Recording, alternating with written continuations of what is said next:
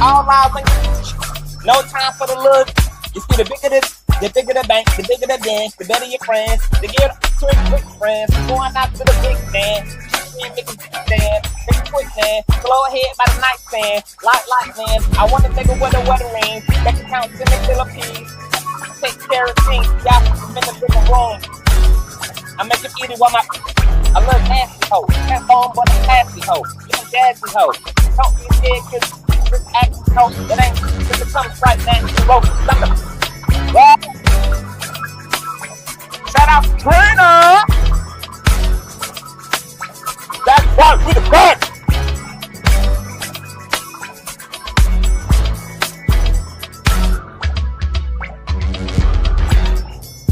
Run them like stop. Happy Thursday. We almost TGIF in this thing. My God. My God. My God. Run the lights all the way up. You already know the Kane, baby. Got a riveting show for you. We got to get into some things, baby, because the things keep getting into us.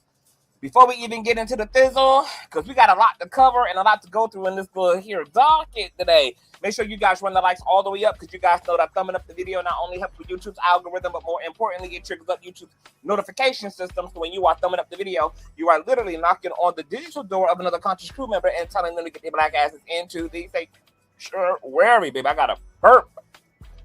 My God. Also, if you enjoy everything that Kane does here, you can always donate to the platform at $Consciouztv on Cash App and or PayPal.me/Consciouztv. Of course, that's Conscious spelled with the Z on the end, just like it is here on the channel. All donation information and social media handles are in the description box below, as well as scrolling from right to left in red and white at the bottom of this here screen. Also, make sure that you have your notification bell set to all, so that you never miss a day or hour. And last but not least, please share the stream out to wherever it is you have digital community, whether that be a YouTube community wall, your Snapchat, your MySpace, the dark side of Twitter, Tumblr, or your personal OF. I don't really give no damn where you, in fact, lay the link. Just let them know that we're live, and we're certainly in color. And with no further ado, let's go ahead and push on through. Oh, I know a place where you can recharge your soul. Baby, that's Consciouztv. And in the midst of brokenness, he gon' see your asshole. Baby, that's Consciouztv. You gon' heal, you gon' laugh and catch a little shade. Ooh, girl. Y'all know he be slaying, y'all better stop playing. Come hear what he's saying. Ladies and gentlemen.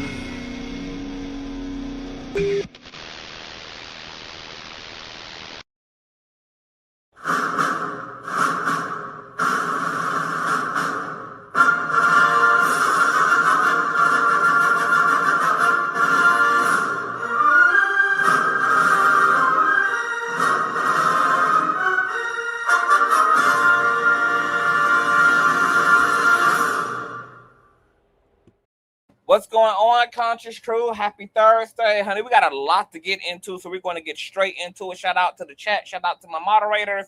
Shout out to the powers that be. Shout out to all of the things, okay? Of course, I can't be here to have this conversation alone, baby. This is always community town hall up over her. So let me welcome, y'all already know she's no stranger to the platform, both a moderator, Conscious crew member, and old nasty piece of Conscious crew member and panelist, Miss Rumors. Hi, Rumors.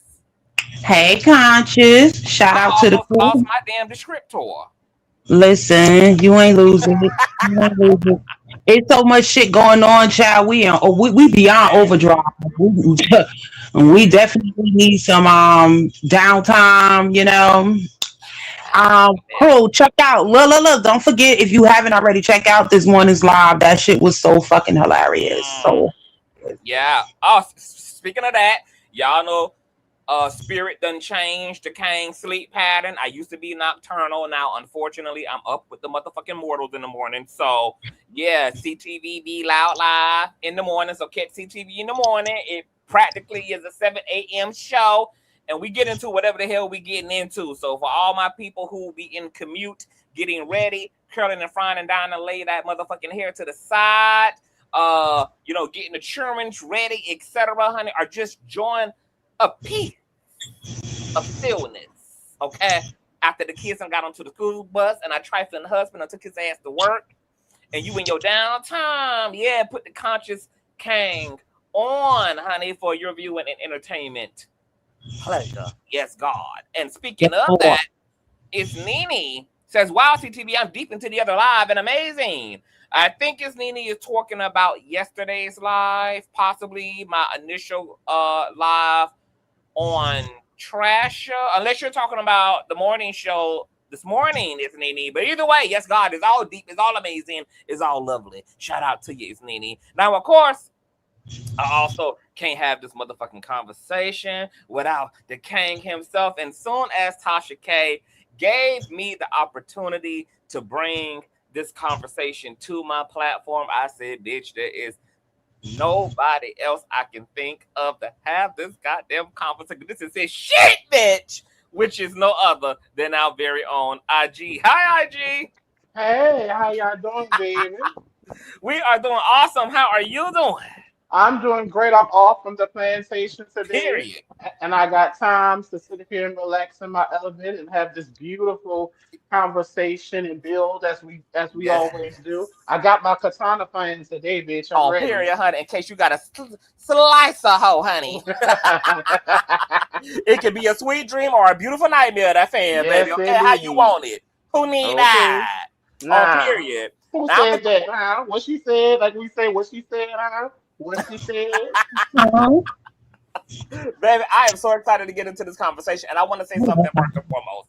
You know, I always tell y'all, because my new description of myself is that I'm a spiritualist cosplaying as a pop culture commentator, because that's literally the heart of my life, and it's also how I came on to YouTube. I came on to YouTube doing spirituality, things around life coaching, self-improvement, etc. Then I pivoted into pop culture on the platform, and then the platform just kind of took on a life of its own after that. I understand exactly why Spirit led me here. And the thing about, because I just said this about Funky Uneven the other day, I said, you know, there are certain types of conversations that I can only have over here that's also going to be consistent when it comes to numbers and all of that, and doesn't create a fluctuation, is if I find some type of way to tether it to popular culture. And so I wait for opportunities, because I'm a spiritual opportunist. I wait for opportunities to strike that allow me to go into certain conversations and topics, etc. And so, baby, I damn near jumped out of my motherfucking drawers and pantyhose when Tasha K had done fucked up, okay, and had to find the fuck out. And as a result, we were able to come over here and have a 7-8 hour dialogue about a very necessary topic and subject, which is African lineage, Native lineage, about the plight and the mission statement and the purpose of ADOS. Also get into, you know, FBA. Also get into some of the tension that exists between ADOS and FBA. Get into Mr. Tariq Nasheed. But to really have that conversation about what liberating ourselves in this system looks like for those of us who have ancestry connected to this land via our ancestors who were either here foundationally or were here via chattel slavery and had to live through Jim Crow and redlining and the worst of it, distinguishing ourselves from immigrants like Bohemian ass Tasha K, shout out to the Bohemians, and her wife Sheik, okay? Nigerian. Sheik, what, might be first generation, second generation, maybe. I don't know a lot about Trash's wife, but shout out to all of that going on up over there, okay? And establishing lineage is the pathway to also laying some groundwork for reparations, okay, which were due to our ancestors, but since they're not here to inherit that, their heirs will inherit it, which is the children of their children of their children of their children of their children of their children of their children of their children of their children of their children of their children, okay? Because there is forced labor, segregation, discrimination, genocide, homicide, prejudice, and checks that have to be accounted for due to the treatment and the abuse of our people in this system, child. And interestingly enough, because so many people, including Black Americans, don't know their history, they sometimes actually come to believe that ADOS and FBA are actually hate groups equivalent to that the K, and the K. So let's get into how we even got her in the first place.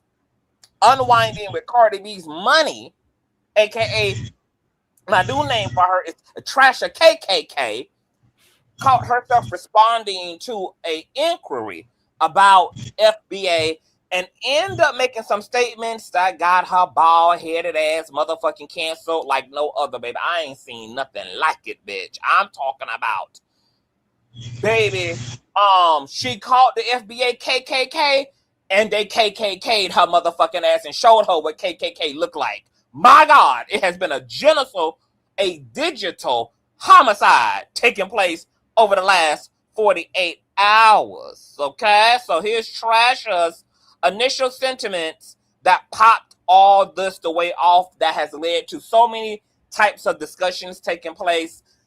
Criticisms against ADOS, criticisms against FBA, criticisms against Tariq Nasheed. Hold on, I think IG got kicked out. Oh, here we go with the StreamYard shit. IG, can you hear us? Hello? Can you hear us? Okay, no, I can't hear. This is shit, no. Baby, StreamYard will not let us be great. He can't hold on, let me see something. We got to get IG straight. IG, we can hear you, but you can't hear us. My God. Let me put this in a private chat. Oh, wait a minute. Let me get IG to get. IG, can you hear us? Can you hear us, IG? Y'all hear me? Can y'all hear me? Can yes, y'all see we can me? hear you. Yes, and we can see We're you. back. Can All you right, hear baby. us? Yes, I I can. can. Okay, good. I don't All hear right. IG. Okay. Oh, wait. You don't hear him? I don't hear IG at all. IG, can you hear rumors? No, I can't hear her. Oh, my God. They trying to I'll be leave out and I'll another come back FBA. in. Okay. Now, rumors going to drop down and come back in. Baby, here we go. Survive. Baby, survive and StreamYard. Here we go. Survive and StreamYard. Yeah, baby, surviving meta. You heard me. My God. Okay, so we're going to wait on rumors to get back in before we start the show because I just want to make sure that everybody can hear each other and everything. Mm-hmm. Because now, yeah, I know y'all can hear everybody, but rumors can't hear IG. Okay, so rumors back. Can you hear IG rumors? Speak IG. Yeah, hey, what's that in the rumors? You can hear me? I can hear IG. Okay, I can great. hear rumors and I can hear Conscious. Okay, we back great. in our threesome. Let's go. All right, the Trinity has reassembled. Okay, so let's get into Tasha K and her kicking all this off. They called my husband an African booty scratcher. They said that I cannot speak on the foundational Black American movement because I'm married to a booty scratcher. Here's what I think about the FBA movement and any other movement that has to do with Young Pharaoh, Brother Polite, Dr. Umar Johnson, all of these movements that y'all look up to, all these men, okay, that I guess guide you to help elevate your consciousness. Here's what I would say about the FBA movement. It's no different than the KKK. Meant to divide, meant to separate you, to isolate you, to have you looking at other races that look like you and hating them for no reason. That is the same foundation and principles that the Ku Klux Klan build themselves on. My God. Which is protecting their whiteness, their pureness. Wooch. Not knowing that they are not pure. It's a lie. And I don't get involved in these types of conversations because it's ridiculous. It is very unintelligent to talk about. to even speak on. That I would deny my own children, my own grandfather, my own mother, just to protect what? A movement? Y'all don't put food on my plate? Y'all don't pay none of my bills? I'll sit in the living rooms with... Actually, we do, because, bitch, you or your wife shit couldn't even exist without foundational Black Americans, without American descendants of slavery, baby. Baby, we walked so you niggas could run. Are you okay? With bonnets on. And just like, oh my bad. Now go ahead. And I was about to say, it's just like you don't want to, because you alluding to the baby, it's your mammy, your mom, your pa, your grandpa. Okay, and I have no problem with that. But just like you can't expect us to not to have the pride and to defend our representation of our grandparents. And it's because our grandparents and our great grandparents and our parents is why that you have the life and the wealth that you accumulated. Why didn't your grandfather anchor you in your culture from where you're from in Bohemia and you build a life there? But I digress. Let's continue. My God. Angry, trying to be accepted, no different than a gang on gang crime when you got them little boys in Chicago or any other city taking it. Oh shit. Each other out over what? Just because you look different, you said something. Now we got adults actually doing this. We have an announcement. Okay, y'all. So, Tasha K said, "Girl, ain't no difference between the FBA and all of these pro-black groups than the KKK. Child, that is all the same shit rooted in hate, and she can't talk about it because she got African children and her grandfather, etc. All right. Then she got flamed the fuck up. Tasha actually lost 30,000 subscribers yesterday, honey. Okay, so the FBA moved deep, bitch, and moved with action. Okay, when they said they were done, they were done. So everybody who was thinking, because you know Tasha K is a narcissist. Okay, so she's never going to lean into her L's. She's always going to try to deflect and to make her ego feel better by lying. So since she got canceled and lost 30,000 subscribers, she's been trying to act like she benefited and y'all broke the website and all the viewers, and shout out to the winos, always playing her Ronnie Ho games, always playing high go seek with the L, child. She took the L. Her ass did not benefit, okay, from what she said about FBA, and they turned their feelings into a verb, baby, and moved 30,000 deep, girl. It was a grand exodus off of her motherfucking shit on yesterday. That's why her flat ass had to turn around and then apologize. Okay, she had to eat that. Okay, she had to fund the FBA that. She saw some of Cardi B money leave. That's what it was. She saw part of her income leaving. No, ma'am. She saw part of her W-2, her W-4, her contract labor out the window. That's what that was. She saw part of Cardi B's payments plan. Yeah, that part, baby. Can't have that, baby. Miss Mama turned around with the quickness in that same chair, okay, and was singing a different tune, okay?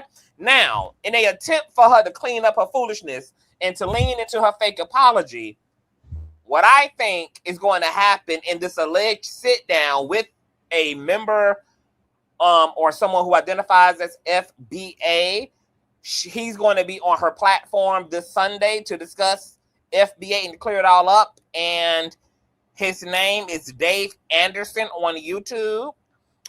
He said that Tasha K pulled up on him and now he's going on her show. Okay, he says anybody can get the smoke. So I'm assuming that he is going to be the representative for FBA and educate her. And I think what's going to happen is she's going to fake punk humility, use talking to him to make it appear as though, I understand. Thank you for clearing it up. So she can continue to wave a white flag with FBA, etc., to simmer some of the smoke. And he's also getting flamed up as well in his chat. People are asking him, why is he going on to her platform? Some people feel like that's a betrayal. He's saying that nobody should criticize him because nobody knows how he's going to move. and what this is really going to give. So they ought to shut up. Tasha K does have 1.3 million robots.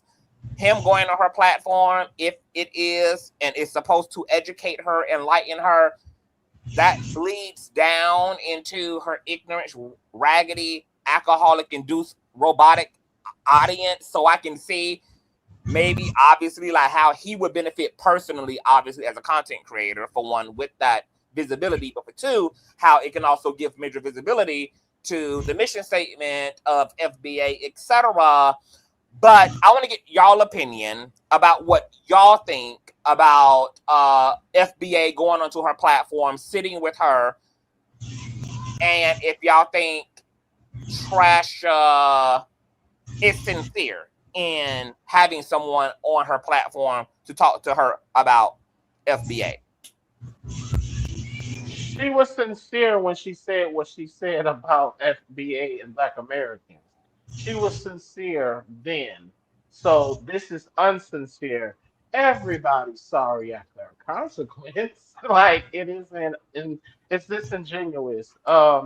She can, and then I'm sure she can research that FBA is more aligned with her homophobic, misogynist type of rhetoric, male identified, because she's not going to have a conversation with nobody from ADOS. That's for damn sure. No, she's specifically, I'm sure, not going to ever hear ADOS in the past, and we know why. But neither here or there.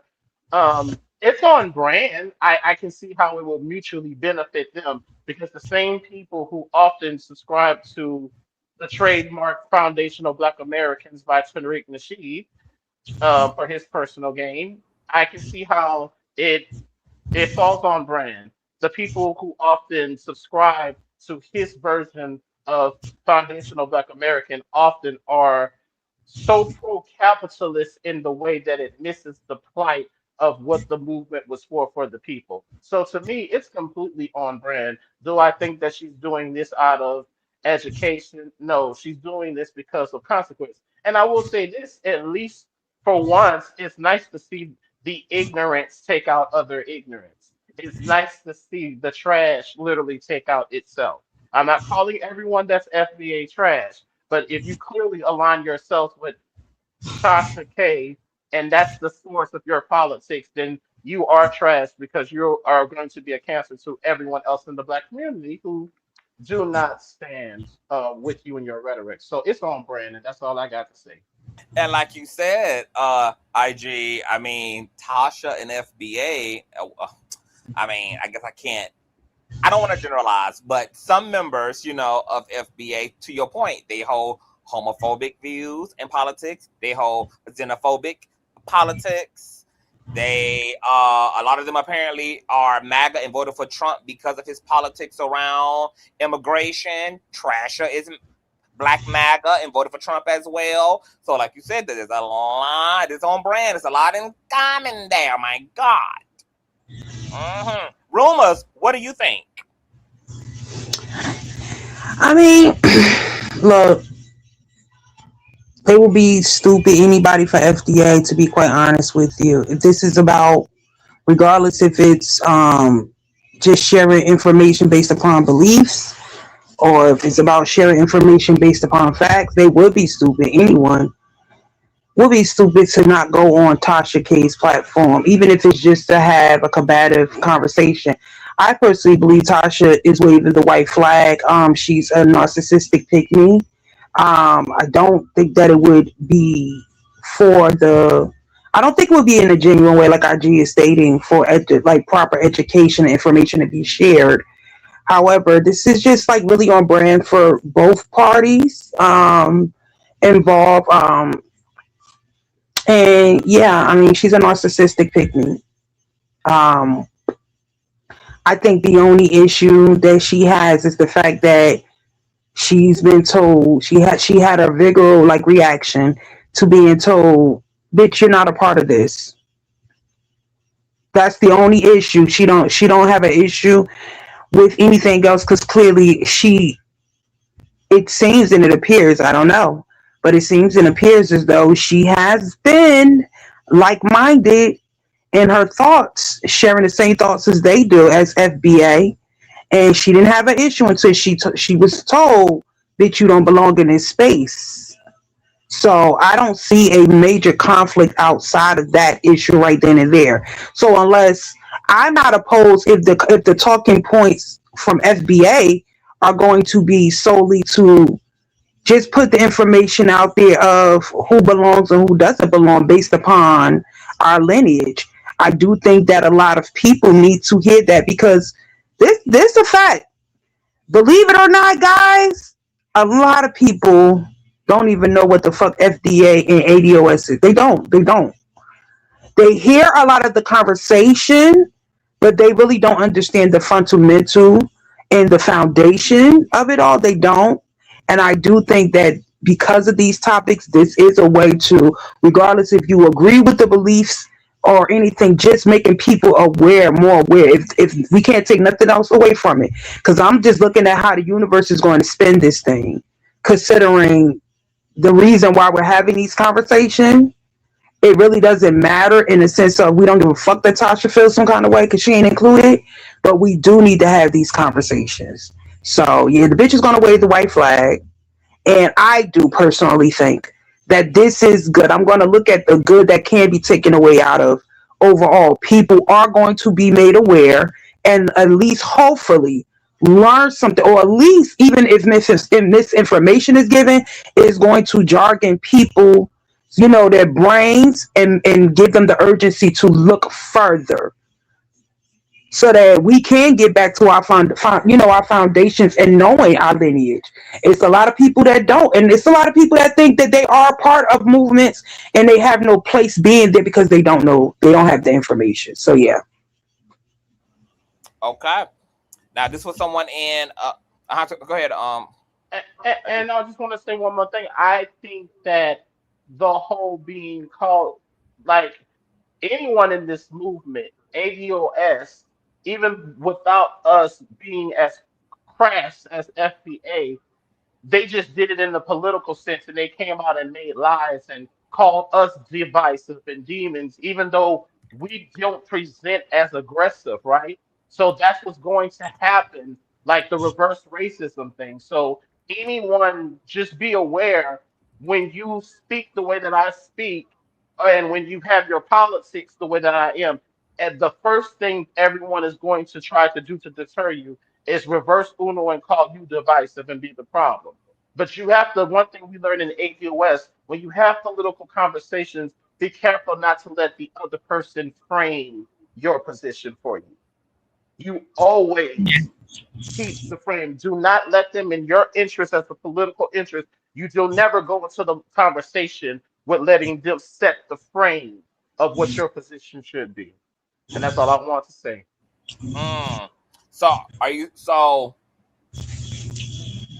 would you say the middle ground would be possibly still having a conversation with Trasher, but in a more neutral space, if not one's own space, or not even having the conversation at all with Trasher KKK? I'm I'm actually with rumors. I'm hoping that, here's the thing, because it can go either way. Like the rumors point, that if FBA comes out, but the delivery and the way that FBA is going to, if they give this, if he gives, which I think he's going to give, um, when it comes to the presentation, I think it's gonna resonate with people, but then if it's gonna resonate with people, that's just gonna get people still apolitical, not active, and still just gonna create more rhetoric bots. I don't want that either.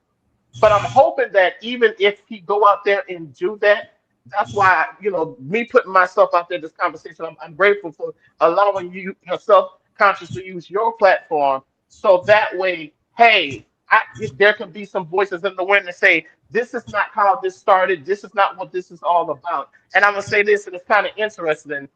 Even though I have my other reasons why I don't believe, but now I kind of see how people feel when they say, this person took my religion or my belief system and totally reversed it and made it into something completely than what it was made for, even though they're using concept of it.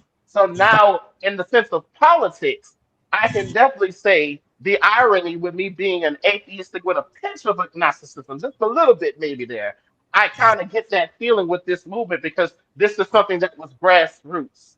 Right. And I see how the exact same thing that happens with religious and spiritual Mm-hmm. systems and things that were meant for the people, Mm-hmm. how the difference between the founding of 2016 ADOS and 2020 FBA, and mighty, what a mighty difference of how the interpretation and impact is. So that's why I rather, though, to answer, I know that was a long way to say it. I rather them have the conversation because at least it gets the conversation started. And if you Yeah. get to FBA, they're like, well, they're a bunch of idiots. That leaves room for us in ADOS to say, hey, y'all, Take hey, advantage of it. Take advantage we of that. got that, People. yeah. Mm-hmm. So that's why I'm like, let's go ahead, Herman. And yeah, even with we wanted Trump not to be here, and I'm not. Yes, I could stand 10 toes down. If we weren't censored, y'all wouldn't have gotten Trump. But since Trump is here, guess what I have to do? I can take advantage of now. I didn't vote, and that's something you do not hear. Nobody in ADOS in any conversation or thread that you're going to find anyone in ADOS endorsing Trump. Nobody in ADOS ain't gonna endorse Trump, honey. So we now that Trump is here though, because the failure and the pain is not just spread to Black Americans, it's nationally spread. Now we can get others' attention. So yeah, even with Trump being voted in, even though we were diametrically opposed to him being there, because everyone's feeling the pain, it doesn't you don't feel it till it happens to you. We've been echoing that for the longest. So now that it's happening to everybody, yes, this is an opportune time to get other black folks and the black Americans and black immigrants that were asleep, so-called working white class poor and people of color and who are not part of the top 1-3%. Yeah. I bet you're paying a little bit more attention to this now, are you? So let's continue on, y'all. My bad, my My bad. God. It's your show, CTV. It's your shit. It's the salivating for me. So there is somebody who was like, hell no, don't go over there. So this a commenter by the name of Man Focus says, why even go on her show? Why is it always FBA's responsibility to talk with and educate the willingly ignorant on who we are and what we stand for? There were people who called into one of her shows explaining to her that FBA is a lineage, not a group or organization, and she still kept calling FBA a group. It was intentional. I see no point in talking with someone who disrespect is intentional. It becomes easier to deal with people like Tasha K, KK, once we stop giving them the opportunity to sit down and talk with us after they've disrespected us. We FBAs should be more focused on up-leveling ourselves to a point where folks with ill intentions won't be able to disrespect us and invade our space. Now, he commented back and said, so now I'm a grifter, because you know a lot of people loaded up underneath that and was like, hey, we side-eyeing this dude, and somebody else says, yeah, why? To get paid? Dude is coming off like a grifter. He replied and said, so now I'm a grifter for doing an interview I'm not being paid for. At some point, you have to notice that your accusation and your evidence are fighting each other. You don't know my strategy. You don't know the conversations happening behind the scenes, and you don't know what I'm building. You're free to disagree with the move, but inventing financial motives after I've already told you there's no payment is skepticism. It's just making stuff up. So it's a mixed crowd over there in terms of people who are, some pro the conversation, some anti the conversation, some neutral on the situation. Yeah, I think that a lot of time people don't understand strategy and not necessarily in agreement, but just because they lack the understanding, people are just stuck. Sometimes you do have to go into the lion's den.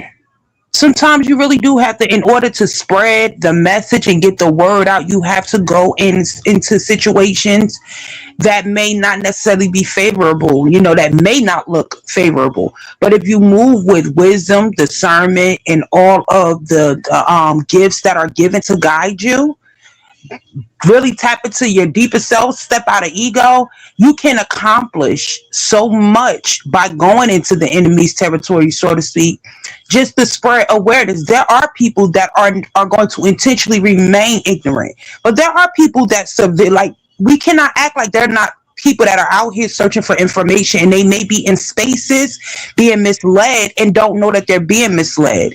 So I'm not going to frown upon, unless he's going up there to shuck and jive. If he's truly going up there, regardless if I agree with the message or not, but if he's truly going up there, and the fundamental message is for people to leave there feeling motivated to do the research, do the work, to get some information, not just rely solely on what this man is saying. But if as long as it can motivate you, and I believe there are going to be some people, maybe not a large amount, but I definitely believe there are going to be some people that are going to leave there, just like you do all the time.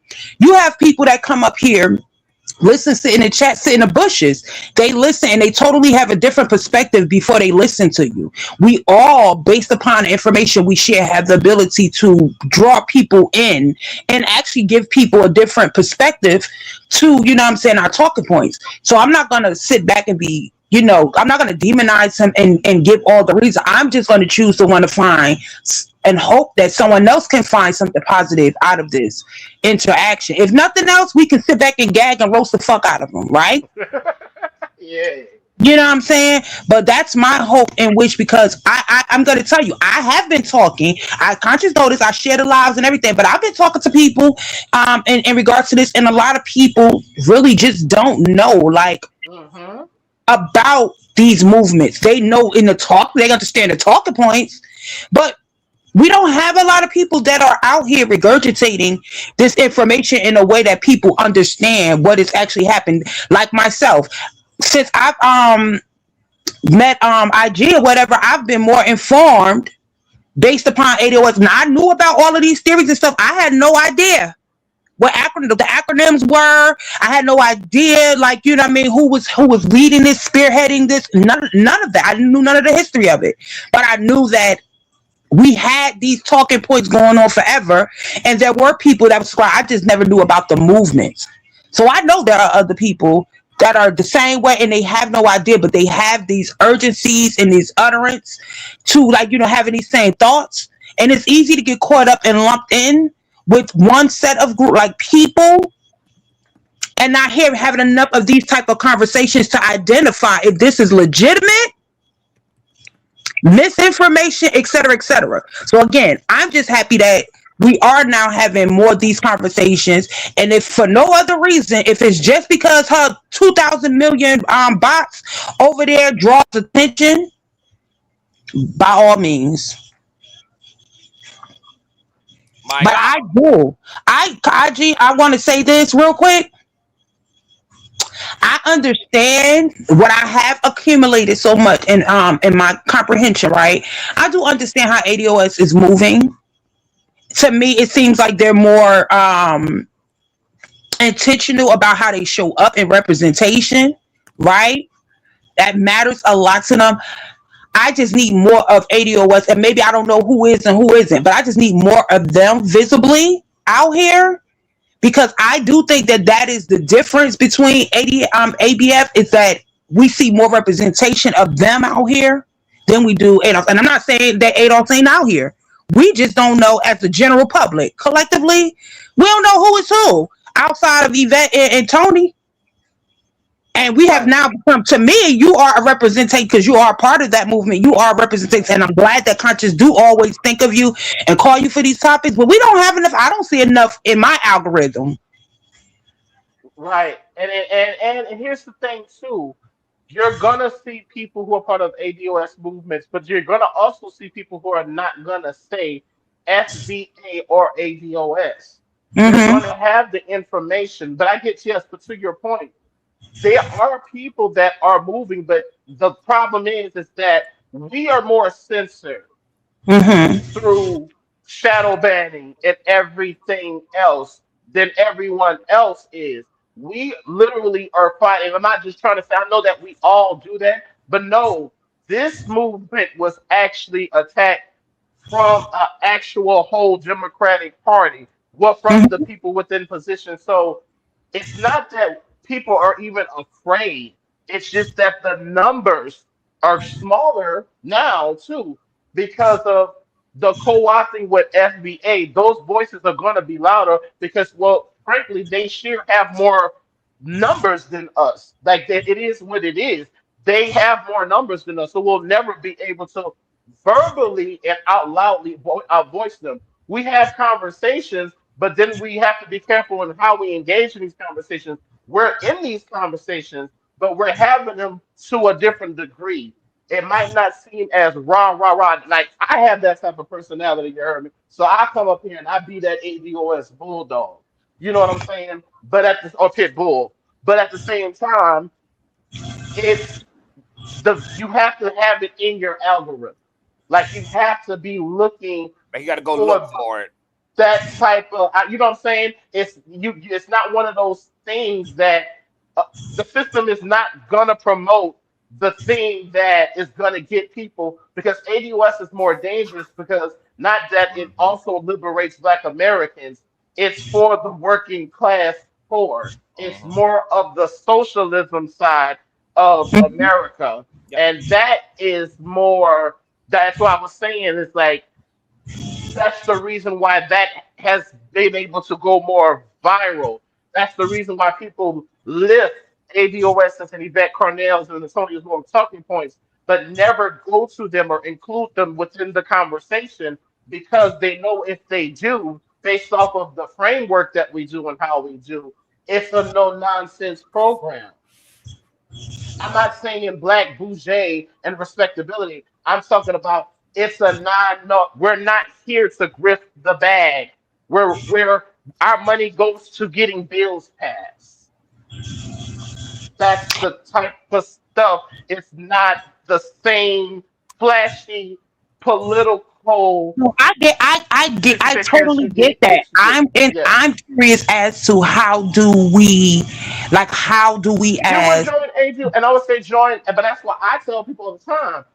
It comes from going to that ADOS.org, ADOSAF website, and then putting in your information, finding out what's your local chapters, and then you get more activated. There are some, we got about, I think, 30 something, 35 states now, like around people doing the political work to do things to help protect and combat against things. And it's so hard to do it now, too, because the nature and the reason why things have to be kind of more under the knife because when it was and I'm not forcing or blaming everyone but this is what it is when we were in a position not to be so censored we squandered it. There was no focus on that from the Democratic Party, from the people that said they represent you, that in your interest, it was intentionally squandered and not focused on.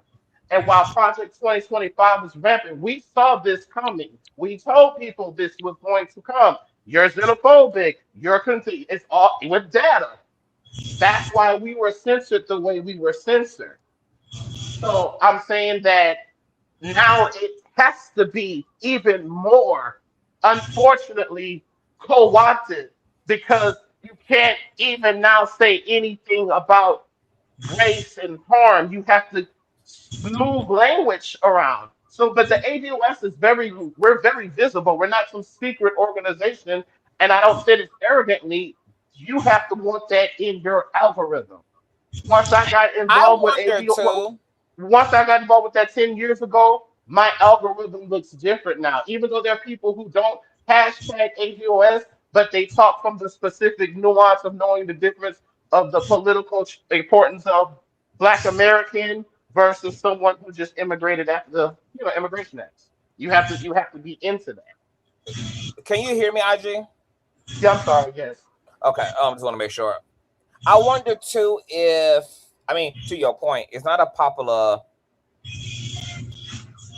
going to be supported by the system because anything that liberates people isn't going to be supported by the system. That's why they allowed the cheapened version of ADOS to get the spotlight, which is FBA. But also because of the existence of FBA, it's also clear to me that our people, the general Black collective, seems to not like any type of liberating message that does not come at the expense of oppressing somebody else. Because you just made the point that with ADOS, you're not going to get any of that. You're not going to get the transphobia. You're not going to get the homophobia. You're not going to get any of that. You're going to get the business. You're going to get lineage.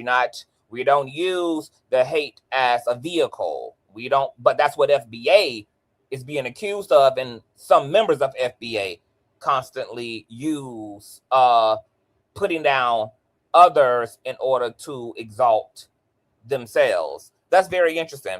I want to read two more comments from his comment section. Then I want to move into Isaac Jasper on TikTok, who had some critiques of ADOS and FBA. But going to the guy who's going to be going on Tasha K's platform to confront her, to have this confrontation with her about FBA. Someone else said in his comment section, as Vic Menson has demonstrated, they have no problem going at Black Americans when Africans feel disrespected.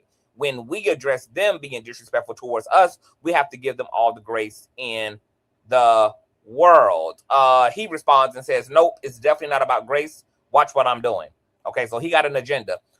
Someone else doubles down and says, why go on her show? She knows exactly what she's doing. She's trying to make a bag. Why not have her on your show? Everyone can see the play. Unless you only care about what you can also benefit, Black Americans, FBA need to stay on code, but there is always none. Someone else says, blackout. Don't give her a second, grifter. I never gave her 1 second of my time, but many have, and she has grown in her wealth before Cardi B got in them pockets. Her show overall is denigrating to FBAs as gossip. We need to get rid of her and all like her. I'll be old school here. Black power. Okay. Before we move on from that, anybody here has anything they want to say to any of that, or y'all want to get into Isaac Jasper? I'm good with going to Isaac. That's my name. When y'all say that, I be tripped out. I'm like, that's my first name. Right. Isaac. I forgot. Oh, yeah, we got two Isaacs. My God. Yup. Okay, so Isaac took to his TikTok. This is my first time hearing about Isaac. I saw him in somebody's edit on YouTube. And so I went to look him up and found the original TikTok. He also edited some other commentators into his commentary. And this is what he had to say as it relates to the topic at hand. Hold on. Where's the audio from his TikTok? I'm a Pan-Africanist, and I do not subscribe to the above.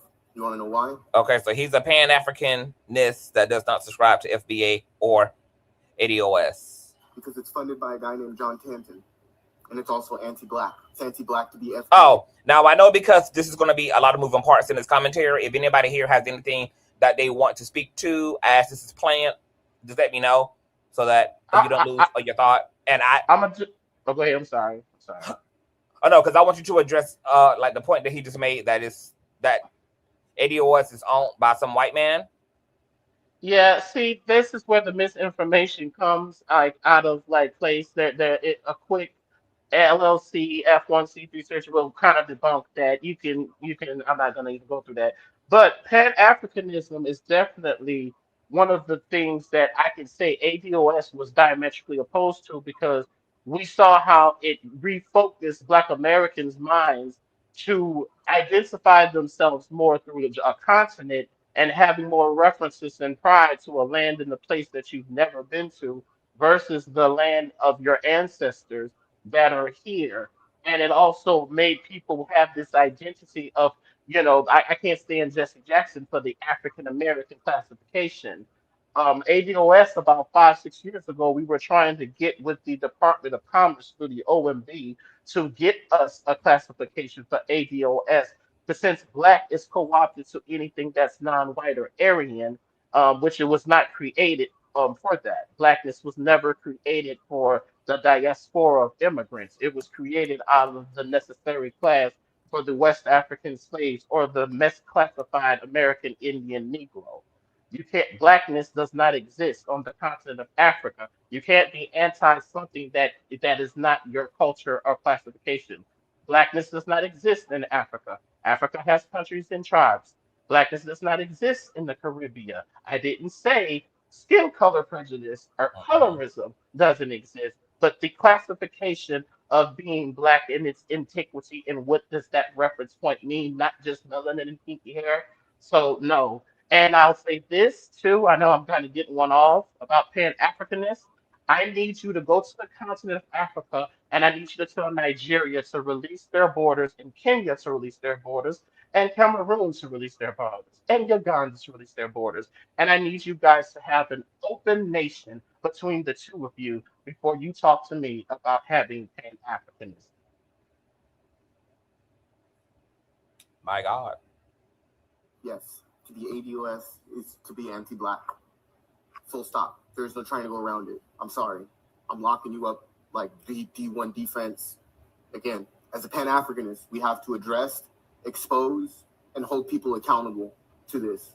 See, I can't be anti-black if I'm advocating for the complete abolishment of the settler colonial system and the liberation of all African people. See, there's a difference between being anti-black and being pro-conformist. See, I'm not a conformist, and a lot of people that call themselves FBA, you're fucking conformist. You're not a revolutionary. You're not for liberation. You're not pro-black at all. Because if you understood the main components of FBA, you'd understand that it was funded by John Tanton, that it was an ideology that was set up and upheld by an individual like that, by Yvette Carnell, by Tariq Nasheed, multitude of other people that uphold this. Now, I'm going to address some personal stuff later as to why I'm talking about this as a Pan-Africanist and why I feel like the African diaspora should know that this is anti-black.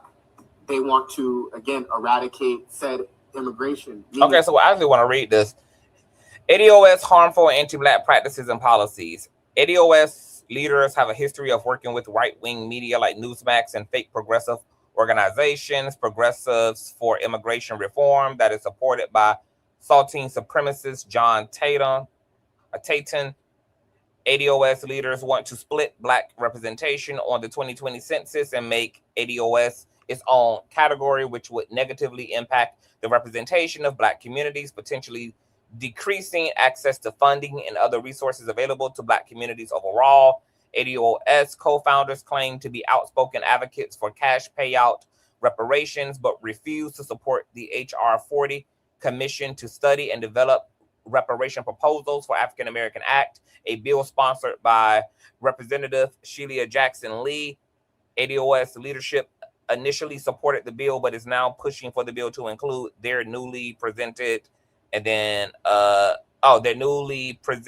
moniker ADOS instead of African American. Do you want to speak to any of that? Yes, that is true, because if you do that, that's part of the problem, right? And once again, we get to this thing where everybody else wants to be able to benefit. My camera's tripping now, of course, but I don't care.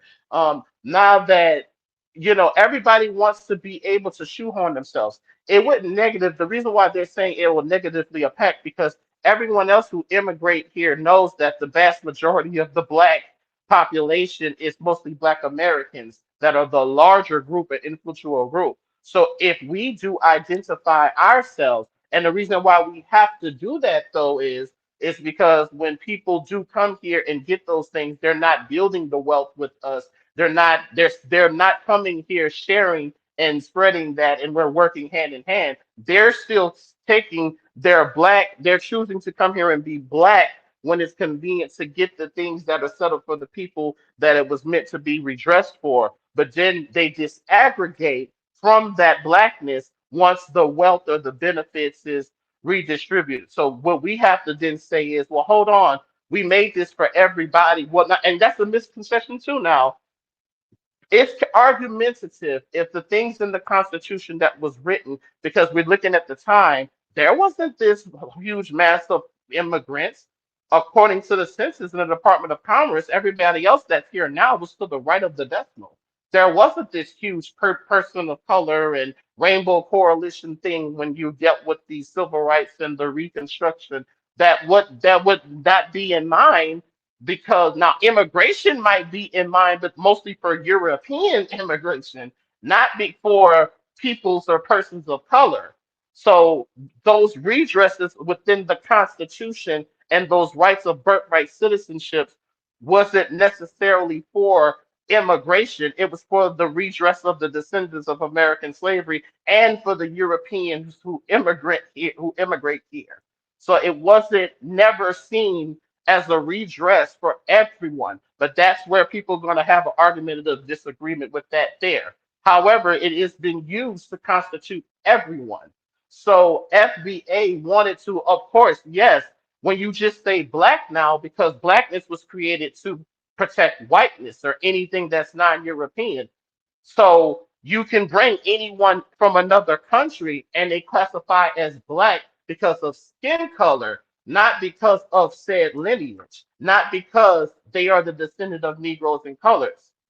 So blackness was something that was not a universal trait. Nobody cares about saying they're black until it becomes proximity to the United States. That's the reason why people from the Caribbean and African diaspora and their respectable homelands don't find out they're black till they get here, despite having colonialism all around their lands.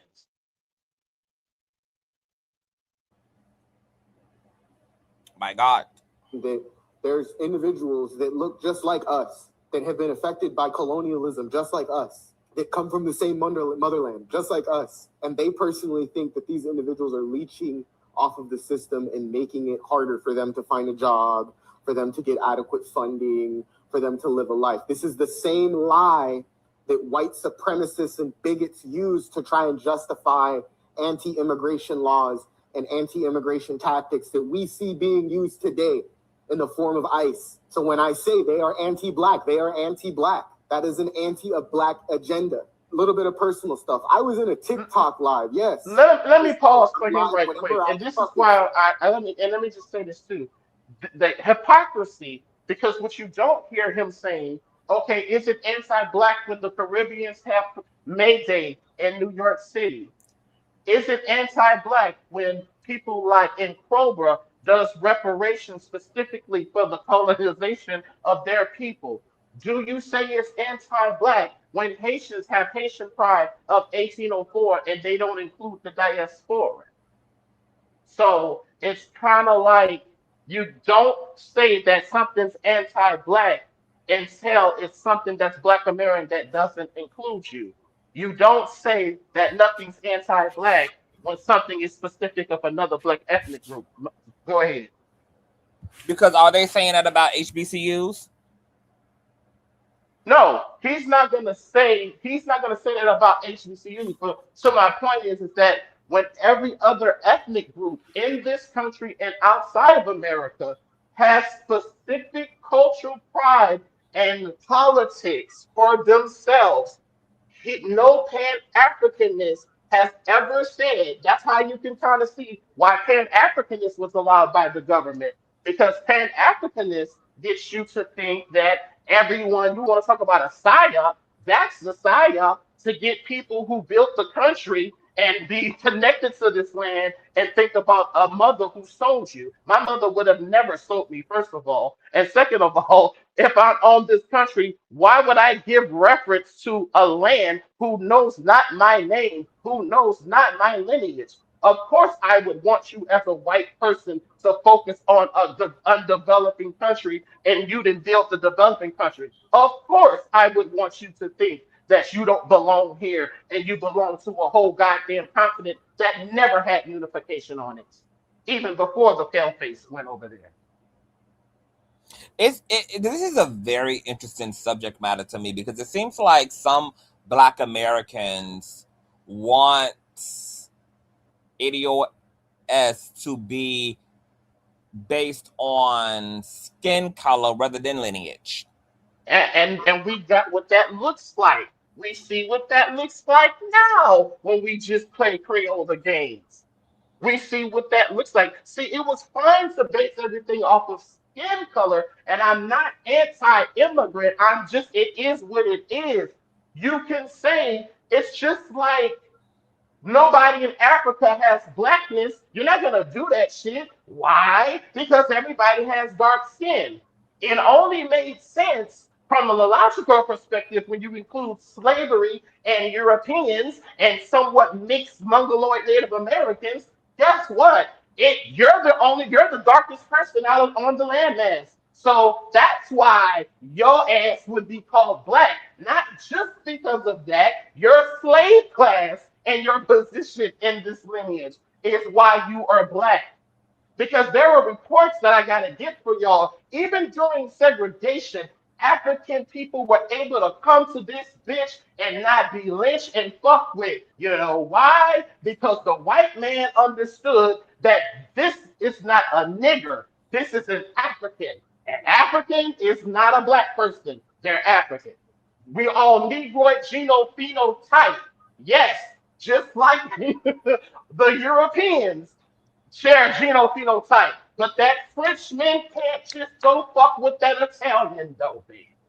That Russian just can't go fuck over to Turkey because of genophenotype. It's never worked like that on the planet. It's never been like that. Yeah, we don't see, we've never seen, not to say that there hasn't been, but we don't see large numbers them actually facing the same discriminations that experience. We don't see constant news reports or even things circulating in social media about them having to be brutally unalived and all of those things. We don't see high numbers and statistics when it comes to them facing the same injustices.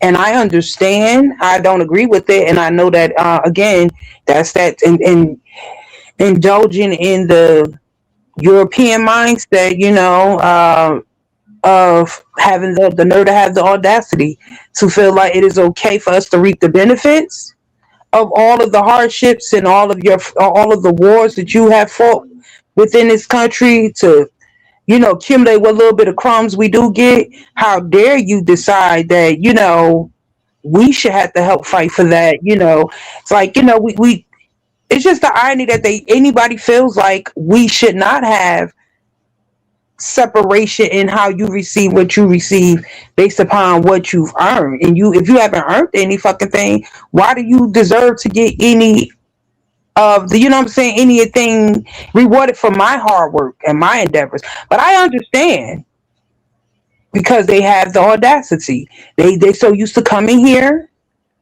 and receiving the benefits, but they never want to put the work in. And we've been saying this for the longest. So when I see these little movement groups that have a talking point to like be in a manipulative way, being disingenuous or whatever, I'm like, I would hope that there are people that can see beyond that. And it was a comment saying that just makes our someone said something about that makes our circle smaller. If we basically separate ourselves, it makes our circle smaller. Our circle is already smaller. We keep Yeah. we keep being inclusive when it comes to melanated people as a whole, and each and every time we're always the ones that's left with any, like, we don't gain anything, but we put in the most work with supporting their businesses, supporting their causes, because we see them as human beings. But unfortunately, we're not looked at as human beings because it's not reciprocated. Our And needs are more important. it's not their culture.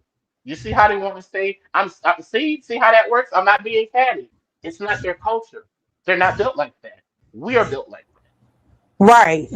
It's not their culture. They don't come from that stock. That's what I'm saying. But they I'm proud. definitely know. They definitely know the landscape, because every group knows to come into this bitch and to legislate from the bottom up, and to get they come up from the bottom up. That's why all their businesses be in our community. In our communities, yeah. Their I was beauty just Yeah. supply about to stores, their liquor stores, their clothing Yep. stores, their smoke All shops, their immigrants, vape not just shops. the black. Yep, not just the Yeah, black ones. they know. All. Every motherfucking group coming from outside the bubble knows exactly where the fuck to come in order to get up, and And do then you to know? leave Oh, those sorry. communities in the dust when it's And you all know said who and allows done, them to do because that? they And don't live in our communities. They don't raise Mhm. their children in our communities.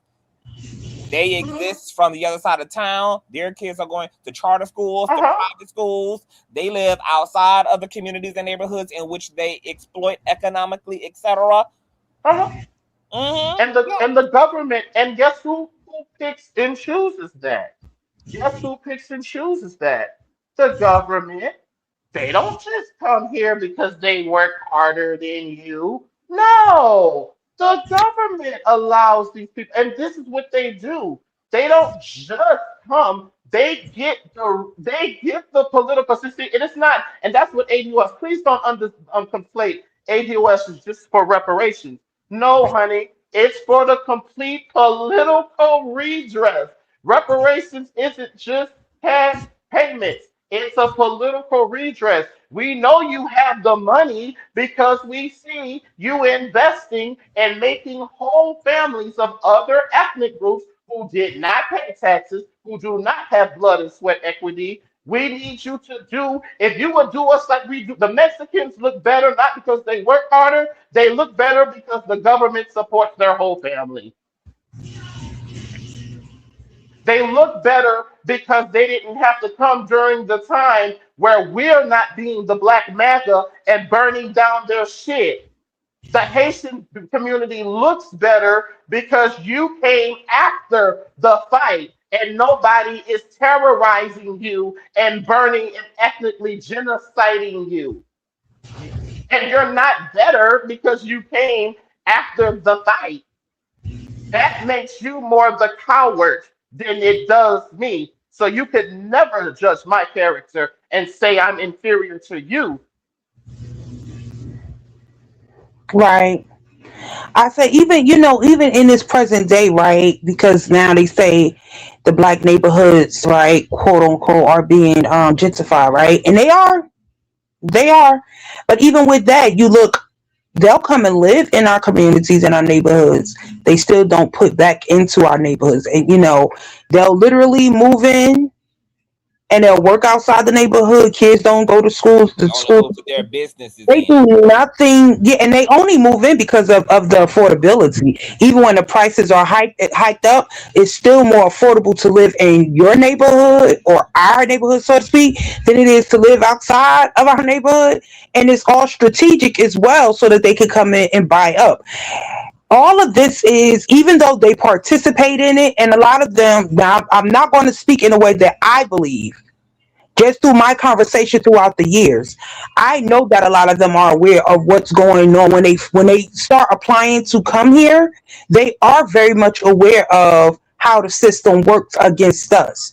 But as IG is trying to get people to really understand, and this is not, and I want to be clear speaking for myself, I'm not going to be mad at any person that comes over here and finds the opportunity to better their lives, but I personally just wouldn't do it at the expense of a race of people that at least I know, even Precisely. if we're from the same tribe. I know that, just because it may not be like this in my homeland, but I understand on in this particular land that I am now occupying, I know what it's like. And even from my homeland, despite me having a tribe, I know what it's like to have the oppressors there and all the things when they tried to colonize and how they turned everything upside down. I'm gonna have some empathy. I'm not gonna come over here and think that it's irrational, but again, I do understand the psychology behind that. Because how dare you want us to separate and stop receiving the benefits that you guys work for, when the whole purpose and intention was for you guys to work so that everybody can have equal rights? That they playing off of people's psychology, but knowing that you have no real intention yourself to be one of the ones to get out here and rally for the rights of everyone, as like just not having the same genuine motives. And see, Yeah, I want to address. I just want to address a comment by Shirley Clifton. See, y'all not gonna act like ADOS don't have a whole categorization for people that are biracial or have African. See, this is why people need to learn how to go back and read. That's why Darius Cooks was out there crying his eyes out because fucking high schoolers were entering college and couldn't fucking have comprehension. That's why the stop. This is don't make me laugh. This is why Darius Cooks was crying the other night because see you don't understand lineage. You're still trying to do the Crayola thing. Yes, you motherfucking right. A half black American FBA ADOS and a white descendant colonial American has more in common with me than a full-blooded Nigerian. That's stupid. Yes, a half Black American or half African who was raised here in America, and that is also too. It's not about you just being able to no justice claim. Oh well, I'm connected to Hiroshima in Japanese since I'm of that lineage in Japan. I can just come and get those reparations. It's for the actual descendants of the people who still in this land, who have been anchored generations in this land and after. So yes, my brother, we don't have the colorism problem that you do. Yes, we do light skin, beige, brown, black like that because it's about motherfucking lineage. And we understand that some of us can't help why we look how the fuck we look. We can't help that master just had to have some of that good old chocolate pudding. We can't help that master had to get him a piece of eggplant. We can't help those things, dear. So yes, that's part of our lineage too. And if anything, not for nothing, since all you other Europeans, you immigrants who want to come here and be so fucking white, bitch, I got more white dick and white pussy in me and my ancestors than you do, bitch. And the only reason why you get to claim it and exacerbate that because you are used for that fucking agenda. That's the difference. The gag is we got more white blood in most of you bitches who come over here. So, but it's not about that. So, yes, lineage is not skin color. Yes, you can be biracial and light skinned and racially looking ambiguous and be ADOS. Because I know one thing, baby. I bet you that black and that white American know more about to be empathized to my group than a bitch who just got here from another country who don't speak my language. And I don't give a fuck what color you look like.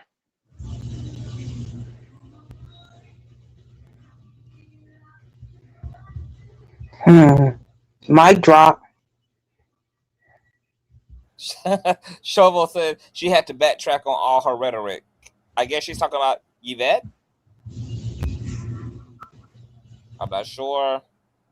A vet is not mixed. Yeah, a vet is on. And see, this is the ignorance of people. You do not have to be mixed to be light skinned. The Negroid genotype. If you bitches know anything about Africa, there's a whole tribe of beautiful melanated people that have blonde hair and looser curly hair. You don't necessarily have to be mixed. And even so, both of her parents are brown skinned. We see it all the time in New Orleans, baby. We have Creole babies that be dark as the ace of spades and they make a toffee baby. And you got two caramel bitches and they gonna make a beautiful cherry wood baby. It does happen. So yes, it doesn't matter that she's light skinned. And even if she was a mixed woman, she has not once anchored herself into being, even when it comes to women community, she said, look, there are nuances and things that happen, but I'm not going to be impartial. I'm not going to let people outside of ADOS try to co-opt me through a women's movement for things that are supposed to be for the movement by people, and I'm a fucking woman. She that type of bitch. You know what? I really want people to really have the real smoke, not for the survivors and victims of Saltine supremacy, but have the smoke for Saltine supremacy, because Saltine supremacy is what created all of this. Is it safe to say that we all know on this panel and agree that race was a concept that was invented and then exploited and weaponized? Yes. Of course. So then it's a weapon of mass destruction. But I think that there are people who think that we don't understand that, and we do. But the reality is that being in this American system where race is a concept does not allow us to operate in the ideal romantic fantasy all lives matter way, because race in this system is a thing. And people who were subjected to that and victimized by that want their motherfucking just dues. And for some people to be trying to turn that into xenophobic and divisiveness and trying to call call ADOS racist, etc., for asking Bizarre. for their just dues, our just dues, out of a system that created and weaponized and utilized fucking race is crazy work, baby. This is just business. It's not personal. No, what This is is business. what is more crazy and more frustrating about this particular part of the conversation is the fact that each group of people that has this problem and issue, guess what? In their homeland and even right here in this land, they set themselves apart based upon their genealogy, Yep. their own DNA. Why the fuck are we? See, and that's the problem I have with all races and ethnicity of people. Like I'm finding that we're not supposed to have an identity. We're just not supposed to have our identity established for no reason, no purpose. Mm-hmm. Like other Mm-hmm. we're not supposed to know. That's the bottom line. So anytime anyone comes forward and begins to speak on us doing the work to find out our roots for whatever benefit, it is always going to have the backlash as such because we're not supposed to have an identity. We're not supposed to know who we are. And I do believe that a lot of that is powered and motivated based upon fear. Because if you know who you are, I know who I am, IG know who he is, guess what? You cannot no longer be controlled. And that's when all comes down to. But all of these people, I don't care where they come from. We're seeing more and more and more how everyone has a issue with us truly, truly learning and discovering who we are. Because this is the dumbest shit ever. Why is that? Why are I understand people don't want to lose whatever benefit and capital they're gaining, da da da. But why are you fighting against when for those specific people, the Africans, people coming from the continent, I don't care what tribe or anything else you come from, why are you fighting against us having and establishing our own identities when you Because guys you separate yourself through a label? because part of their identity is stealing ours. You see, as long as we focus the psyop, because they're more used as the tools to white supremacy, don't realize some of them are known tools to white supremacy because that's the psyop to get you to focus on a whole goddamn continent with 54 plus countries and hundreds of tribes, and to somehow see yourself when you wear that fucking necklace. You were wearing that fucking necklace, but the bitch that's from there don't just see that necklace as home. It's a spot on that goddamn necklace that says home. So it's one of those things to where to get you in a position to think that you are not worthy of claiming. That's the psyop to make you think you don't have a homeland while bitches are leaving their so-called homeland to come here to be misclassified as black. But yet blackness doesn't have any power. See, that's the lie. They made you think that African was more powerful than blackness when it's actually the reverse. It's your blackness that's the power, not you being African descent. I almost gave myself a chill with that one. Hmm. It's your blackness. They have to steal your identity. And the federal government wants these people to come because they know they don't owe these people. They know that these people are going to be more compliant. They already come, especially when you deal with the Hispanics. They're already deep into Roman Catholicism, anti-Black and Africanism. That's why they're the most allowed groups to come over here. And they have a lot more European Spaniard blood than them than any of the other people of color outside of the other Europeans that come here. So that's the reason why, and that's what I said. That's why you see them wanting to play us in their fucking movies. That's why I said, where are your movies about the greatness of your heroes, boo? Don't worry, I'll pay for it. I'll see it. You don't have that. That's why you only give a fuck about blackness as it pertains to what is linked with America and what we've done. And that's why I'm so proud. Thank you, Conscious, for letting me use your conscious so we can actually have real black. It's the real black pride in this bitch in the room with us today. Is the real black pride in the room with us today? Good job. It'd be hard though, IG, honestly, in when you lack all of the information, right? And you're having conversation in spaces. That's why it is very important to have proper representation, people that are going to present information in a non-biased way, right? In a non-biased way, in order for me, I'm speaking specifically for me, to actually feel that it's genuine, right? That doesn't mean that you have to speak in a way that you're, leaving room for doubt. You know what I mean? Be factual in what you give, the information you give.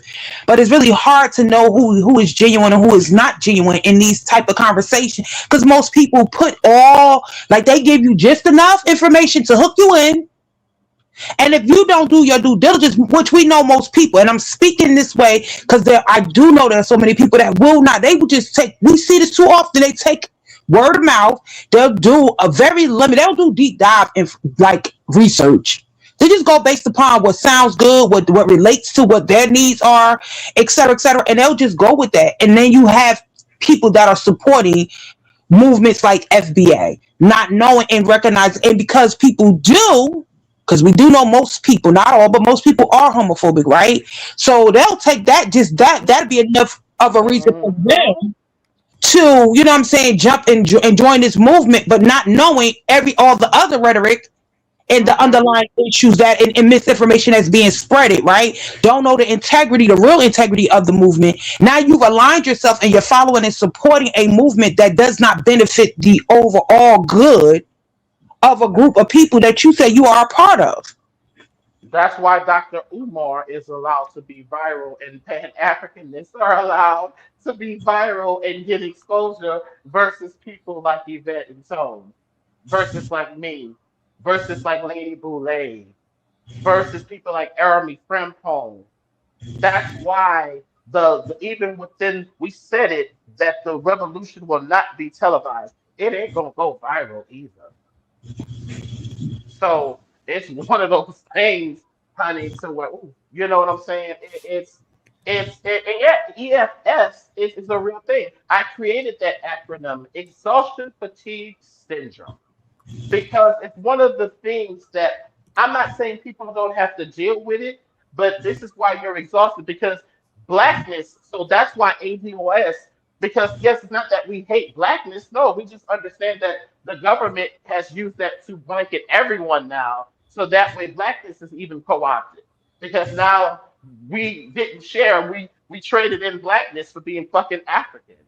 And that was done intentionally. That's why they allowed Jesse Jackson to connect us to African American, but not ADOS in 2020 to have a specific lineage-based identity, because that would make things much more clearer now, right? When we vote, you'll get to see that disaggregation of that data when you say black this or this representation. You also get to see, which we've already paid attention to ADOS. The problem is that now with that information that y'all are getting this, now you have to go back and look at the people who share your genophenotype and see if they were in your lineage. And then you wonder why the black community in the sense of black Americans doesn't change. That explains why, though. They didn't care to come here to be tools of white supremacy when we fought against white supremacy to have equality. You see the difference there? Yeah. There's something inherently though that is in us. I know I discovered this some time ago, and feeling like there's always been something inside of me, and like my cellular membrane that I had not always been able, and still can't fully describe, that has shown me that there is truth to, in a spiritual way, and even genetically, there is something within each one of us that'll let us know. We just may not always understand the signs and what it's saying to us. That'll let us know that our plights are not the same. Our needs are not the same. Yes, we all have the basic needs, but our needs are not the same. So our fight is not the same. And I'm seeing this more and more. Our justice ain't the same.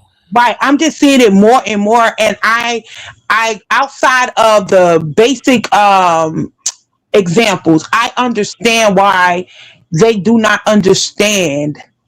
This doesn't give a pass, but I do totally Mm-hmm. understand why they don't understand and get why we need our own identities established Mm-hmm. separate from theirs, and they don't understand and they do downplay our history and all that we have fought for and continue to fight for. They see, like, because one of the comments said how they do. I have heard, I used to hear that all the time.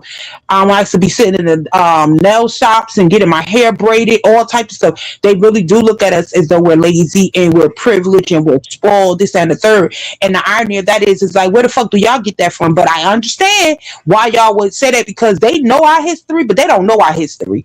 And they get to come here and reap the benefits of all that we struggle for, to, what we've earned, and still can't basically get, we just get the little crumbs of it or whatever. They don't understand and see the plight. So although we would think, because of what they have, what they endure in their country, hence the reason they are supposed to come here, No. we rationalize things thinking that everybody sees us, because that's what we do as a Mm, people. We don't do it for ourselves as a collective, mm, but in general we humanize every group of people. So when we, especially when we know that they have had similar struggles throughout their existence, we expect for them to have the same humility, compassion, and mm-mm. concerns and wants, and their plights are not the same as our plights, because we want equality straight across the board. We want everybody to be good, feel good, to have good. That's not what we're experiencing time and time again. So no disrespect to anyone that came here and that wasn't born, even for those that were born here that do have, more their Mm-hmm, lineage mm-hmm. and experience slavery and all of that.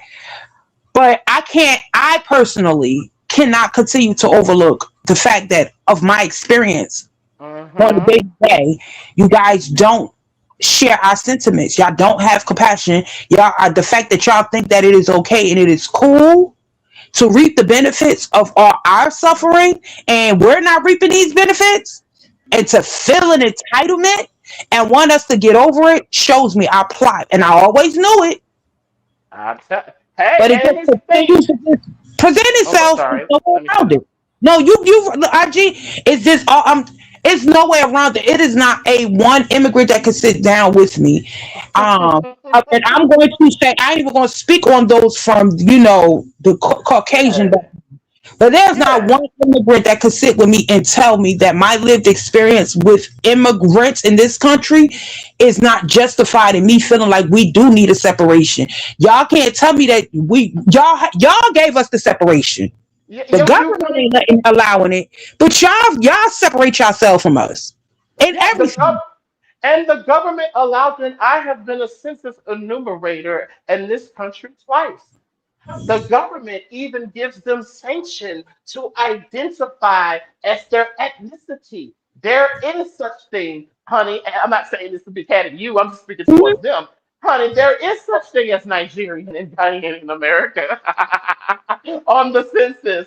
There is such thing as Jamaican American. There is Yeah, such thing, yes, on the farm. So how is it? Riddle me this. So the United States is okay with the so-called black immigrants having their actual classification represents the nationality of their birth. But here you are, been here for 500 years, have to just settle for just the general categorization of black, which they fall under that race category. But their classification and so forth, their SF85 form, which is the identification of ethnicity, they're able to have that nuance. But at the same time, they fall under the category as black. So they want us just to remain unanimously absorbed and everyone else have the nuance without us having any nuance. And if it was a thing that Pan African, and they know it's not no such thing as Pan Africanism, because we're what, 70, 80 years now removed from immigration. If these people did give a fuck about a united diaspora in America, bitch, we would have had it already. We don't have it because the bitches that come here don't be united where they're from.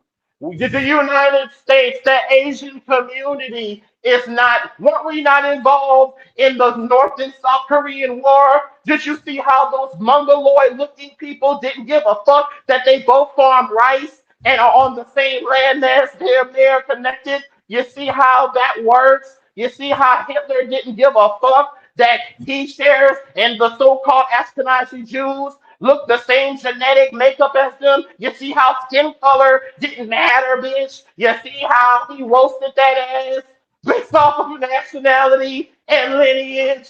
It's only existence. I'm telling you, it's a trap to try to get us to think that way. The government and the Democratic and Republican Party has used this both to our disadvantage. So yes, any movements that you see, not any, but most allowed to go viral, just like a lot of these churches, most of the things have been led to deter Black Americans from having a certain focus. And you need to feel like coming from slaves, even bitches is leaving where they're raping and murdering everyone in their homeland every day and bombing and shit. They still want you to feel ashamed, but you not ashamed from leaving the government of the people who share your ancestors' land and them bitches look like you, and it was so terrible that the bitches that look like you made you want to get away? Huh? Child. Huh? How that go? How that Okay, go? so let's press play because we got a lot to get into, child. My bad. Shit. Y'all unpacking though. I love it. I love it. I love it, baby. The oven is on 450 degrees today. Period. Feel like it. I don't have to be live every single day, but I sure should address this. And I have been addressing it for years. Here's the information. I'm a decolonial journalist. I've spoken to presidential candidates like fucking Cornel West. I've had conversations. I've debunked this for years. Spoken to people like Diallo Kenyatta, who's talking right behind me on my TV. One of the greatest academics, one of the greatest educators on the fucking internet right now. I find it funny that you wanted to, in a live, try and invoke some form of anti-blackness that I was invoking as a Pan-Africanist because I don't want to subscribe to a stimulus check. Because that's what reparations is under a capitalist mode. It's a stimulus check. Because we're giving that right back to the same people who gave us all of those lashings, who put all of our ancestors through fucking turmoil and oppression. We're just going to give it right back to the same system that used them, that codified the oppression that made all of this possible. So I agree with that in part because y'all know how I feel about systems, and ultimately, if reparations and whatever we're doing ultimately does not come with power, we really are in the same deficit, because that's what we're going to need in order to combat Saltine supremacy, to protect ourselves from Saltine supremacy, which is actual power. And that's what we don't have. We don't have that with the check. We don't have that solely with the education. We don't have that solely being employed and living in their neighborhoods and living next to them. If we don't have actual power to work with, we got the same major problem. And that's why I hate, because I know that the system of Saltine supremacy knows this, and that's why they're so good at breadcrumbing us, because give us enough to be comfortable under oppression, and maybe we won't realize that we are oppressed. And then we end up just eating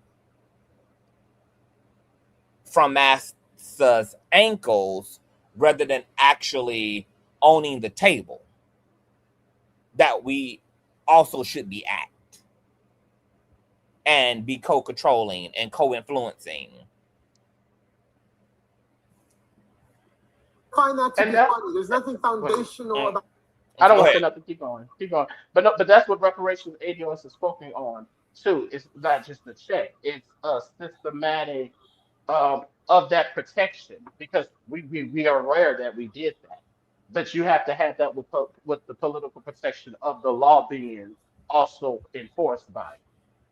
And then if you get to the question, because see, the reason why we know it does. There are things that do still work because it is law enforced. You have to get things to be protected through law enforced. And I'm not saying, and then because that's the thing we've never really had completely like on the books across the board where there can't be none of the funny business. That's part of what reparations includes. It ain't just a check. It's the completely redress of harm. Like you have to order what was done to us isn't just cash. There's psychological reparations. There's therapeutic reparations. There's all bunch of medical. There's all forms of the redress that was done. I heard this quote from Yvette Carnell. It takes longer to. It takes quicker to inflict the wound than it does to take the healing. So when you consider that, just like I fell my silly ass off this bike fucking with a Bluetooth speaker going 30 miles an hour, that scrape took every bit of 5 seconds. Now I might not be hurting, but that wound is still open enough. It's been a week. So that wound only took 5 seconds to inflict. So then when you think about something as traumatic PTSD, which is the form of over and over traumatic, think about that in the infliction. Our infliction didn't just end with slavery. It came with the improved inherited disadvantage through those systems. And wounds are still being inflicted because of systems that also work. And then if it gets to the point where the system doesn't do it, and part of our constitutional rights as Americans is to burn the bitch down. But until we get to out, until when, while we're still, because everybody's still going to work every day, everybody's still moving within the system. We ain't there yet, but it has to be protected. So to your point, CTV, that's why this reparations movement and this organization is being so targeted because it's really detailed of the things that we've been talking about here. Yeah, it equals the distribution of power. Correct. Because that's it's not just a check, and people have done, and people try to. That it's frustrating when I hear people say it, but I can't blame them. To Romans and T's point, most people don't know about the ADOS movement, but it has been said over and over again that, of course, it's money, but no, honey, it's a systematic thing, harm that we're talking about, a specific harm that can be traced all the way from lineage and tracked all the way down. That there's no other group of people of color who can do that here in America. They can do it, but it's from their homeland. That's the why they want to be here now. My God. Foundational black Americanism. There isn't. Why don't you just call yourself a house nigga? Because that's what you sound like. ADOS, all of the anti-black ass agendas that you guys have implemented, and for years people have been calling this out. So in your live, Jesus, that's the craziest part about it. After just seeing what I just fucking showed you guys. So if you call yourself FBA, just know that you're against your own. You're against you. You're against your color, your skin tone. That's crazy. And for alive, again, a group You of see how he's reducing it to skin color? You see how he's only reducing it to skin color? You see how that's a signal. That's a signal. When it comes to your movement, now it's just about melanin. But he's being disingenuous. Just to my point, none of the groups of Pan-Africanism even join units nationally based off of skin color. That's only something that you conceptualize because you had an American. Garvey came here to America. You saw how Negroes and coloreds worked here in America. You didn't have no concept of black. You didn't have no concept of melanin solidarity until you came and saw what my ancestors was doing. And this is why sometimes I say why everybody ain't black. You could be the lightest skin, you could look racially ambiguous. You're black because of your lineage. You're black because you are tied to this land and tied to what has been done here in America. I don't even think this nigga black. He Negroid genophenotype. And if you're gonna find most people who I don't give a damn how much melanin they have. It's not about look. It's not even about featureism. But then when you look at a bitch and you have to look and wonder, okay, who are you? Right. He probably ain't even black. And so that, and I'm okay with, and I'm gonna say this. I'm trying to, I'm pulled on this evening. I'm okay with bitches that look like him saying they not black. I want you to do that so that way we can put your bootleg, funky, booty scratching ass over there so you can say, yes, I said it. Now I'm calling you that. Yes, I want you to please identify yourself. I don't give a fuck how 4C your curl is, bitch. I don't give a fuck how net need you are. I don't give a fuck how big your ass and thighs and titties is. I want you to keep your me no black ass all the way over there. Don't get, and then the part, this is how you know it's a psyop. We get offended when bitches who aren't us say they not us. That's how bad they got us. We actually get offended when Afro Latinos, bitch, they're telling you, believe our ADOS ancestor Maya Angelou. If someone shows you who they are, believe them. Please. If they're telling you who they are, please. I embrace. I wish motherfuckers would stop calling themselves black. That's like Black American. That would be great if most of these bitches would actually be honest on the census and put that they're Nigerian and re-enter. But they don't do that because there's no equity in being a fucking Nigerian or Caribbean American. There's no equity in that. That's why they're afraid of us separating because they know there's no equity in their nationality being black because it has no equity historically here. And Queen said it best: skin tone is not historical experience nor cultural experience. My God, they're not like us. Damn sure I ain't. Yeah, he was spitting facts. That's some crazy ass shit. Just want you to know that. Because this has always been anti-black. And what I have always been is pro-black, pro-liberation, pro-indigeneity, pro-self-determination, pro-anti-colonial, pro-anti-imperialist. That's me, but never anti-black. You got that shit too. I don't know what shit you guys are smoking, but at the end of the day, I'm not going to allow you to distort and manipulate my character and think that y'all are going to get away with that shit. That's what's not going to happen. I'm not the 1, the 2, the 3. Like I said, I'm not a fucking number. I'm a person. And I got my own thought process. And I've actually picked up and read a fucking book, not once, not twice, but multiple times on this subject. I've dedicated my whole life to this shit. So again, miss me with that anti-fucking blackness. You thought you fucking ate, didn't you? Fucking huh? So I got to address something. I'm a Pan-Africanist and I do not subscribe. Okay, I thought it was I thought he had edited some stuff up in here, but I guess he didn't. Okay. Any any final words for Mr. Isaac Jasper? I hate that the bitch got my name, you heard me. They're not all Isaacs. Let me just go on and delineate Isaacs. There's IG Isaac and there's this nigga Isaac. Okay, this naturally confused bitch, Isaac. Yeah, I just think that, the talking points in his belief systems are all, of self-interest and not thinking, he's trying to mask it and wrap it and present it in a way where he's being inclusive, but it's disingenuous when that inclusion really is not inclusive. It does not consist on a belief system that has shown us that it is equal where everyone benefits.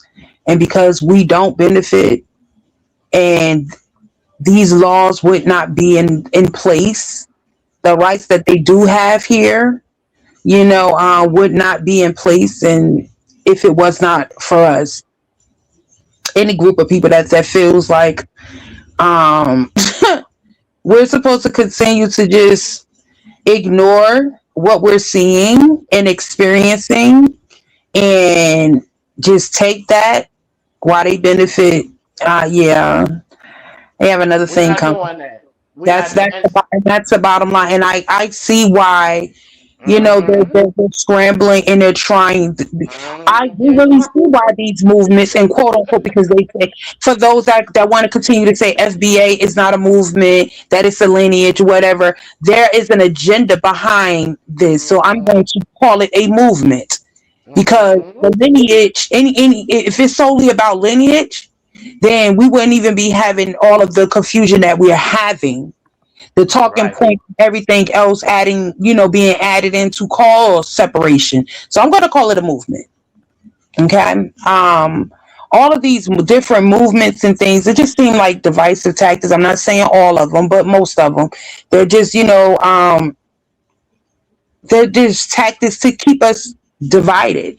And if anyone that feels like the bigger picture is that you guys know that this is all systematically created to keep us divided, this, that, and the third, then stop subscribing and supporting and pushing the rhetoric. If we truly want to make changes, then we need to stop supporting any group, any person that is not speaking and actually showing that we cannot say we have seen through your works that this is inclusion, this is for the collective overall. If there's anything that's being said that is a divisive tactic to cause any separation, you shouldn't be supporting it. You shouldn't be supporting it. It's just that simple. Anyone that supports a group, a movement, or anything that it causes separation, you're part of the problem. Because to the talking points of people that feel like this is what's ironic to me, you guys are supporting people and individuals that are causing more separation and division, and yet I'm sorry, let me shut up. no, and yet the hypocrisy of saying one group that is saying yes, we do need separation, but it's for our benefit. You're demonizing, but you want to support a group that is causing division, and we are not benefiting from it. So I just want them to make sense with that. I just wanted to be straight because I think that language is important. It's not even about. It's not separation. It's literally delineation. It's literally the same equivalence of saying we're all equal, but not the same. If men and women were in the same room, we're all humans. We're not the same biologically, but we're all humans, yes. And so people making an issue out of delineation, which is just an establishment of what makes me unique in this motherfucker. Come on.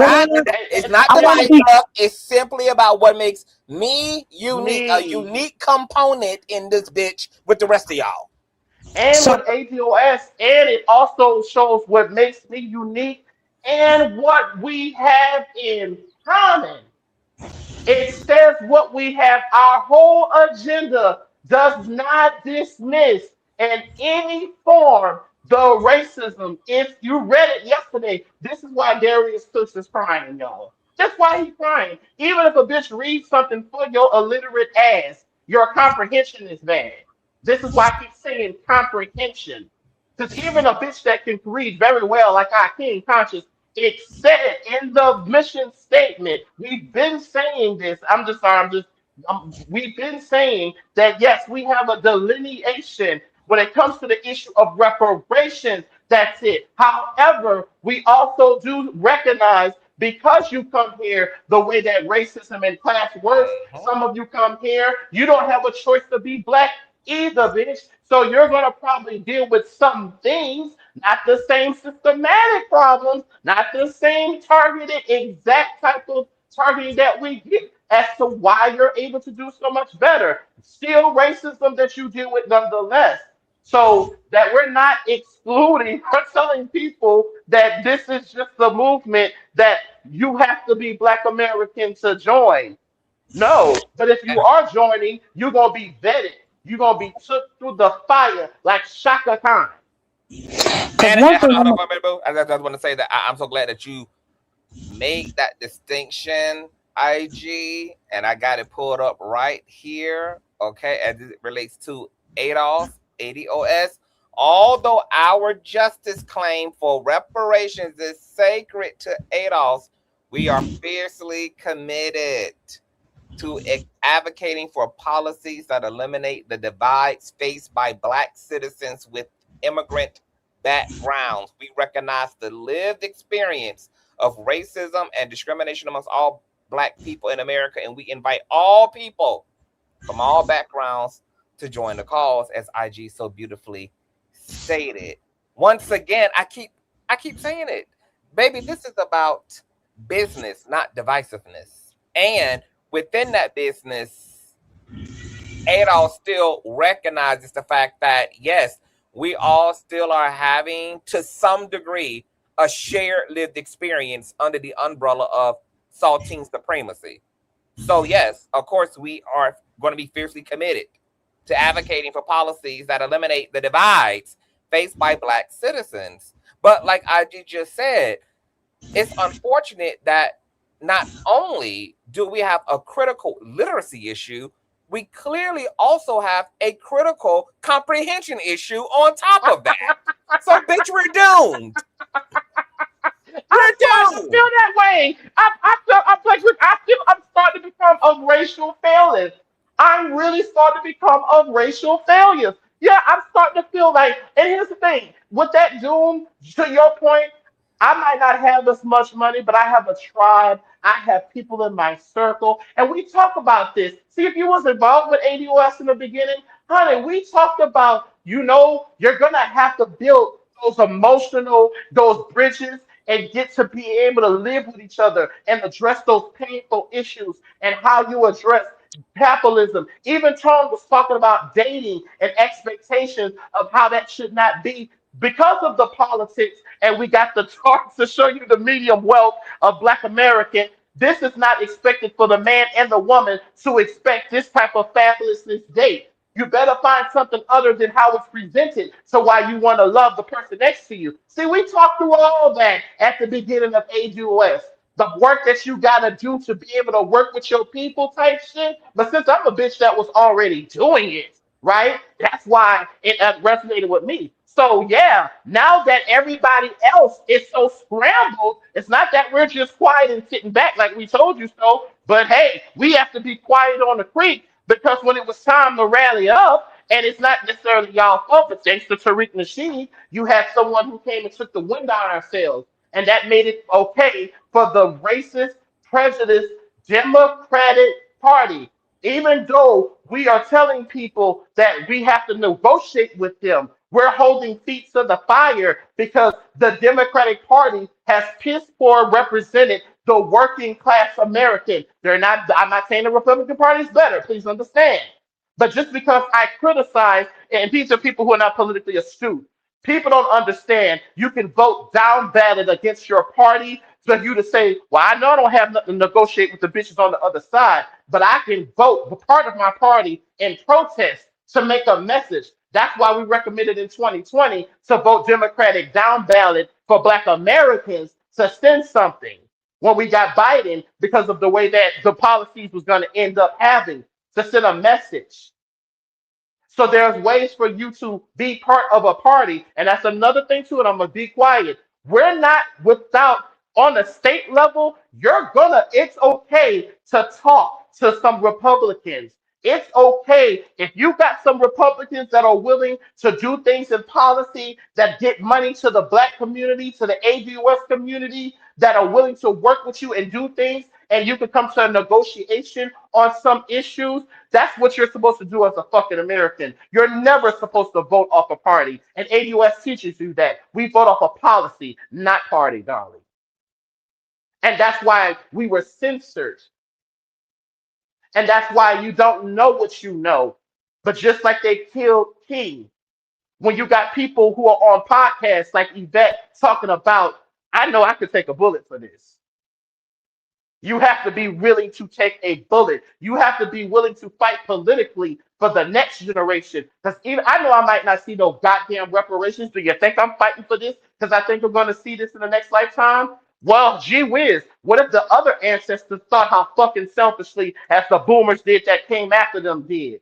You think we would have what we have if some of the people wasn't willing to die for the next generation? I'm not fighting so I can have a good life. I'm a bitch who don't even want kids. I'm fighting for your motherfucking kids. Bitch better than you are. Well, I think that's what's definitely been missing.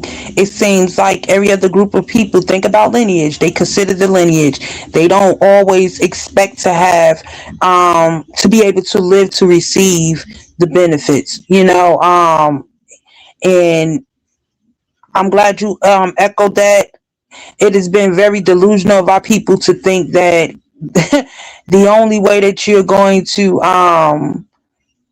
accomplish something, or the necessity is to right now. The only way you're going to accomplish it is to receive it right now. Like, so we can't accomplish it and receive it right now, then we don't want it. We're not going to fight for it. I'm not ready. It's just a lot of coward shit going on. And quite frankly, to sum it up, there's a bunch of cowards out here, and everybody wants to seem to take the easy way out.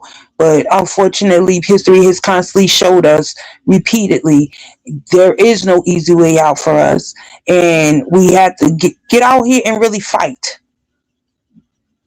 You have to fight. It's no way to avoid that. But that young man that was talking, the Pan African, it's a lot of people that think that way. The entitlement and to feel like, just because we share the same color, but then your talking points of you let us know real quick, we're not one of you. So I just want my fellow immigrants to really consider their thought pattern when they're talking to us. And I want them to understand that we're not fools, we're not idiots. We see everything, and we're going to call it out every single time. Like, y'all want the benefits that y'all are receiving to continue to come in, then y'all got to give us. Ain't no different from the male people. We holding our foot to y'all necks just as well. Ain't no more negotiating with terrorists. I'm sorry, and I'm going to use that word because that's what I feel like we're dealing with in like what they call it when they here on your own land. What you What what? do they Oh, call when you're on your domestic? own land, Domestic. domestic. That's what I Yeah, feel like. domestic. Domestic terrorism. That's what I feel like I experienced when I deal with foreigners. Mhm. Mhm. Mhm. And thank you, Anisha. I appreciate you, baby, for the compliment that I'm brain candy. I'm a little sweet and sour though. So you're sweet right now, but sometimes I can say some shit. You be like, oh shit, that was dark. But I appreciate the compliment. Wait, why is it separation when others come here and claim our culture, historical achievements, and then say we have no culture or haven't done anything? It Uh, it be so much to stuff like to that type of conversation because we're told we don't have a culture, but then when we want to set ourselves aside, oh, that's the American culture, that's the American culture. But when we want to set ourselves aside to establish and reestablish who we are, everything gets shot down. Oh, There's and a can I say something? Oh, sorry. Something go you ahead. said. Because and then they always want to say that's American or white culture. And this is why being sorrowful of mine is such a terrible place. You forget, bitch, if you are Hispanic, Latino, Puerto Rican, Dominican, bitch, that ain't the culture of your ancestors. You speak Spanish because them goddamn European conquistadors came over, raped, fucked, and beat you into Catholicism. 90% of your culture is European, Spaniard, Vega from Street Fighter fucking 2 culture. Most of the culture continents in fucking Africa, you were colonized by French. You speak those multiple non-African languages because your homeland is overran by Koreans and Japanese.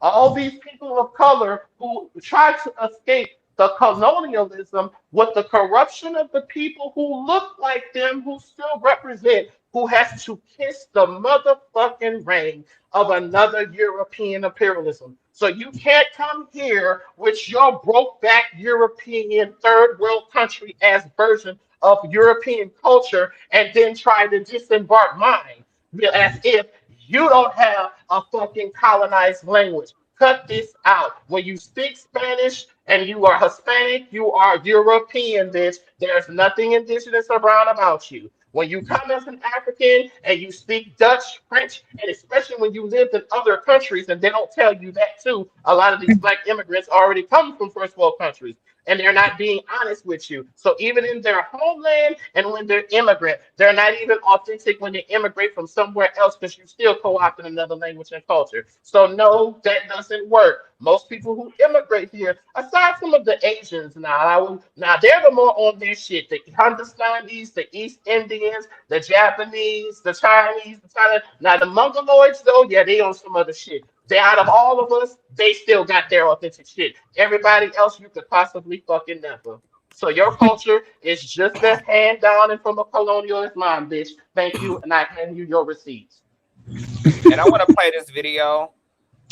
This is from Coffee City, who now is Coffee Unfiltered. She put together a compilation. So shout out to her. This is fair use. And let's get into what some of these people have to say about FBA. And of course, it's covered by fair use once again. And I'm listening to Black Scottish people. I'm like, why Black Scottish trending on TikTok? What did they do? Come to find out, apparently the FBA clown cult has discovered them as if they were lost. These people were never lost, but they're acting like they just discovered them. They were like, oh my gosh, in fact, you guys look like us. How they look like you, and you said you from here, and you ain't got nothing to do with Africa. There are many Black Scottish people that are proud of their African lineage, unlike the FBA cult, which I will say and say again, that FBA does not represent all Black Americans. There are many Black Americans who are proud of our lineage. We're proud of our connection to the continent. We may have our disagreements when it comes to some people from the continent, but all in all, we know where our roots are tied to, and that's the continent of Africa. But at the same time, we're proud of the unique culture that we built here in America. But these people will go out of their way to basically sever any ties at all when it comes to Africa. Please do not have anything to do with these people. My Black Scottish friends, family, brothers and sisters, leave them alone. Please leave them alone, because these people, unfortunately, they represent a segment of Black culture that unfortunately is suffering severely from illiteracy. They hate books. They hate to read. They hate to use critical thinking. Instead, they will just look at a picture. They will look at a snippet of a book, and they will develop a whole narrative on it. I mean, next week, they're going to say that we invented space. Next week, they're going to be saying that we're related to the Martians or whatever. We're the original Martians. I mean, it never ends with these folks. Every week, they come out with something new. So please, Black Scottish, leave them alone. These people are clowns. They are 100% clowns. And yeah, I said it. So if FBA is a lineage-based movement, right? Why does it matter what Nigerians or Ghanaians or Cameroonians or Africans say about us? Why does it matter? Why are y'all so defensive and calling people tethers? Why? Like, you're calling the Native Americans pretendians, right? Which makes absolutely no sense, because their history is documented, right? And then y'all saying that y'all indigenous, which makes absolutely no sense. Like I said, my mama she has Native American blood. But I got on one live and they called her a mutt, right? She was born in 1956, but she a mutt. Nigga, you a mutt too. You a mutt too. My mama is sub-Saharan African, Caucasian, and Native American. What are you? Right? But my mama is Black American. So I'm not understanding how y'all upset about my mama's bloodline. It makes no sense. If you're African And American, she's right, and she's and see, and that's why can y'all hear me? That's why FBA is a problem, because what she just said. See, we don't do that in ADOS. We're not picking apart because we understand that but everything that she named is anchored here in America. So have white European non-immigrant blood, bitch, still ties you more to America. Being mixed with American Indian still makes you tied to America. The part of you that's sub-Saharan, that's true. We're all genophenotype sub-Saharan, those of us who descend from West Africa. But you have that as your blood and you have that as your genes, but that's genes that she didn't say one thing that did not tie her to America. And that's why FBA is such a fucking problem at times because they're muddling because they're so fucking dumb. They be so goddamn dumb, y'all. They be so fucking dumb that they spew this type of rhetoric. And when people it goes viral, they conflate that anyone who talks about delineating is gonna just be focusing on skin color. And this is why I have such the ism with Flex's bank account. Mm-hmm. American. If you promote that rhetoric, right, you are quite literally of the devil. Like, I promise you, I believe if the devil was real, if he was right here in front of me right now, he would be telling me, oh my God, you're better than them. You're not like those black people. Even though. And to that point, I'm going to get back here, but I want to pull up something super quick. Hold y'all horses. Y'all run the likes all the way up, please. Y'all see the cane gets working. Thumbs up, share. Let me see if I can do this without okay, let me see. Hold on. Let me do something real quick. Let me do some real quick. Let me do some real quick. Okay. I just have a little question here. Can anybody tell me who these people are? No, I can't tell you who they are. Mm-mm. Anybody in the They chat? look like you don't want.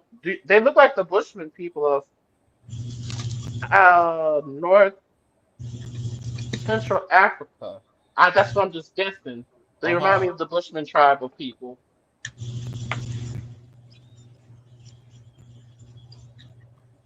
They could be Asian, but then again, I'm looking at them. They could be Southeast Asian as well.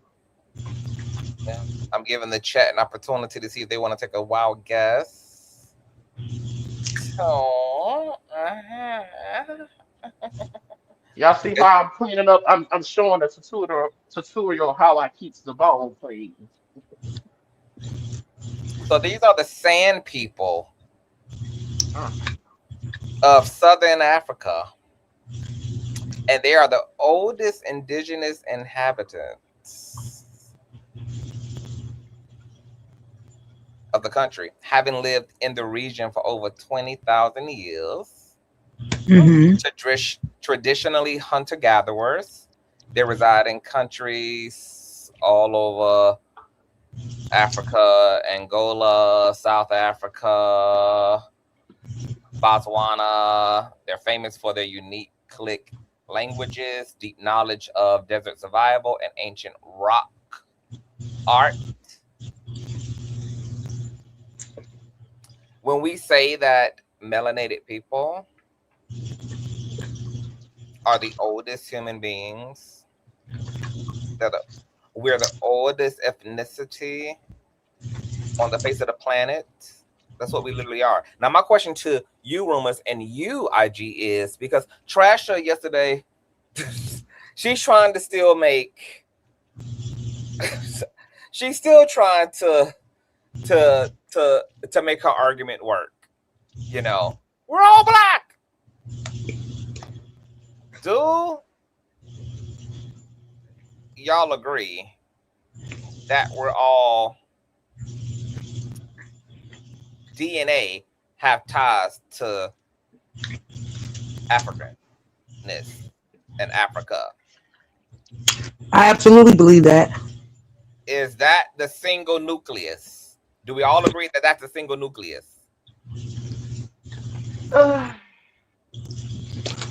I don't believe that. I do believe that Africans do exist for long parts, but because of other anthropologic evidence I don't necessarily do the everybody evolved from Africa theory because dark skin or brown skin for me isn't exclusively African.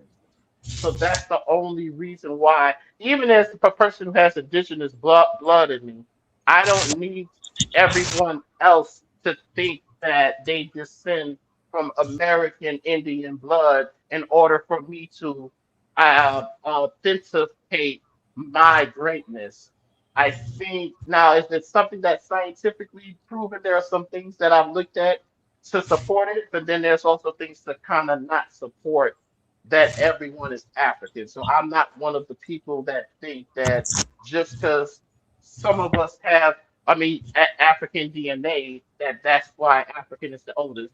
No, you could have a lot of traces of DNA through haplogroups and other means of trace.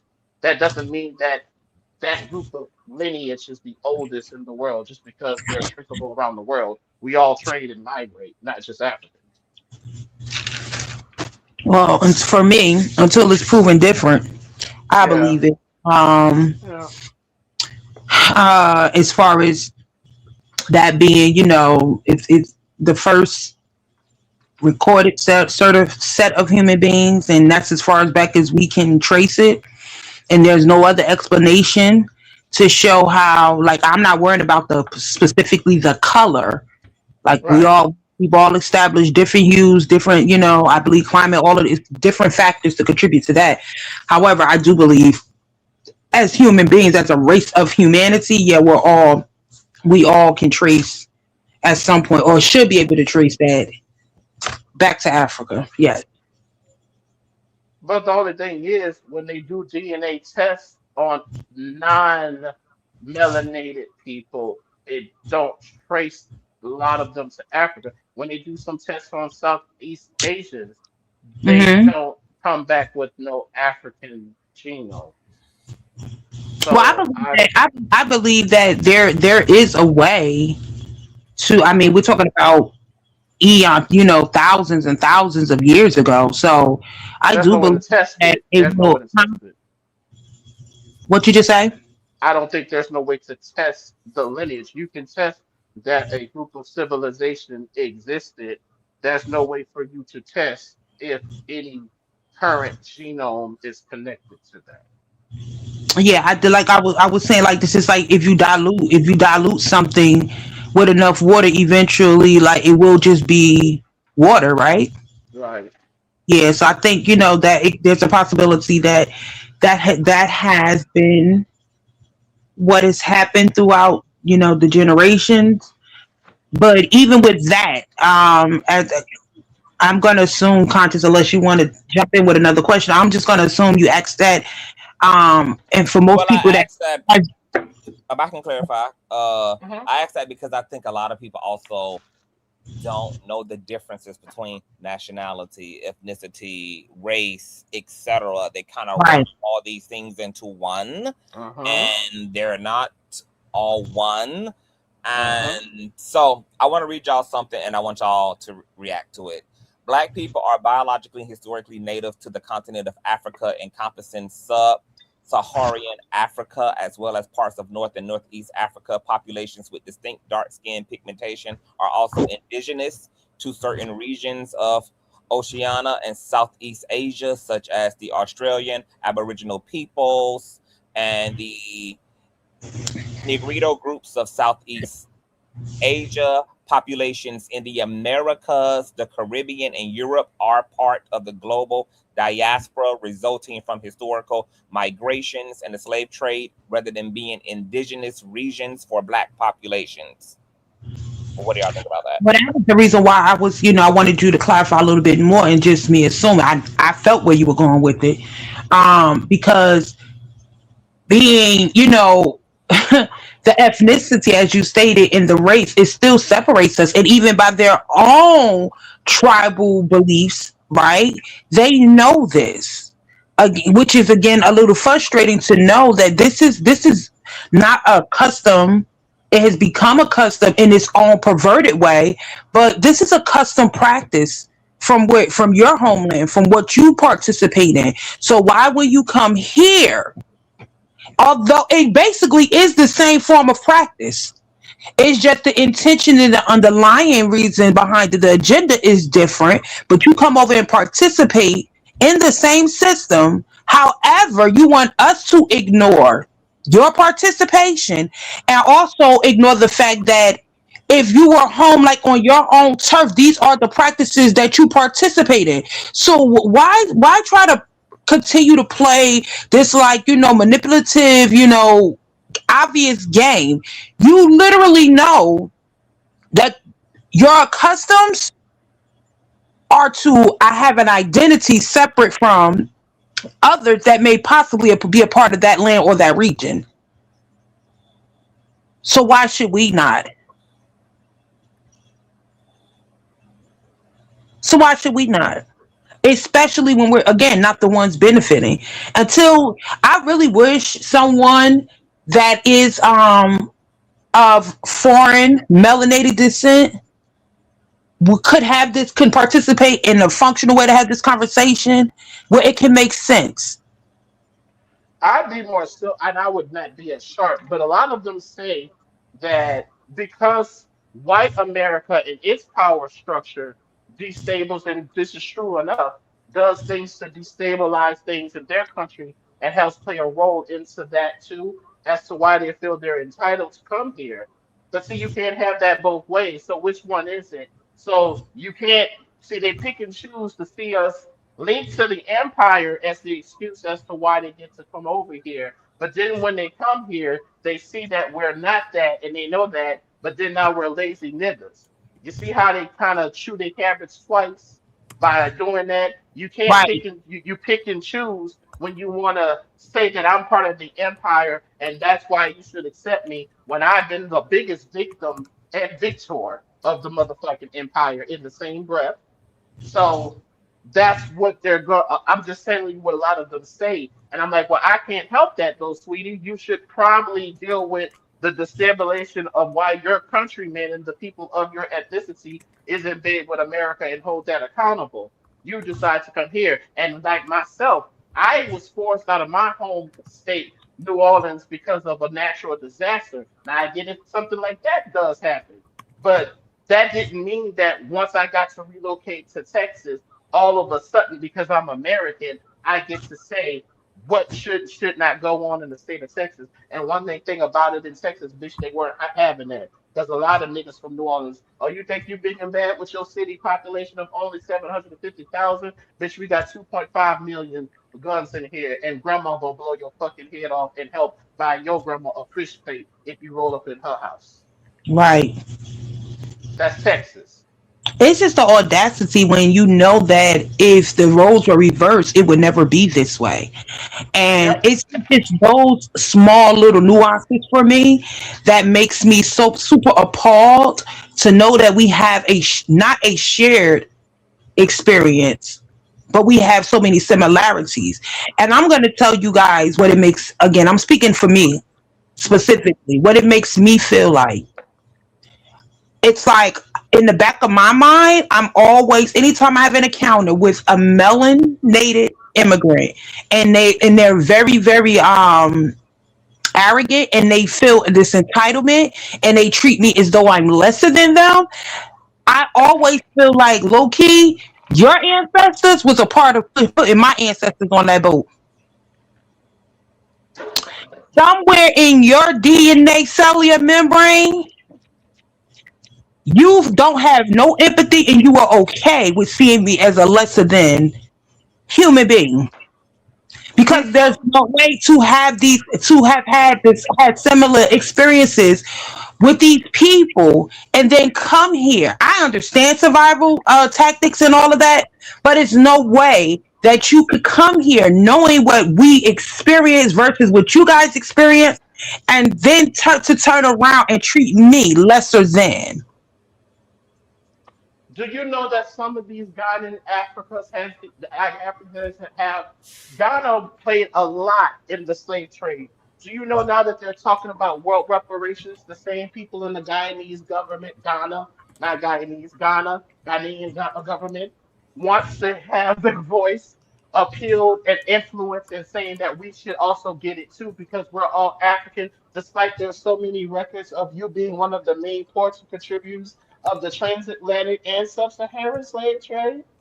We in ADOS, if people would have been part of ADOS, we learned about, oh, there's this article that was real good. I'm trying to remember, but look up my Nigerian slave trader father, a African. She learned about where her wealth come from and how it was basically exploited off of the slave trade and the exploitation of Black Americans. There are a lot of articles and books where the very same people that you are immigrating to come here were the exact beneficiaries. Because you have to also just remember, you think just like just because we have Black Boule people here in our own country who are classes who don't mean well. So it's very goofy for us to then think that they're sending their best and brightest. No, the reason why so many of them can do this because they are the descendants of the slave traders. They are the descendants, not all of them, but a lot of them that are in affluent positions. They are the descendants of the people who were in bed. Obama himself, on his Kenyan and Jewish side, had a lot to do with the exploitation in the family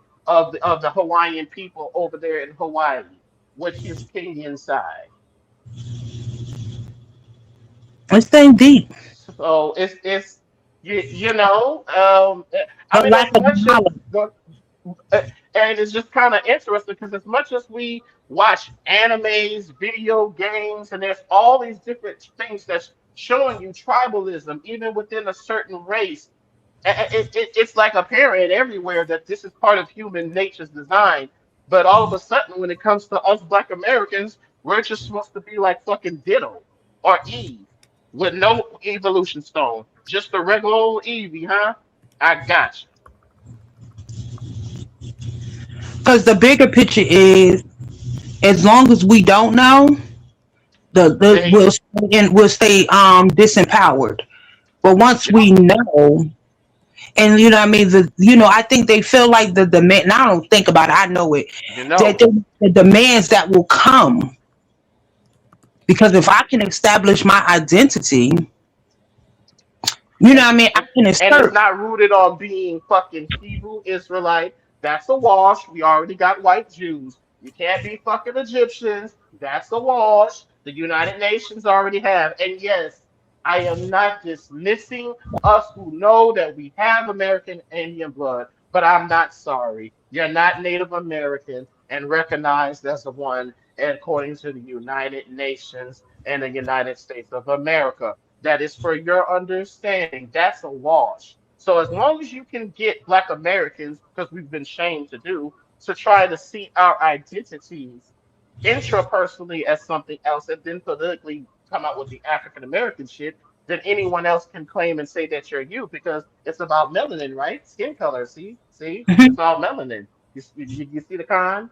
You see the Hmm. con? Do they see the fucking con? Some of them do and some of them don't. And here's the problem. I can't, at this point, it's like Malcolm X said, if there were 900, 1,000 snakes outside my door and 900 of them were poisonous, you can't, we have enough history to deduce that the overwhelming majority of your people's intent is for this. So I can't, unfortunately, be empathetic to your ignorance and to make my decisions off of emotionalism because you're too ignorant to know what's going on and how that affects me. I can no longer afford to do that. I have to save my fucks for someone who cares. Okay. So let's finish this, and then we got some other shit to get into too. Quite literally come from them. Like my ancestors they were slaves here, right? My people from Mississippi, right? Then they went to Ohio. My grandfather joined the military, and now we're here in Nashville. But like I'm African American, you know what I'm saying? Like born here, raised here, everything. But I know like quite literally anthropology, empirical evidence, every single thing, every historian, everybody agrees. There's so much proof that my people came from West Africa. And they were there for tens of thousands of years, right? Like my people built up this country. This country still hates me, right? I'm not finna ever go against my brothers and sisters in Africa to be on the white man's side. Like people who promote FBA, black conservatism, are quite literally perpetuating capitalist, white supremacist ideology, white supremacist rhetoric, right? that I'm better, that separatist, the sectarian belief system that comes with that FBA stuff is so weird. I promise you, it's the most counterproductive, the most reactionary stuff I've ever seen in my life. Like, I promise you, if the devil's real, he'd be right in front of me telling me to believe in what y'all believe in. It's so sad, man. Black people need to do better. What's so bad about having African descent? My nigga, you're not Cherokee. Like, this whole FBA movement, I know I'm gonna get some hate, but bro, it's so stupid to me. We sitting here arguing about who African or who not. My nigga, they look at us the same way. This is exactly what they want to continue to divide us, bro. The more we argue with each other, we not arguing at the real goddamn, target. The FBA, Sulan, Black American movement that we're experiencing was birthed out of the reality that many African Americans do exist in a state of perpetual questioning of their origins. And that is intentional. That is by design. The white supremacist country that we live in has intentionally denied them access to actual historical facts. It has denied them access to their history. They have created this weak spot in order to later, at this point in time, exploit it against us. They are taking advantage of a thirst for knowledge born out of a lack of self-understanding. These people desperate for truth, and they're grasping at straws. Well, let me birth you into the beautiful, blinding light of truth. You are African. Your people were stolen from Africa, forced to come to this country and endured slavery and endured Jim Crow for 400 years. But it does not matter how long we have been here.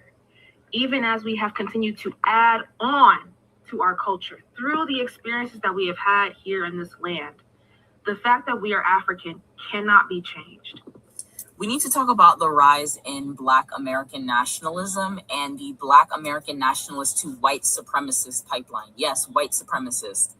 So firstly, we've seen the Jay Versace tweet that's been resurfacing. And in response, I've seen quite a few Black Americans make videos about that and say that you can always tell an African apart from an African American.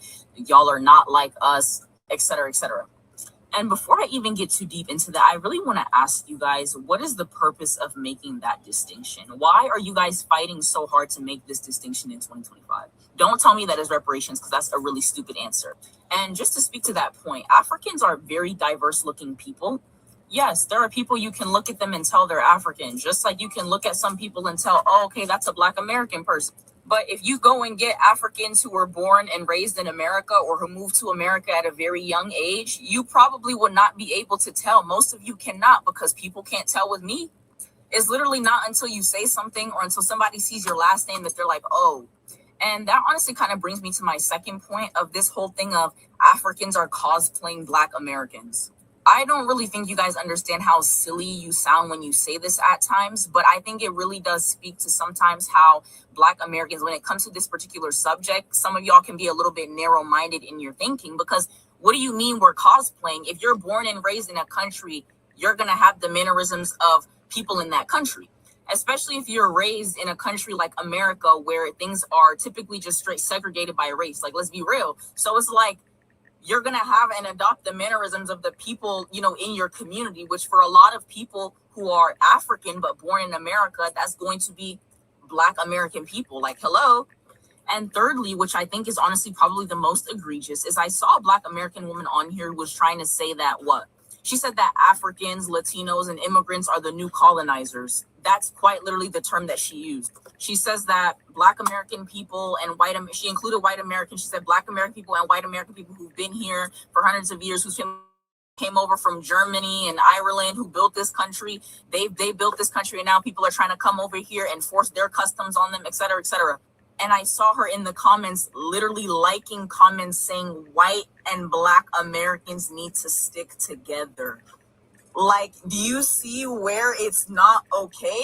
Like, first of all, do you know what Can we push pause for a second? Let's not use that term lightly.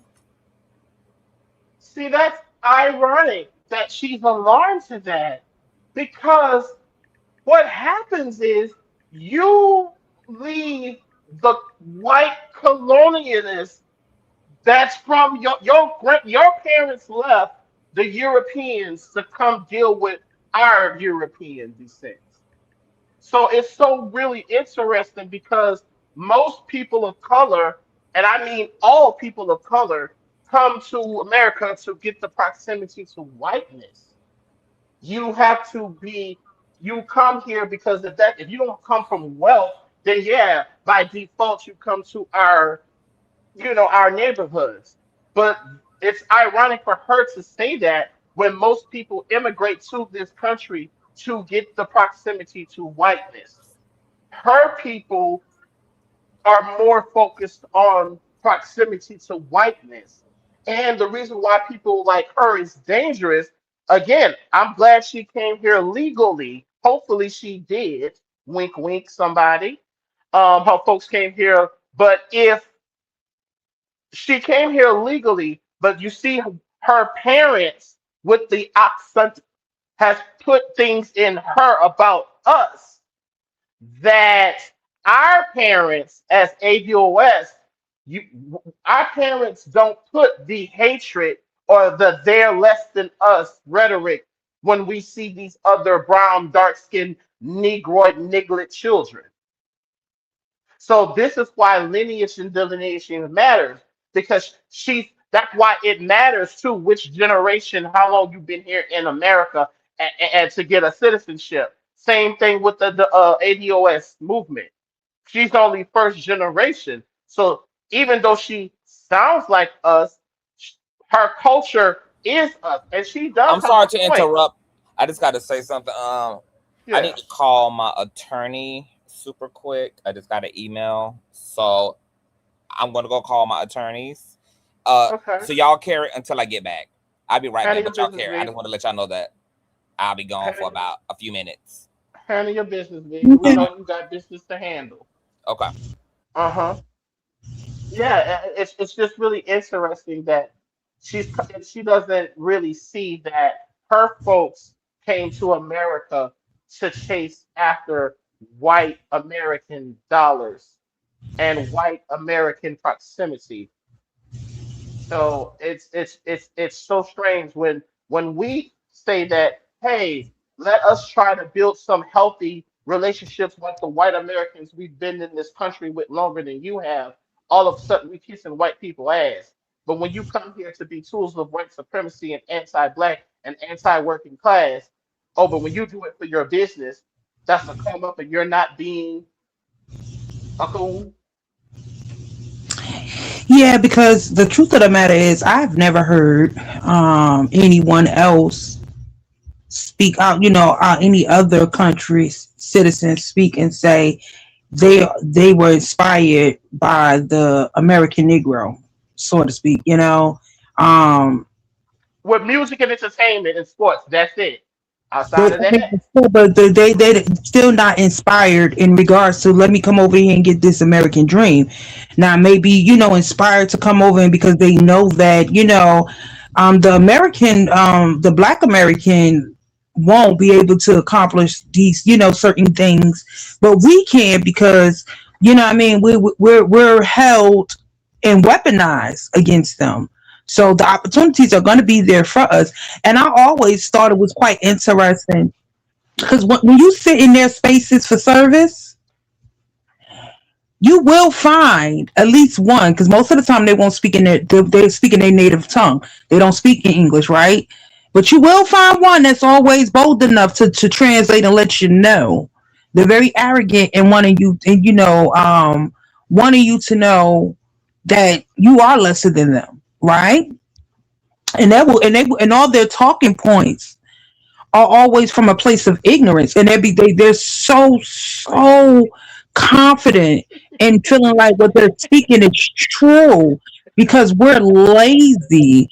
We don't, y'all don't want to work. We'll do this. We support. Y'all don't support yourselves. This and the third. And I'm like, but you guys literally participate in the division.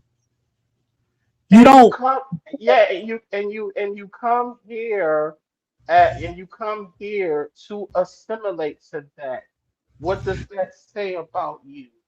Right. You I have, have witnessed I yeah, have literally witnessed IG them supporting other businesses and avoiding our businesses. Oh, in San Antonio, Texas, where I came from, which I get that Texas used to be Mexico, but it's clear that you're a third class.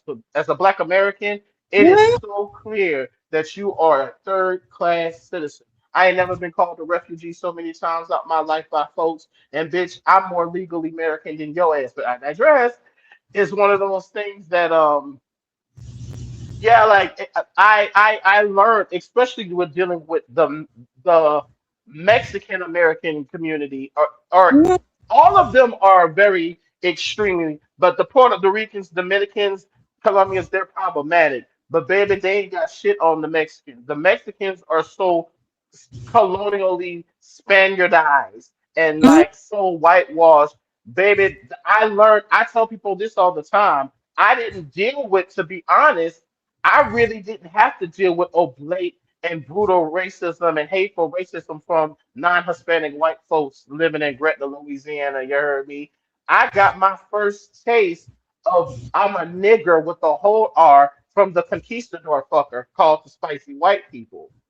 Hispanics masquerading as brown people. I experienced intentional discrimination, lying, nepotism, all of the ugly things of racism within the workforce and community and police force. I never experienced that from a non-Hispanic white person. So I My got my mom, first taste of from the white Hispanic community is definitely my first taste of because 80-90% of them, even if they're not Mexican in this country, put white. And when they answer Hispanic, when someone they tells you all that they're Hispanic or they're Latino, just see them as white or European because that's what they understand. They're taught to advance the race by getting whiter and whiter. So even if they look like you, even if they look Negroid, when they tell you that they're Hispanic or Latino, side eye them because what they're telling you is that they're identified with the cultural and they might come with that Catholicism anti-blackness. So when mhm. people saying that they're Hispanic or Latino,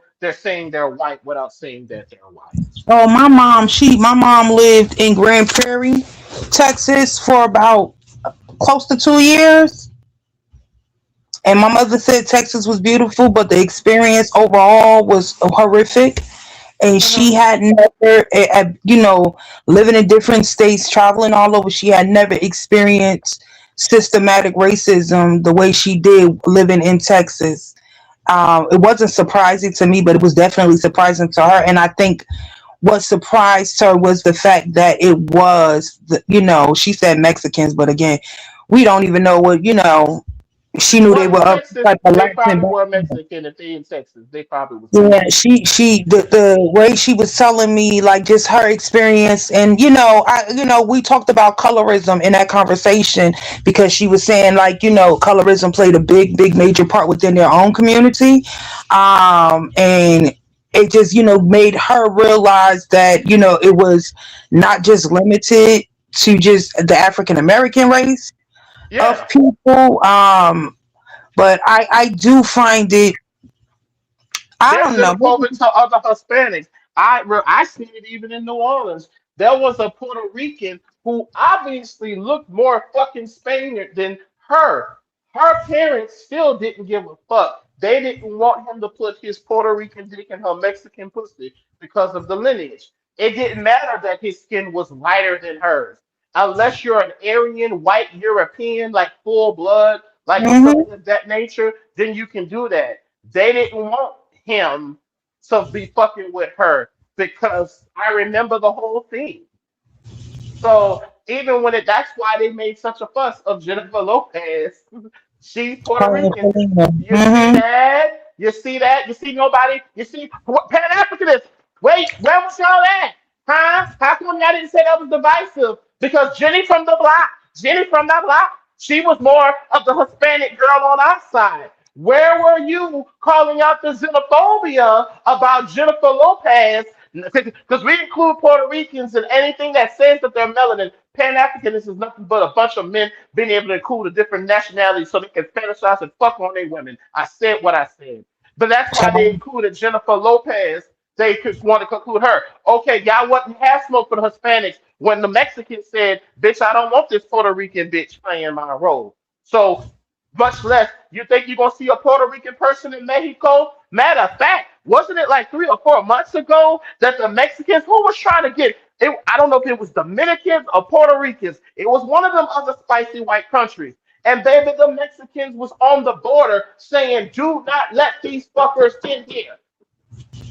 Mm. It doesn't matter. There is no such thing as Latin America, too. That's a gag. That's no, no. You have South. You have the continent of South America, and just like everywhere else, Portuguese, Brazilian, El Salvadorian. They don't do the united thing. Nobody does. They don't. You know what? Because not too long ago, so during the, I'm pretty sure you are aware. After the come on, soccer. What was it called again? The World Cup. There was this Hmm. big, like, doing the coming towards the end of the World Cup. There was this big outcry with, what were the two teams that were last play? I know one of the Oh, Argentina. Oh, there was some Argentina. racist ass and Yes. oh my God, them Argentinians was the worst. They were so nasty out here in Atlanta. They I were saw the so videos. I saw the videos of one oh particular video of the guy holding his baby. He was holding a baby, and they were spouting. He was a black guy, and they were spouting out racial slurs and stuff. And he didn't care. He started popping off while baby was in tow, or whatever the case may be. But I brought that up to say, like, again, it goes back to my talking points and them knowing what they experience in a day-to-day life in their countries, all of the discrimination simply because of the color of their skin, knowing what that feels like to come here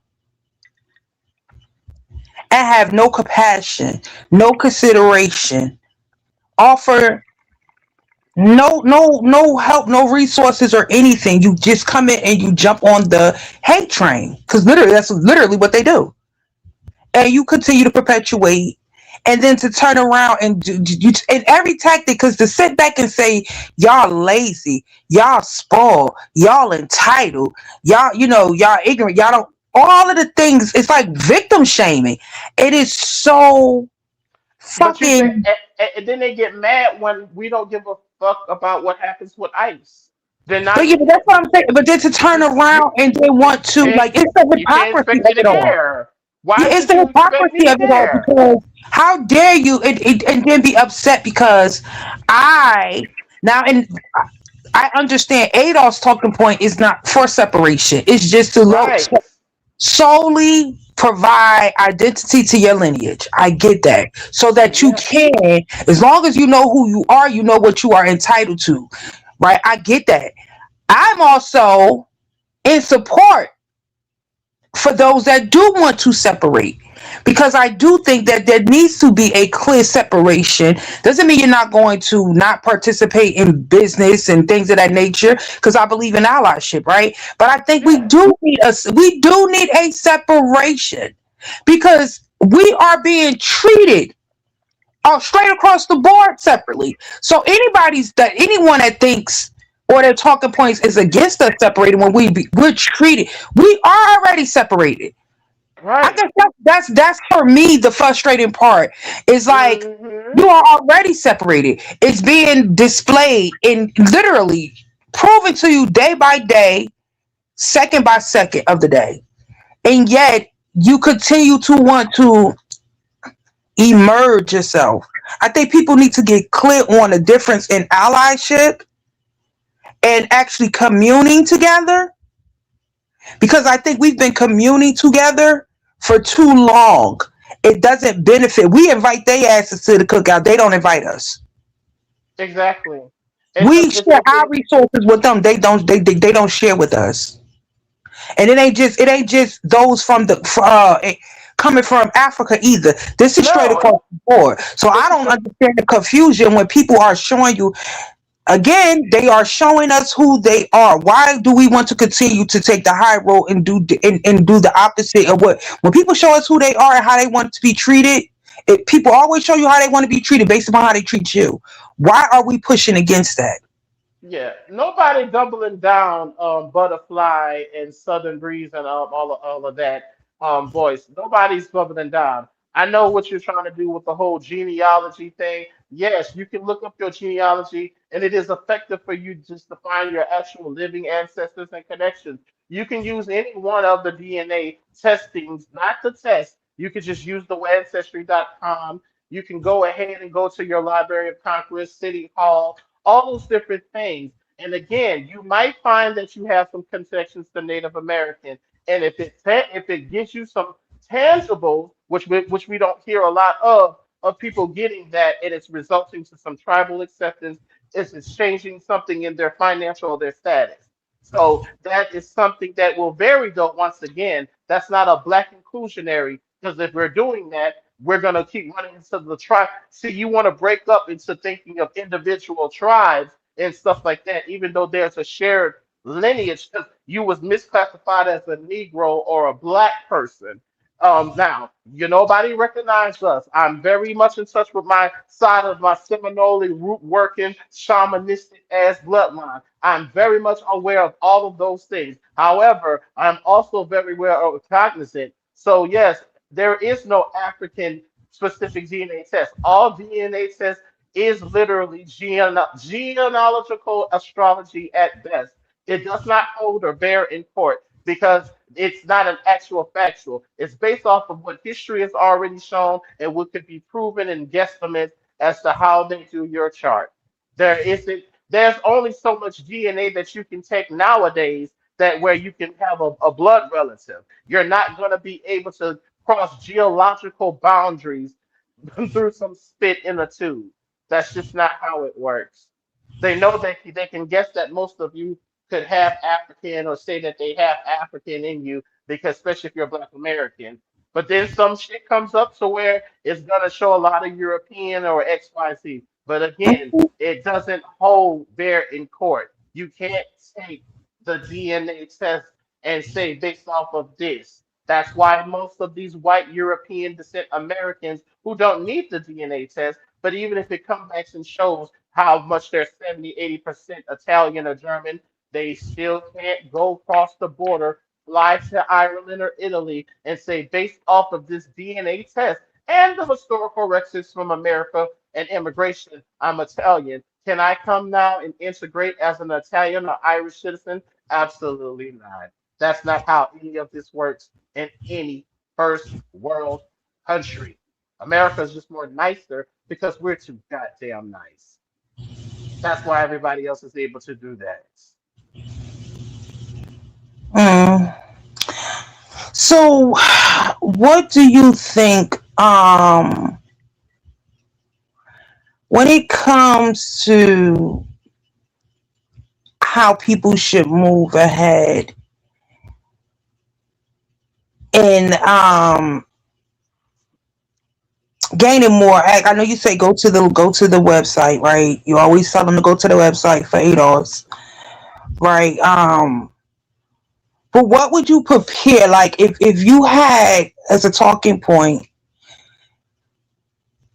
I don't want to use the word convince, but if you had to use as a talking point of overall, I have an understanding of what ADOS purpose is, right?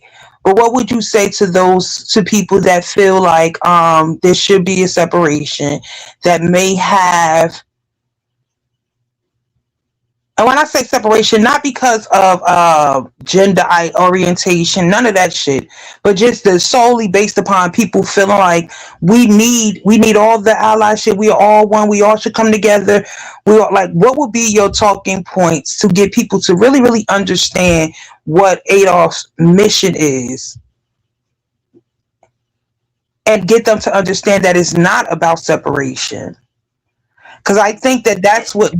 When he was playing these videos, this is what I was, especially from the younger people, I was getting that they really don't understand, because they were speaking about FDA though, right? And I think a lot of people, I do believe that a lot of people do group ADS, Once again, ADOS. the lineage, because the lineage aspect is just that. To see, that turns people off, right? Because once they hear the delineation of that same lineage, it's kind of like the effect of what we say You're embarrassing black people in front of white people, right? Mhm. It's like the thing now. Because the movement and the lineage has been trademarked by a person who does nothing with it except for his own interest. There's no political movement into it in FBA. It's just sitting there under Tariq Nasheed's personal goddamn portfolio. I would stress to 80 people said, look, we are here for the working class. History has shown once black Americans come together, it helps a lot of the working class America. It helps people with immigration. It helps people with education. It helps people to have the American dream. See, ADOS is about that real hard work. So I would present it as that, even for my non-black people, and for them to also understand, you really, yes, that's what they you. If you can have a conversation with white Americans, because they're ignorant to it too. You'll be surprised how some white Americans are like, oh my God. I'm not saying be MAGA, but at this point, I got 70 years of you treacherous bitches. If MAGA or white or Republican will side with me as a black American because of lineage, this is not ADOS talking. We don't say this, but this is how I feel. If it means that the other bitches of the levels in power that will be on specifically half of my specific need, just like you have over the years did it politically to get what you want, I would talk to that person. I would do politics with that person. Because at this point, everyone else has showed their self-interest. Nothing about ADOS tells you to join the Republican Party or bend to their will because they're too racist as hell. But you got to understand there's a difference between, I'm sorry, conservatives. Because there's a difference between Republicans, conservatives, extreme right, same thing on the left, Democrats, liberals, leftists. There's a difference of those extremes. But understand this between the two categories, yes, there's going to be some extremes far to the right, to the left, and to the middle. So there's going to be people where it's more in my interest to vote Republican because of my business, this, that, and the third. But I'm not a racist either. So I'll go ahead and vote Democratic on this issue in the state because I see, and vice versa. Because here's the sad part about it too. The Democratic Party has lost the plot, not just with how they have faltered with Black America, they have failed America. And ADOS is about that work, rip, and redemption. Shout out to Witches Patrol, that's where I got that from. That work redemption. Because yes, we're gonna hold feet to the fire. So spin it to them that yes, history has shown when Black Americans have gotten liberation, it has made everything better. Except this time around, the redress will be we will be made whole. And they could, so you can see how much is done, Black immigrants, with us being oppressed. Can you imagine how wonderful it would be? But you know, part of the reason why you don't want to do that because you got a guilty conscience, just like the white people enslaved us. You feel that we will exclude you and do what you have done to us. That's why you don't want us to wake up. That's why you don't want us to be friends with white people, despite most of your boule people and or ascribe to be proximity to white. So yeah, I go ahead, ADOS. I'm not telling you to tolerate anti-blackness, homophobia. But if you got a white American friend that's in politics and have these conversations, make sure you talk to them about how you're not different and how that means something different. Because you'll be surprised. Some of them might be able, because you're not saying you're not American. And that was the trap. I'm not telling you to appease the white people's feelings, but we got to call a thing a thing. How fucking stupid of us to put African in front of America when every bitch in the world is coming here to be American. You have more in common with that American pride, with that white man, than that bitch who just got here. And it's because of lineage. It's because all of the ugly, traumatic things that has happened. And it's also because of the things that we were able to come together and make this country great for. See, the Black immigrants don't have that in common.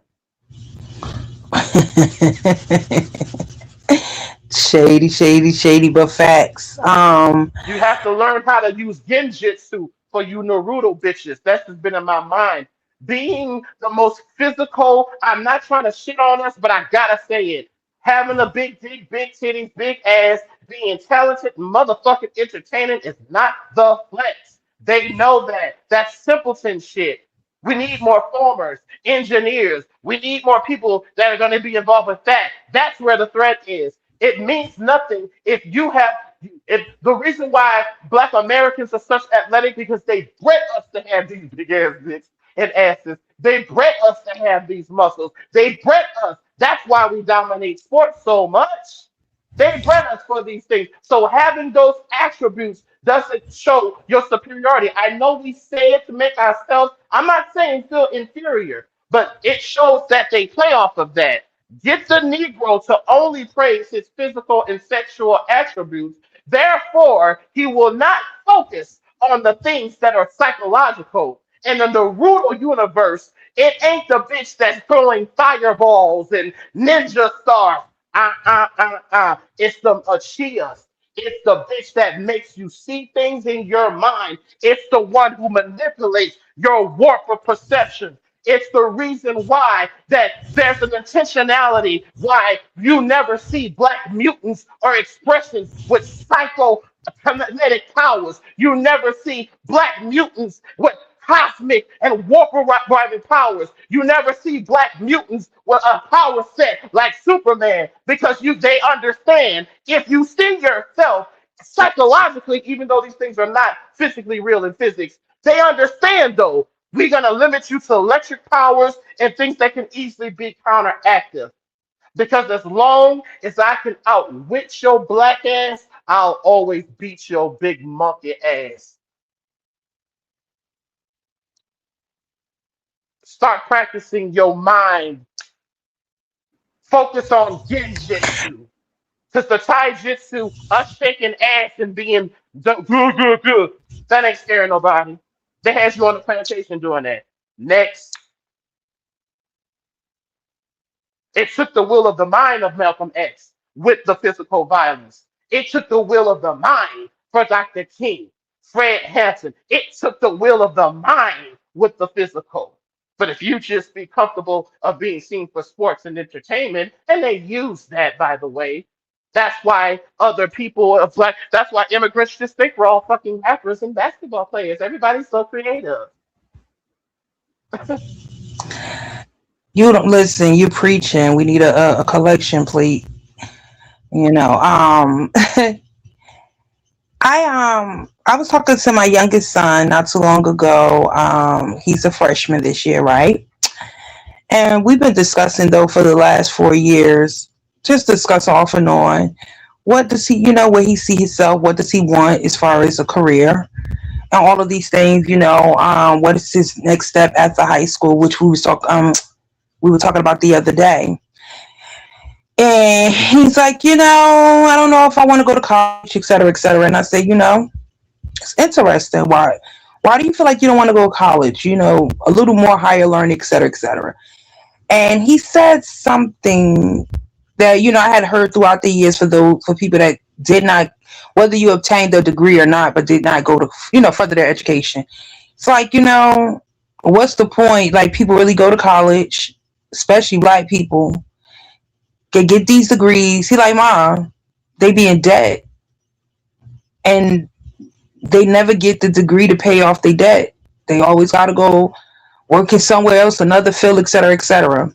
And I began to explain to him, the systematic racism, how all of these things were designed for black people. So you don't see, a lot of, and not just doctors. I was talking to him about scientists, more of us in the legal realm, politics, talk to him about stem cell research. I said, all of this these are the fields that we are needed, agriculture, all of those things, I said, because what comes natural to us has not been suppressed, right? And I'm like, we don't have enough representation out there, hence why, we're being treated as guinea pigs. We don't have doctors out there that are genuinely like concerned and looking at, our DNA and understanding, how one thing the does versus other. Yeah, and you notice how people of color, that's not by design. It's not that other immigrants are smarter than us. They're just allowed to, they've already excelled and got to a certain point to having the doctor. Because that's another Mhm. misconception that they play off of our ignorance. We think that every black immigrant who comes here, this poor black immigrant who crossed the border or left. Uh. A lot of the black immigrants already come from very well-to-do first world countries like Europe, London, Italy, France, and they come with they where the government and things work different with education and expertise. So it's Mhm. not that they, yeah, it's not that they. That's the reason why you don't see as many Black American doctors as you do see other people of color doctors. You see what I'm Right. saying? So So yeah, and know all that I was expressing this to my son, and I said, I said we just need more representation, and I'm not a person. I have become a parent that would not put my wants and desires on. Then I said to him, I thought about that in my conversation with him, and I said that's very interesting because I think we do have to get back into not trying to control our children, but planting those seeds into our children because we have been programmed to only acknowledge and therefore utilize our aesthetics over our brains. And that's why, and all of that was designed, what I mean? We can be athletes and entertainers, but yeah, we what I mean? When can. it comes to large representation of anything else, what really mattered, right? Those images and those thoughts were suppressed. So I said, as I'm talking to him, I said, we need that, like, because as a collective, we lack the real resources that we need, and it forces us to continue to rely on others to provide for us when we need to take our power back. And this is why I keep going back to, okay, what we doing? What's the next step after voting? Every time I have a conversation with anybody and voting becomes the topic, my question is going Right. to always be, what's next? Because we have what people are thinking are the most minute things to contribute are actually the greatest tools that we need to contribute at this time. We need to get back to living off of the natural resources, living off of the earth, learning and knowing. If you don't know that there is a plant out here that you can literally ingest into your system that can help cure, let's say, hypothetically, the common cold or possibly the big C. You know what I mean? If there's something out here to That's take, what you don't it's have to right. rely on the prescription, which that prescription is going to have, it has side effects and it's going to Yep. cause another issue. But we don't have people that can say and tell us, try this. And I'm not saying that we don't have that at all. I'm saying we don't have enough of that practice. And this is why it was important for them to detach us and hijack us from our lineage. Because as long Right. as you can trace your lineage back, guess what? Now it ain't even just about identity. It's also Right. about cultural practices. Now, guess Yep. what? Your how certain holistic treatments and Remedies therapies, and stuff like that. That spiritual, even homemade back on spiritual the, yeah. practices. You now Yeah. know also your family history medically, Yep. which most of us do not know. And most of us they say, oh, you inherited this, or whatever the case. And that's superficial. You inherited what they've placed inside of you. You did not, as far as your DNA, your genealogy, you didn't inherit, quote unquote, diabetes. Let's use diabetes. You didn't Right. inherit that. No. Not DNA wise. That didn't come through your gene pool. You inherited that through customs of not knowing and Hmm. adapting to an environment and doing the best you can to survive. Yep. But had you known that this is the people I come from, this is the tribe I come from, this is their practices. We don't eat this, we don't eat that, etc., etc. This is what we use to survive. And you look and you see, healthy. When I think about some of the, as far as I could go back and my family's information they provided me, I look at my people. I found out that we are Geechee, right? I then understood some of the stuff that I grew up seeing my great grandmother do in the first generation of her people, right? I'm now making correlations to things that I've been taught, not knowing I was being taught through watching and observing practices. And guess what it did? It empowered me.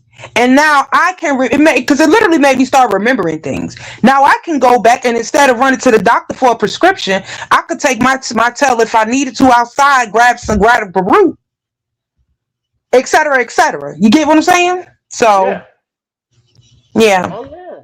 Oh yeah, man. But like, and that's what I'm saying. And that's one thing in 280. There's so many shows which they starting to purge a lot of the older stuff that she did, and now she only go live once a week versus it was twice a week because we saw how many people be pulling and grifting and and with the call-ins because a lot of ideals. But we're not in denial. We're not even telling people to deny the roots of that stuff. There's a lot of things that we've said that have been taken from this lineage is also part of that. Who are we a part of? What are we also intertwined with? All of that is inclusive of ADOS. And it's been the same thing. So, but now it's a thing when people be like, and I'm not saying this to what you said earlier, but you're like, what is ADOS doing? We're fighting to get to you, but we got too many people who look like us, some that are us, some that are not us, that are being the behest and tools of white supremacy. It's Well, I supposed to be our understand. narrative. I do want to be clear. I do Yeah. understand. It's very frustrating though, but I do understand when you don't know who It to was trust and not to starting to trust, pick right? up. Yeah, Yeah. bro. When it was And you starting to have pick basically up, now it appears like someone came into hijack into. That's why I was saying plant. I don't care if it was the government that planted them or they planted themselves. You're still moving like a plant. Right? yeah. It's the whole purpose in the goal. Like if you bring someone and then they were able, yes, he brought followers there and this and third, right?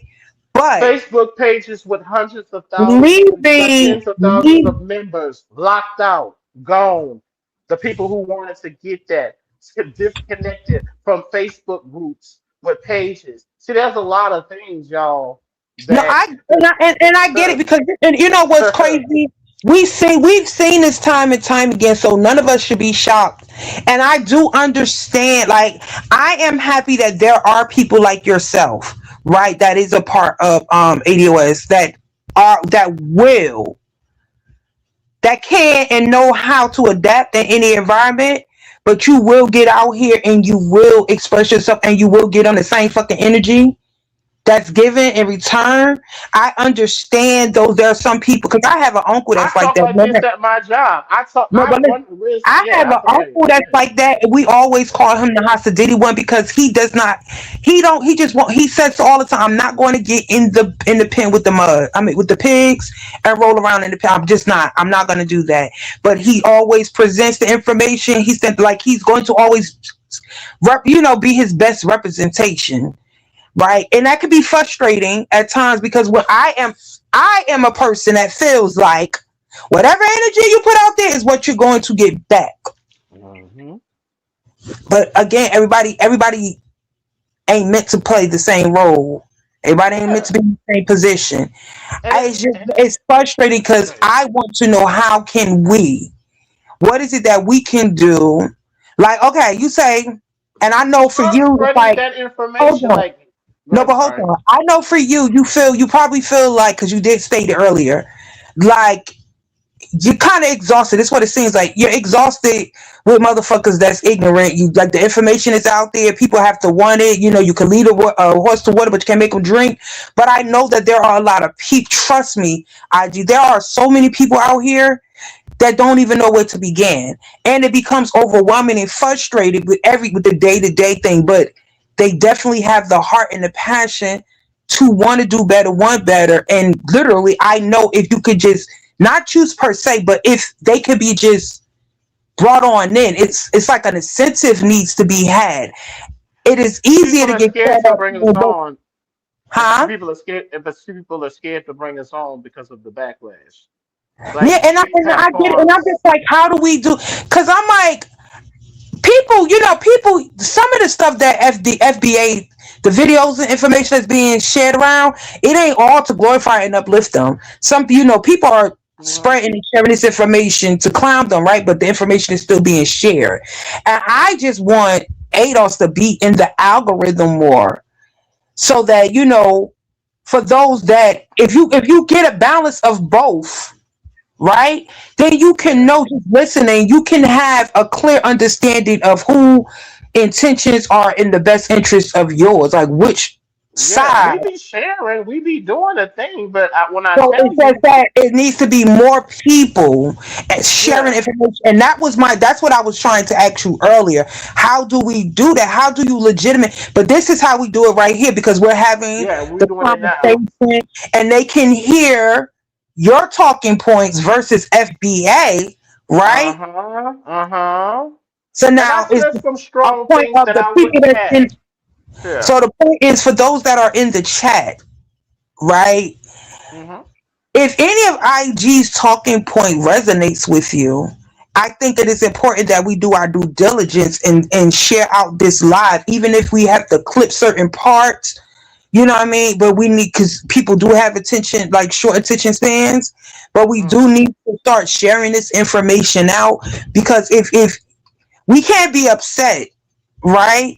Yeah. If, as a collective, we can't be upset if we have someone like IG willing to come up here and have the conversation, give the explanation, all that you may need to know to pique just enough of your interest to do more research. You can't be upset if someone like him is presenting their time, but we're not doing our due diligence and spreading the information.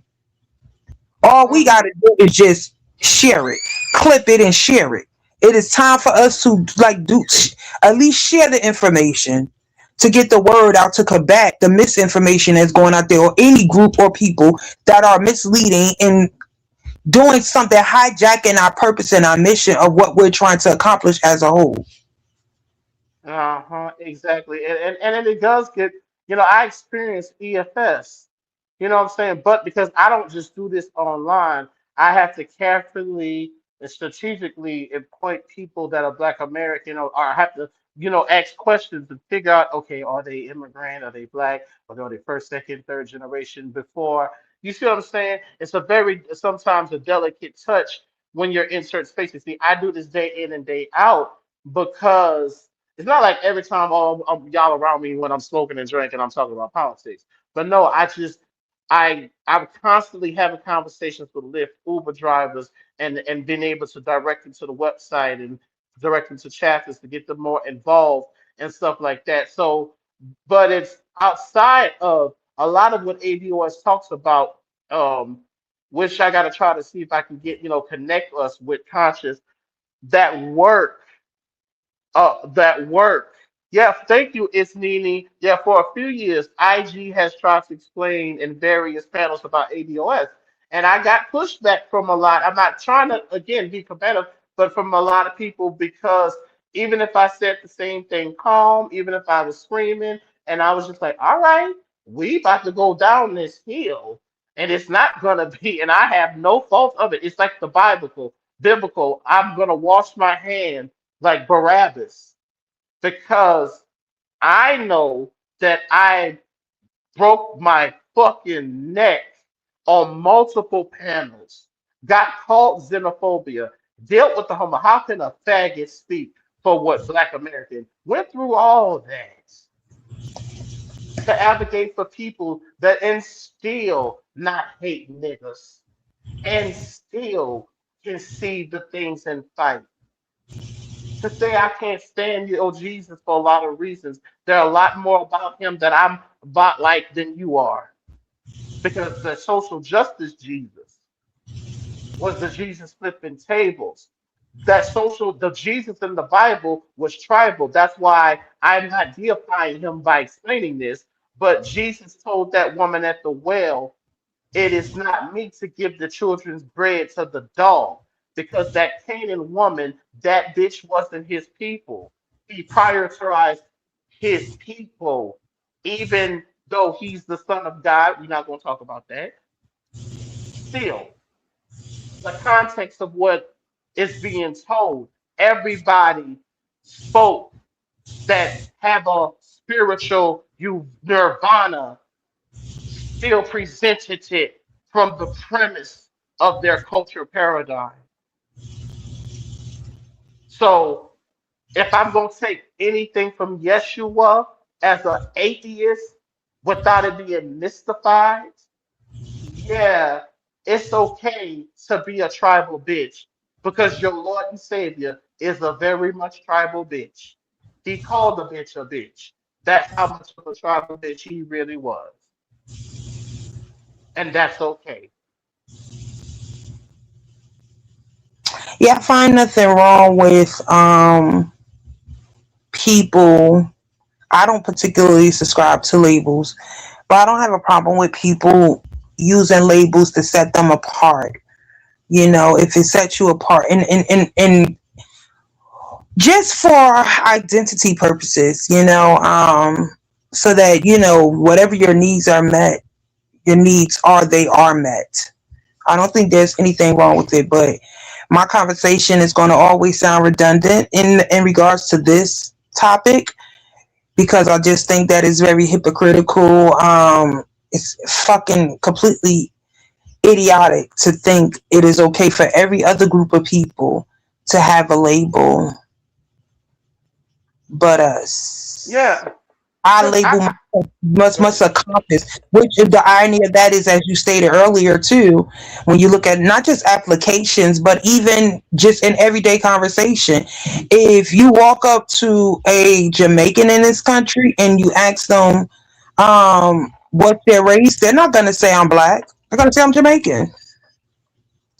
If you Or they'll go, say that they're black if it's in front of black people, but when no, they on get the around mixed people, application, if it just oh if yeah, yeah, yeah, They, they're they're gonna say not yeah. going to. They're not going. Yep, Even in yep, verbal conversation, yep. I have met a Jamaican. Even those that are in my family, When if the question of race comes up, even my biological relatives, that's what they'll say. Right, right. They will accept. They don't say I'm Black American. They'll say I'm Jamaican American. They will establish their Jamaican heritage. See, They see, lead with that. see, and I love Same that thing, for same you. thing, same thing with my relatives that are half Japanese. They lead with that. Yeah, and I love that for you. I love all that for you. I do. I have my things. These are my things. Okay, you have your things. I have my things. You are in your brain. I'm in my brain, and you can't be in my brain because Nigga, you're in I your no for brain. real. I actually had a Right? conversation. I had a conversation with one of my relatives These that's are my actually things. she Oh, she's sorry. half Ethiopian. I had a full conversation with her, and she was telling me how. So when she did, when they go to not college, when they're in high school, when they do the exchange, Uh-huh. she did an exchange and she went to London and she was over there in London for like 2 years abroad before she came back to the States and she, sharing with us the experience. And she was saying how she was a part of a discussion. They did this video, whatever, where they had different Africans from different countries, right? Come in and Mm-hmm. sit down and discuss and talk about, their experience in the Americas and their experience in different countries, how, their experience as Africans, Mm-hmm. how it was, et cetera, et cetera. Now, because my cousin is obviously American, she's half black, quote unquote, African American. She was speaking, her talking points was more or less on the Mm-hmm. American side, what it feels like, and not on Mm-hmm. the African side, right? And she Mm-hmm. said they were like they crucified her first and foremost for even using the identity of being African American, Mm-hmm. leading with African, and not understanding that it's a continent Mm. and it does not identify who you are as far as basically lineage. Yes. And they were like, that whole mentality of African American didn't even resonate as a race, or not necessarily a race, but ethnicity. It's a nothing burger to them. It's a nothing burger. It's a And nothing when she burger. was saying it, for her culturally, that was really shocking and jarring. And Right. when she was explaining to us how it Hey was y'all, the I'm back. mere fact. I'm fine. Hey, you What's fine. up? I'm just letting What's y'all know I'm happening, back. Hey, baby? Go ahead. I'm y'all sorry, can Cool. continue. Yeah, That was some good tea. when she was saying with her, like for her, what was super jarring about it, although she always felt, she told us this, she always felt like there was going to be a little bit of like conflict and resistance because she was American. Number one, she had not, although she had Ethiopian, Hmm. she had no real experience She to the wasn't culture. anchored. She's not Right. anchored in being So Ethiopian. she She's knew that it anchored was in being. going to be some type of issues, right, in her life and experience. But that was the first time she personally felt like Africans don't see it for blacks. Mm. Despite what we see when we go out, in their talking points of how they treat us in business, that was her first like real awakening that it Hmm. doesn't matter whether or not you can't actually tie or prove your lineage being attached to any continent. I mean, any country on that continent. They don't see it for us in that way. First and foremost, because we are American.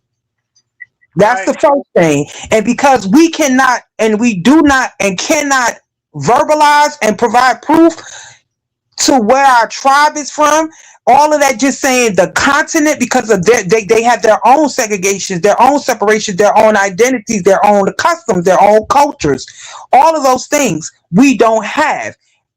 They don't see it for us that way. So that whole African American thing is a joke and complete insult to them.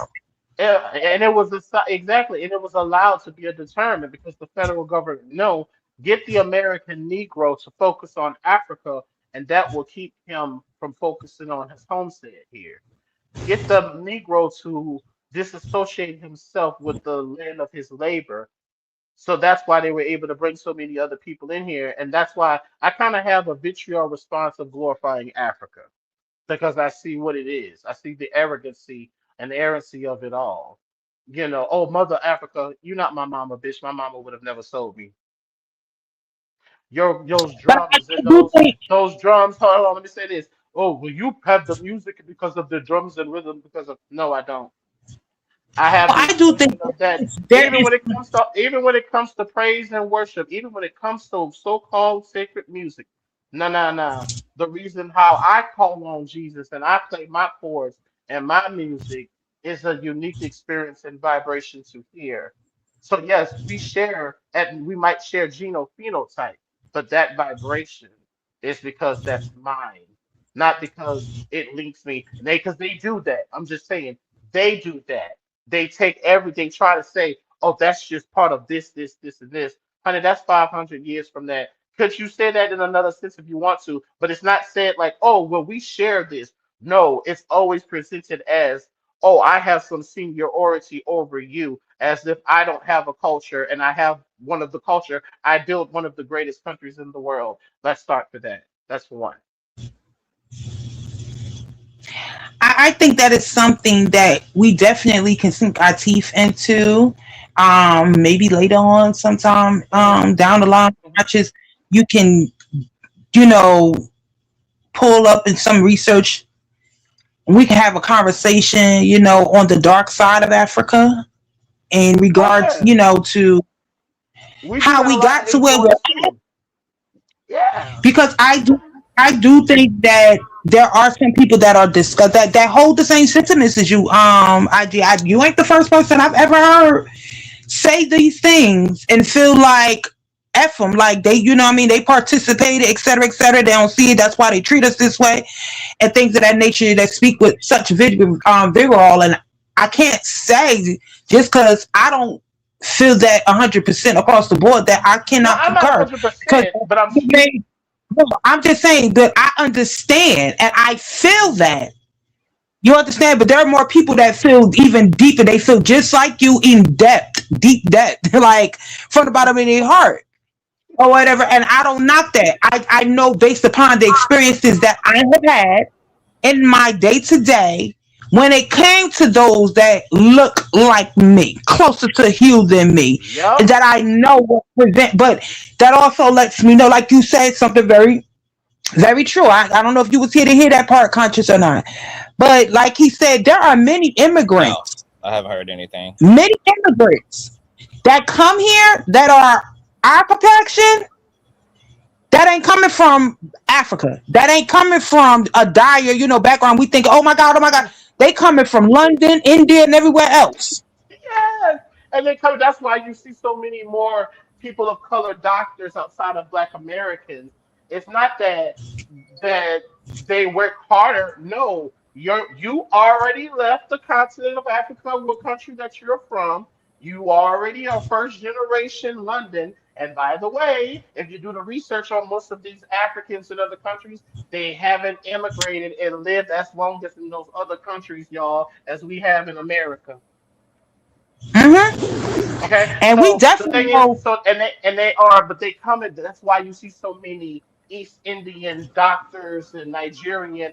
They are immigrating from London, Italy, France, Rome.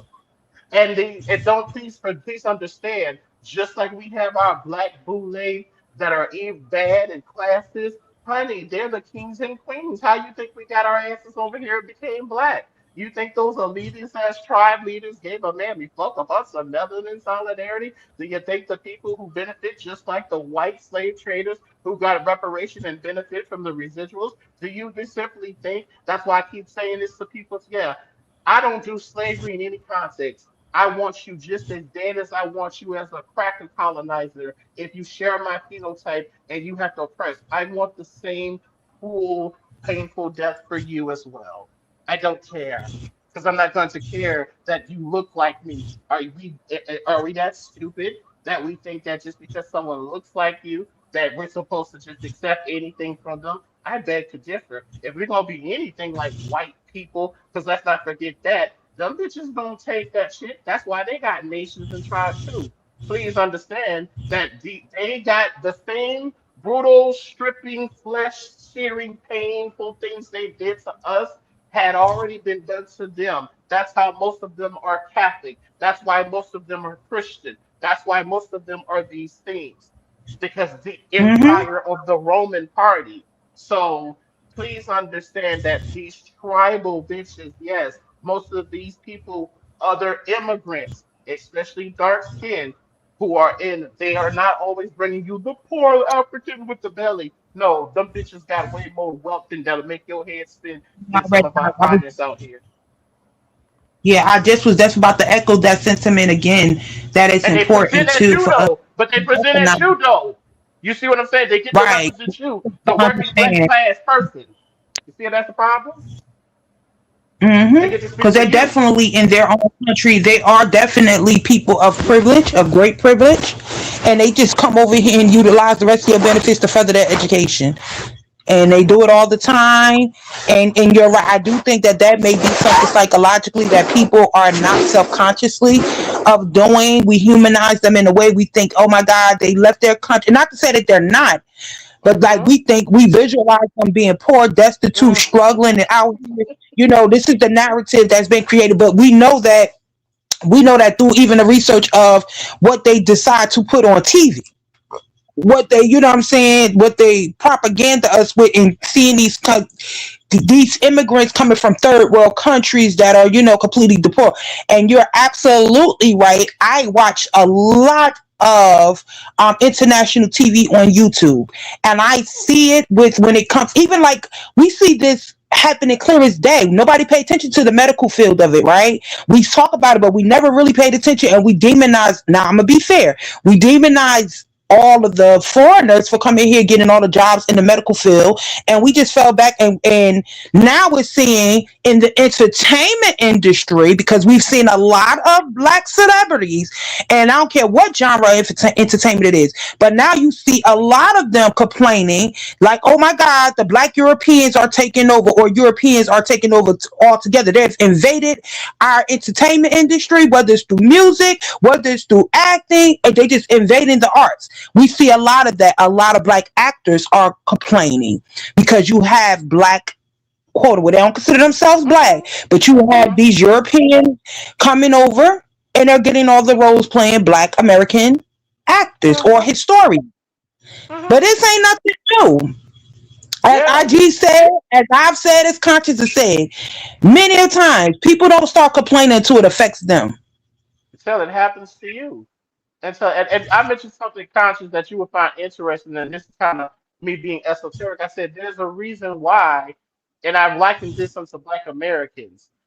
Think about it. When they do comic books, they never draw black characters, especially Black American characters, with superpowers of the mind or psychokinetic or reality warping. They intentionally only draw Black American characters to very controllable, reducible. It's never like the deification. Storm, don't she's black, but she's African descent, right? Let's be fair. Storm is Mhm. an African woman. So you never Amazonian. see, yeah, you never see any characters in any one superhero universe of a black American having cosmic like or psychic or mind altering powers.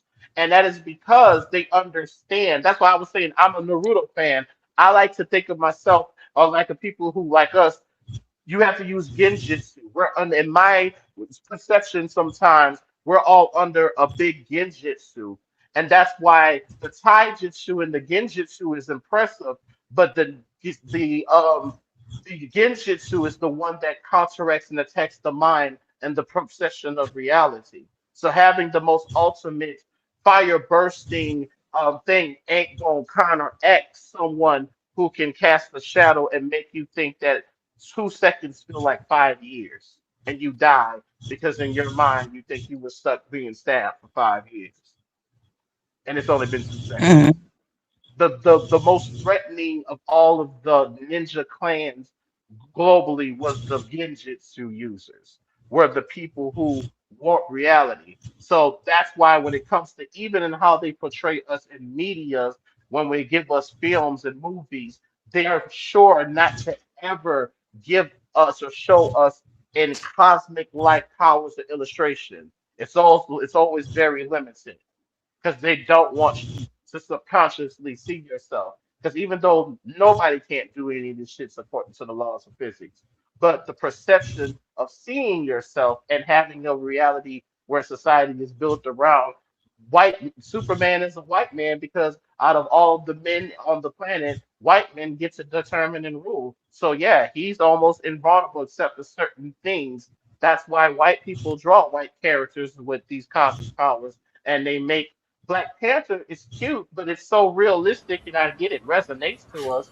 But damn, why can't it be cosmic like Jean Grey or Wanda? Why can't we see ourselves wielding that type of power? And we know, and we kind of know why. And let's get DJ in here. Hey DJ. Hey everybody, how y'all doing? No, y'all doing good. Okay. I did want to talk. Yes. Hey, I actually want to talk on that super powers uh thing Is it about on my black. end? Is deep? I can hear them. Yeah, okay, I hear me now. Oh Lord. Hold on, DJ. Hmm. Because we can hear you. Roma's you can't hear him. No. He's choppy. I'm gonna just Can you leave out talk and to come back DJ? in. I'll say nothing. Okay, let me hop out. Wait, okay, wait a Oh, minute. he not choppy. It's on Rumors, and she gonna drop down and come back in though. Oh, shot, he gonna left. See, now he gonna mess up when he get his ass back in here. My God, Right. y'all take But orders. yeah, I know, but I was just saying that as to say that conscious to the conversation that we need to use more the wielding of the mind and even of the spirit. Even with my atheism, right? I'd rather be around spiritualists who are with that rip work and redemption and that who's going to be on code. You see what I'm saying? Even people who are Christian. Hello, I hello, if hello. that doesn't get in the way, there's nothing in the ADOS We can hear that you, DJ. tells you have to be a certain religion or not affiliation and all of those things. It's not about that. So even in my real life, even though it's like I'm an atheist, most of the people that I work with and have great day-to-day relationships are people who might be Christian or they have a biblical base, right? So even with that being said, I as an atheist, it's ironic, I work more with people with a Christian biblical base in certain movements, and that shit don't get in the way. And I'm a whole fucking atheist. And Hello? DJ is back. Can y'all hear Yeah. DJ? Oh damn. Hello, hello, Can y'all hear hello. DJ? Now I'm tripping. I hear DJ Hold on, hold on, fine. hold on, hold on, hold on, hold on. Before anybody leave, let's do a sound check first. DJ, say a few words. Microphone check 1 2 1 2. DJ Can in the you hear him, booth. IG? Now IG is frozen. My God, I don't understand. Why did IG even move the phone? I don't understand. IG, can you hear us? Oh my God, StreamYard is going to make me mentally ill. Hold on for 1 minute. DJ, let me get IG. IG, can you hear us? Yes, can y'all hear and Okay. see my big moon pie face head? Let me make sure if I DJ can can hear hear. you. DJ, I can hear. Yeah, I can hear. and can Yeah, you hear fine. DJ IG? I can. What about Okay, rumors? great. Okay, so hit the ground running, DJ, before anything else fucks up.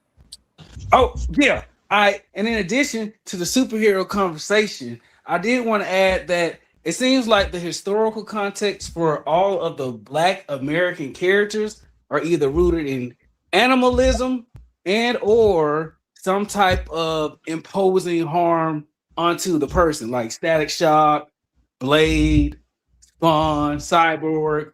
Like it was always they're either experimented on or Jax from Mortal Kombat. He got to have the cyborg arms. He can't get right. that chi. And Uh-huh. it just seems like I seem like these white creators or whoever creating these black characters, the only historical context for black excellence seems to have to do with black people either being manipulated and added on either by demonic presences or scientists. Just black people have always been experimenting on, for in the name of science here in the world. So I just think maybe that's the cultural context. That's the reason why they refuse to even grant us, or well, I don't say, yeah, I'll say grant us like the imagery of us more than just pawns or experiments. Right.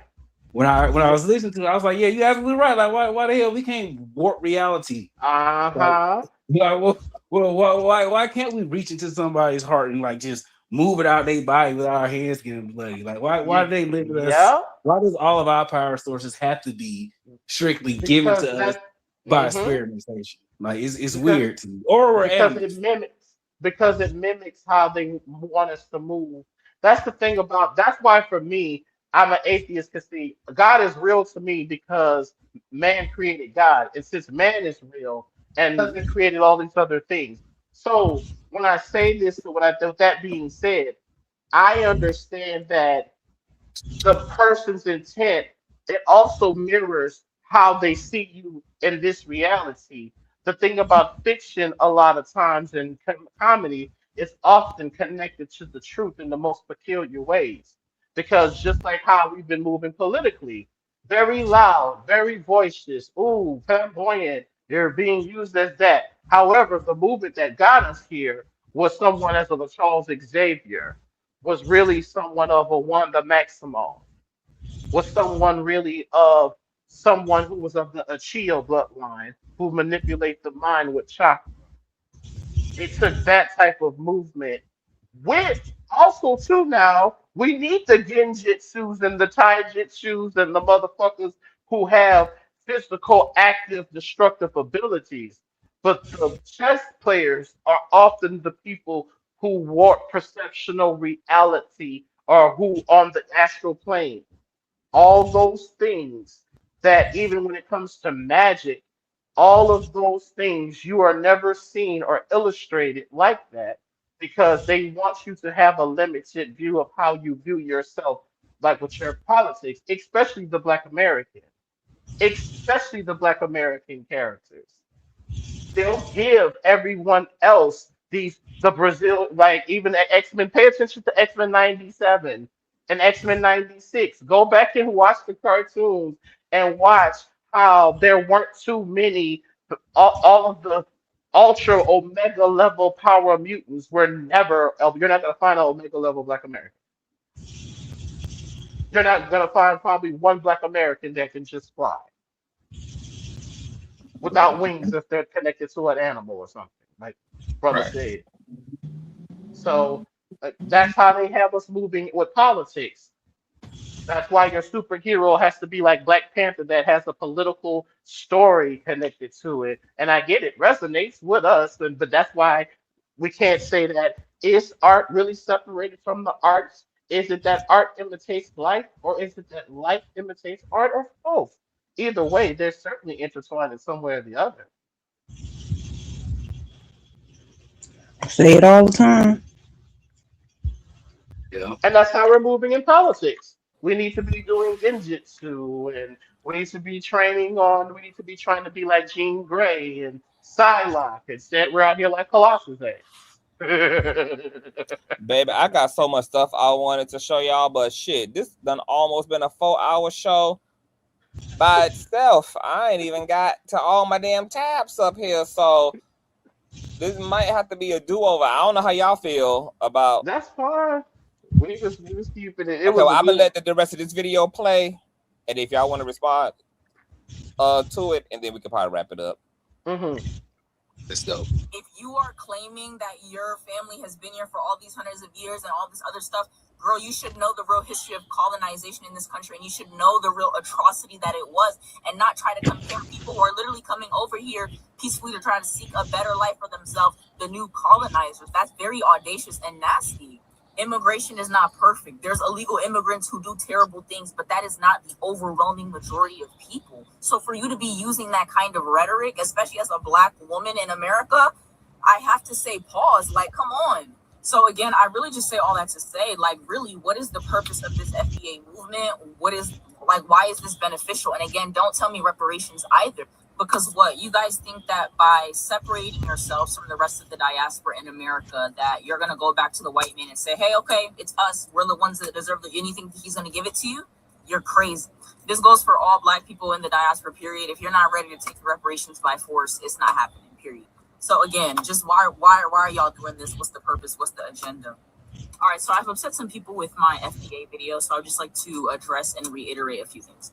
Number one, don't come under my video in my comment section talking to me about what other people have said, what other Africans have said about Black Americans don't have culture, blah, blah, blah. No, I did not say that. I maintain that Black Americans very much do have culture. In my last video, I talked about assimilation. So I love how she just went on a whole diatribe about how FBA is goofy for separating, and then in her clapback, actively wants to separate herself from the other African immigrants who said, I'm not that, I'm me. If only that can bleed into, because I love how y'all are just so selective about when it's time for a line of demarcation. Everybody can pick and choose, I see. Everybody can jump rope into when it's time and not time to associate and disassociate. And she just went on a whole thing. And as she's here, having to stand on the business of delineating herself from the other African. Can y'all hear me? Migrants. Yes, we can hear you. You're on mute, IG. Can you hear us? Yeah, I just want to make sure because I got a call, and sometimes it knocks me out. It fucks it up. There has to be a culture for you to assimilate into. So I do very much maintain that Black Americans have culture. I never said that they don't. Secondly, when I'm asking you why you're fighting so hard to make this distinction in 2025, it just doesn't seem productive for the foundation of your movement to literally be separating yourself from other Black people of the diaspora in America. It just doesn't seem like a productive cause to fight for. Like, if you were fighting for real causes and you just wanted to be like, oh, okay, this is for our own ethnic. I'm just curious, how are reparations and the debt owed to our people going to be established without delineation? I don't even understand. Then how do you even build a framework around reparations without delineation? And she's reducing. That's why FBAs need some tuning. It's not just the delineation isn't just for reparations. It's for the political active now redress to put pressure in politics to do things and move things that are going to benefit just like it does for everyone else in this country to ease and make things more available and opportunistic through the American tax dollars that we also have been playing.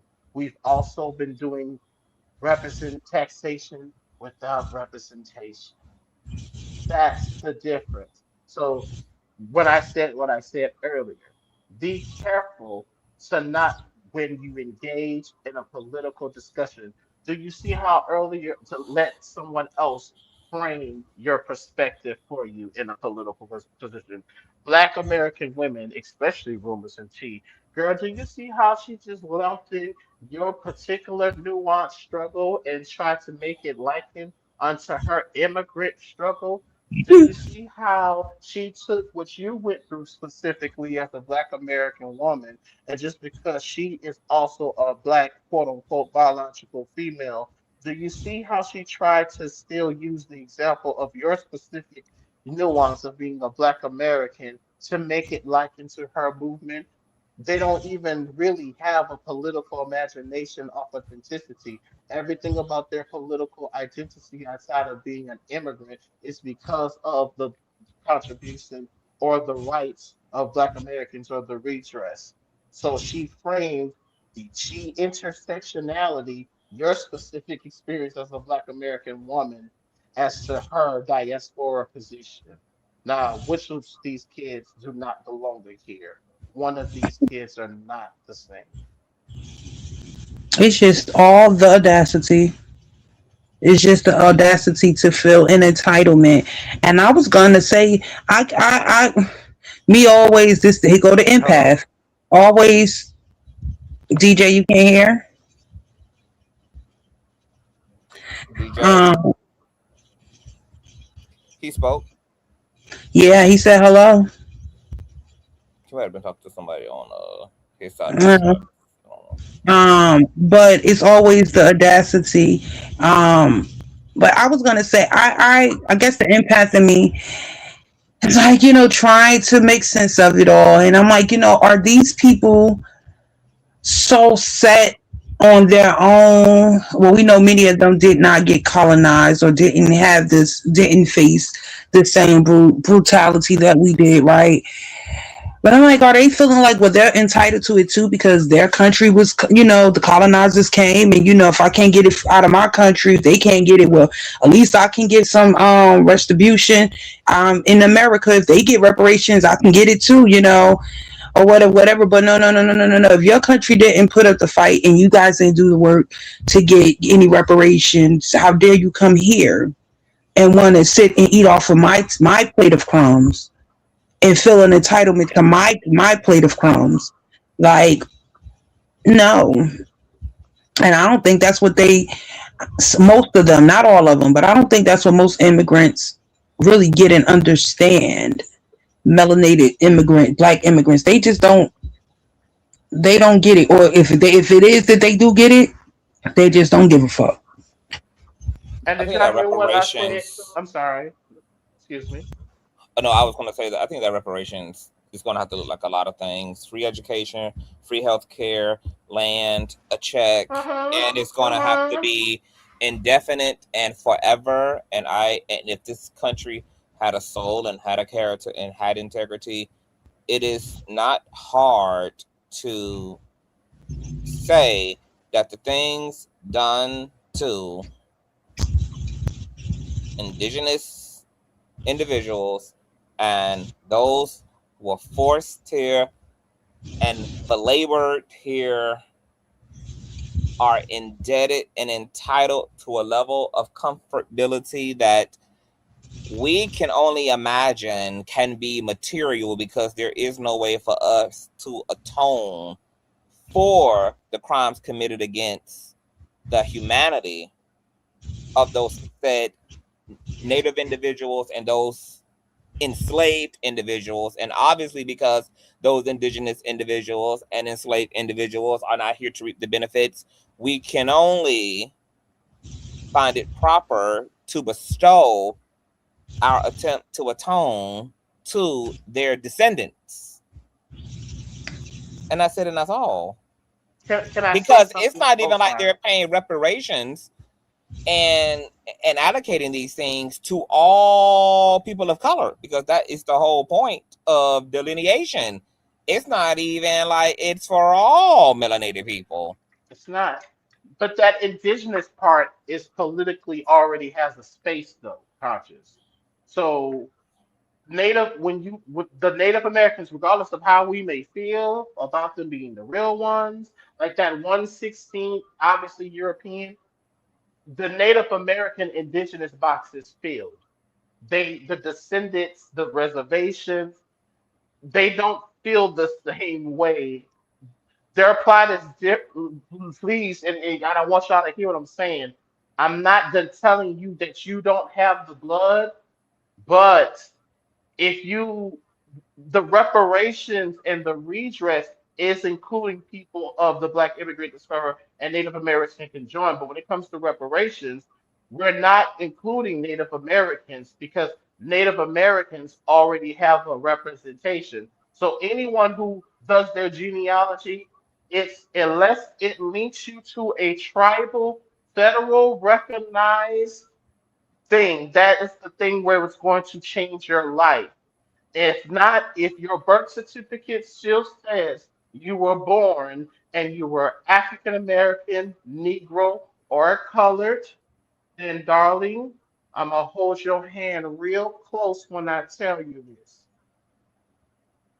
You are not going to be able to get reparations calling yourself an American Indian because the United States, not IG, has already decided that the seat of those ancestors, they have problems, but they have redress and provision specifically for them. So you see, they're not the same. They have their own thing, and they're not trying to, in any political or tribal sense of the word, because a lot of us have Native American blood because yes, they enslaved us too, the five civilized tribes. So for those of us who are of West African descent, the Native American tribes also bred and did things with us as well. That's why you have Native American blood for some of us. So just to make it clear, ADOS is not identifying with saying that we was Native Americans or Indians because that space already has been filled. That's why we wanted to say we were American descendant of slaves, ADOS, because it specifies the unique lineage. When you are saying that you are American Indian, that is a tribal case by case business. That, and again, if you want to do that, that's fine. But you can do that and still, because you're classified as Black or African American, and can prove your records of you being a citizen and come from sharecroppers and all that. You don't have to even go back to slavery. As long as you're able to get on code with the ADOS movement, no one's telling you that you can't say that's who you are and that's part of your lineage and your custom day to day. But for the political nuance, reparations and that redress is ours, literally, y'all. It's a la carte. It's a limited edition. So I what think he's it's basically saying, to sum it up, ain't no double dipping. ADOS ain't letting y'all double dip. So what if you go and check this box? You could check all the box, but if reparations is to be given, you ain't getting reparations for both groups because there's already been The an federal amendment. government's gonna tell you to deal with the tribe. The federal Right. government is going There's to already tell been an you. agreement. Mm-hmm. That's what the federal government's going to tell you. Okay, now it's not my feelings that the federal. So those of you who do your genealogy, if it does not produce, and I'm not saying that our ancestors aren't bad. It's the same thing with the African thing. You see how I'm not being biased, African descent people? You see how I'm standing fully in my blackness and my Americanness and my unique, even when it comes to me knowing that I have Seminole blood and I know some spiritual ritualisms, but I also understand that I'm also part, and when it comes to that, I'm part of the misclassified American Indian that was here and the West African. That is part of your lineage, but that is not a political. That's part of your bloodline and your history. But so far as the world stage has been decided, the national will this option be added, honey? I can't speak for other national, but the butterfly. I want to know. See, you have to. I don't know. I know that this is only for Black people who have lived the experience of a Black American and does not have any other recognition of any other ethnic or nationality. I'm talking about us. So yes, that's going to include a lot of us with part American Indian blood. Hell, that's going to include a lot of us with European blood as well. Okay? So the American Indians and Native Americans, the option to include adding American Indian or to that as the docket or to be included for reparations or to be included as the centerpiece. No, because Native Americans already have their movements. And let me just be honest, they're not trying to include your black ass. The Native Americans who have the federal power don't fuck with you niggas. They fuck with these Spaniard Mexican babies who are more anchored in being conquistadorian, who don't even have as much indigenous blood. They do the same thing to the already dark-skinned African mixed people on the land where they come from are already treated as lowly. What makes you think that they're gonna be any more nice to you niggas because you feel that you was kings and chiefs and Indians? I'm just sorry to be honest with you. That's not reality. And that's why FBA is such a perfect thing because it's for all of the pseudo identities that can't be proven. It's all Hebrew Israelites being linked to the Bible, being Egyptian. All of these things are distractions to And we got get you to have pride a and for to DJ get back. you to stand 10 toes. So no, the Native Americans ain't stunting us niggas. And they're not sorry at all.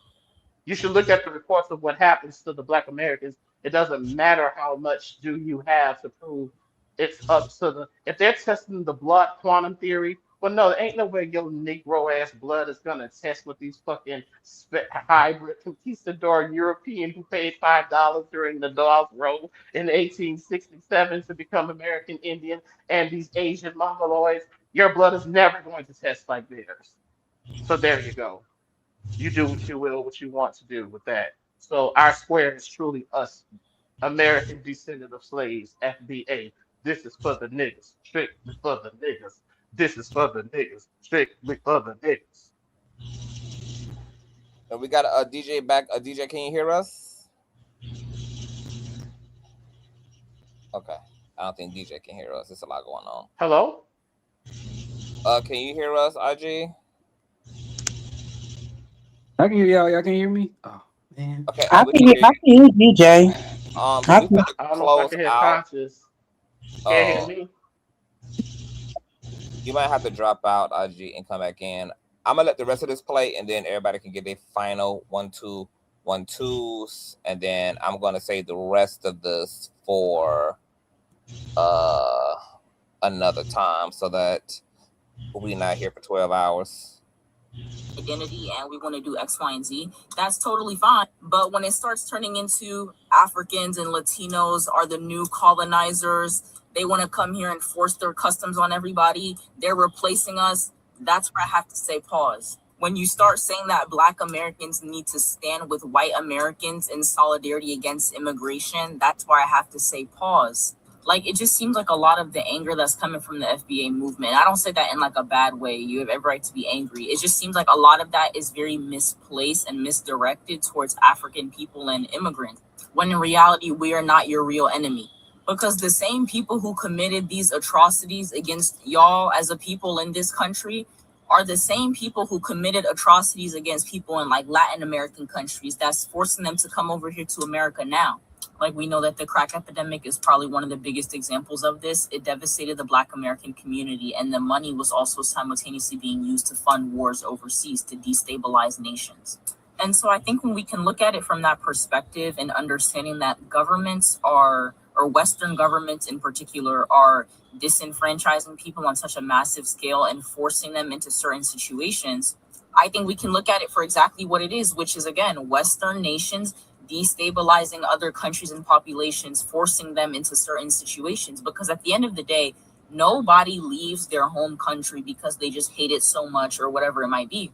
People migrate because life is not sustainable where they are. So I say that to say, again, immigrants, Black people of the diaspora are not your enemy. It just does not seem, again, like a productive movement. It does not seem like a productive foundation that the movement is based on. Okay. Anybody? DJ. The final Yes, one, I two, want one, to talk about it. Yeah, I want to give it back to the previous video we talked about the messaging of FBA, because again, you know, whenever you go on the internet and you have no leadership, no central authority, no nothing, and you got random people just going out here spewing hate speech, the message is gonna always be lost in the sauce. Because again, like, what is the actual plan if you just saying, forget all y'all, we don't care, y'all disrespect us, so get out, go back to your home country. And again, ADOS, the reason why I say FBA is just like a cheap imitation, a horrible copy of ADOS, is because, again, Yvette Carnell and Antonio Moore weaponize that passion and anger from the disrespect we do receive from our brothers and sisters, because they do be disrespectful. It is true, but they weaponize that into political action. Vote Democratic down ballot, organize locally, get educated to educate other people. They kept us up to date during the federal presidencies all the way back in 2016. They let us know about all the BS with Hillary Clinton, all the BS about Kamala, told us the truth about Bill Clinton, told the truth about Barack Obama. They educated us and informed us instead of enraged us. So when you got a lineage that, again, is rooted in homophobia, one, and then also just hell bent on just galvanizing rage just to go on the internet and create chaos, this is the messaging you're gonna get. But to answer her question, now the ADOS answer, ADOS, we didn't never wanted to just push everybody out. We wanted to push the people out who are the snakes within our own garden. The people, like, even if you're not even particularly immigrants, and that's why I think FBA is so dangerous, because it's like, it wasn't even just strictly about immigrants. It was about any American-born Black people who took up the mantle of white supremacy under the guise of building generational wealth for themselves, Tasha K. Black exploitation and exploiting Black aspirationalism, taking advantage of the downtrodden nature and using that, Tariq Nasheed, and like so many Pan Africans. Go ahead, brother, you cooking. I'm in here shouting. I'm gonna make me another drink Hey. and mute. And that's why it's just important, because we will have these people we'll vote them into office, the local level, federal level, and then when they get there, they don't do anything specifically for the group of people that got them into the office. So when she asks what's the point, ADOS, we will say it ain't about you, where you come from, who you is. We'll accept anybody that's gonna stand up for the bull crap that happens in America to Black Americans. And here's the thing: And what people don't understand is all those black people who actually do shoot it down here in America, y'all are shooting down the actual blueprint that you can then take to every other country that did wrong by you, that put you on the ships and shipped you out all around the world. But y'all want to get online and come into our country and then tell us that we're lazy, that the government doesn't owe us anything. When it's like we built the country. Forget what everybody else said. No, we built this country. Free labor. And that labor, that money, that income, that revenue is still in the system today. There are companies that are still active that profited from systemic harm, Jim Crow, slavery, all of that for years, and they're still making profits. And now they have galvanized politically to go in and gut all of the civil rights movements and laws and policies that were built in to protect us. So when ADOS says we gotta get rid of you slanderous demons, we're saying it as because you're stopping our progress. We don't care who you are. We'll say it to a white person. We'll say it to an Asian person. We'll say it to a Latino. We don't care who you are. If you're gonna stop black people from getting what's owed, we're gonna call it out. FBAs, y'all seem to only really have an issue with homosexuals and immigrants. And that is the problem. There is no political action. There is no unity in order to actually get tangible. So that's like the real answer. Like we gotta get if you want to say you help us, you gotta help us. Come on in here. I did want to answer your question though, Conscious, about the how to distinguish and why you actually do have to distinguish in order to get the reparations package. I put in the chat earlier the some of the bullet points of the ADOS reparation package. It does include, I'm scared to switch over to actually read the notes, but the reason why it is such a strict delineation process, because we do have records. You have census data that was taken all the way back then. You have receipts of slaves that were bought and shared across the world. We have records that can actually prove who was here and who was not here. So, right, there we go, right there. So the part for the delineation is like, yes, of course, you still want to make sure those cash payments, I believe it said, correct me if I'm wrong too, but I believe it was like $20 million initially. Initially. And it's supposed to be generationally because we have framework that was used by the Hiroshima and the Jews. And that's why it's such a disservice. Brother, you black. I might start believing in God again, bitch. When I tell you that this shit, you have that I'm so glad to hear another black man get it. You get it. Yes, thank you. And now you understand. And I'm not trying to, because even on this platform, I got so much, and I love y'all, but I got so much pushback. But I knew this was gonna happen. That's what I'm telling y'all, oh yeah, Trump gonna get in here. And after Trump getting here, it's gonna be harder to do it. But I know Trump getting here is gonna make that ass get right. And we did not vote Trump. And that's why it's dangerous. FBA, ADOS will never tell you to vote a Republican. I'm sorry, not a Republican, conservative. We will never tell you to vote for an extreme right wing. Ever.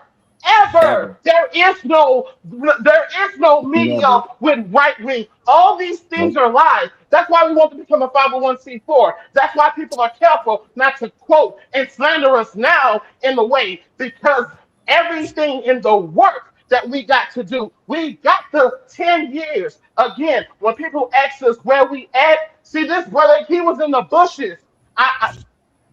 We are doing the work. I was there with the Rams in the bush. I was. And that's why it's important for people to understand the difference between FBA and ADOS. Because to IG's earlier point, FBA, because they get sensationalized more, people conflate the two. And people think that they're one and the same. And so ADOS gets the backlash from the bullshit of FBA, which is why we got to have these conversations so that we can have guided frustration and be exact and be precise in our understanding of everything. But what's interesting is that old girl who we just got finished listening to saying that this system isn't going to give Black Americans reparations, she's right. And I know that we're going to have to take it by force. There is no doing business with a saltine supremacist system, especially any business that could lead to the liberation and solidarity of a people that they feel they benefit more from as slaves and products and mules of the system. So I think that. Oh, I'll go ahead.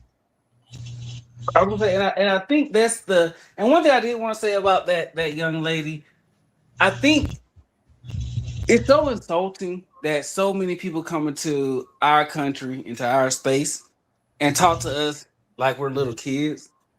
Like, who do y'all think y'all are? And to the FBA's point, that is kind of annoying. I mean, it is annoying. I can just tell you, as a professional, whenever I have an immigrant boss, an immigrant Black boss, I'm going to constantly hear how ADOS people are lazy, how we don't work hard, how we don't do what we should have done in order to get all the money, like they got the money.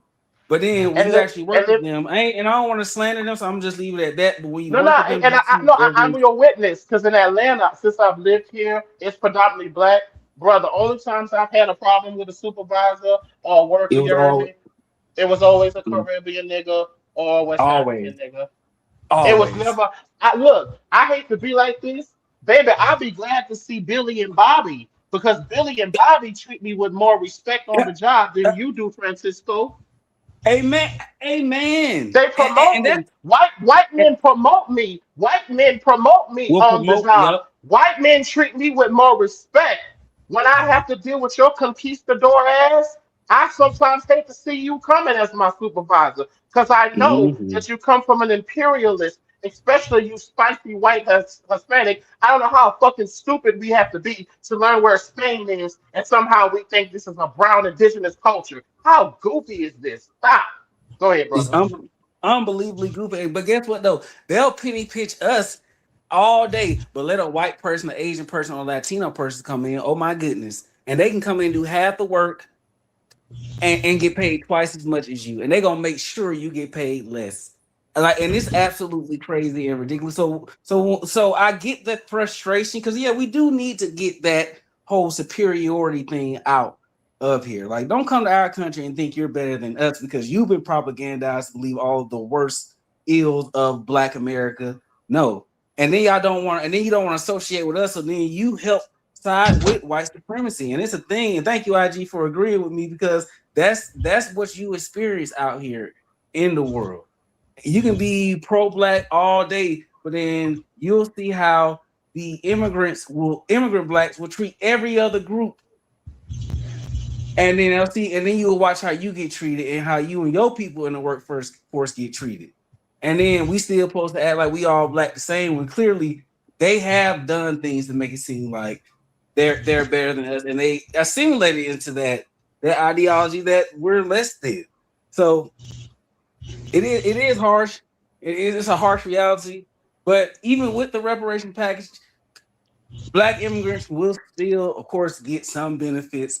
The inclusion of more business grants, more business loans, higher education, and government policy.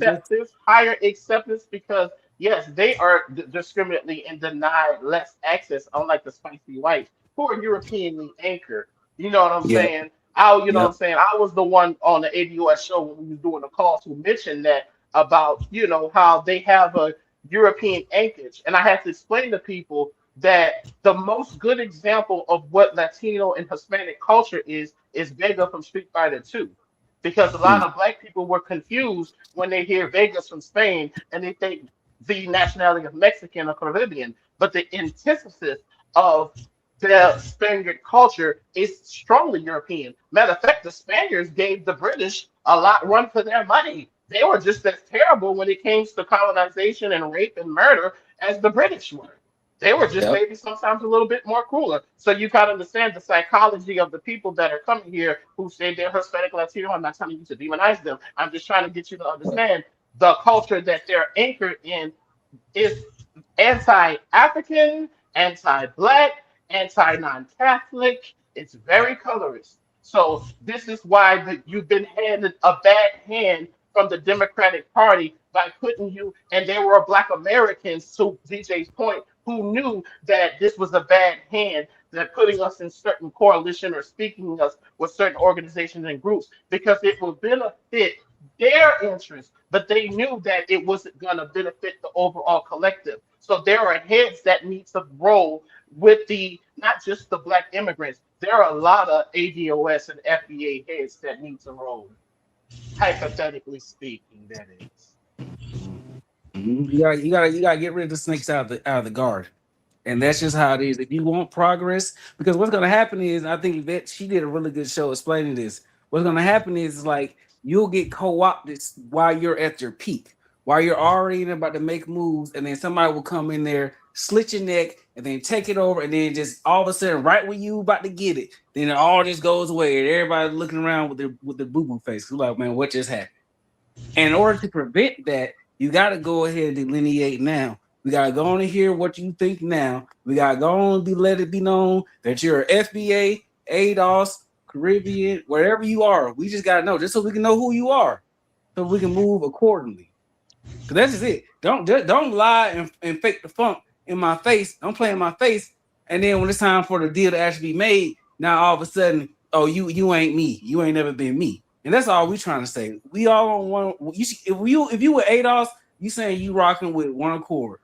Defeat white supremacy, defeat the capitalist elite, and make sure your people, and all people, blackness, that we finally get a fighting chance in the country that we built. That's all we're saying. And if you're gonna be there to stop the progress, if you're gonna be there to try to sabotage, we're gonna find you real quick, and we're gonna get you out of there.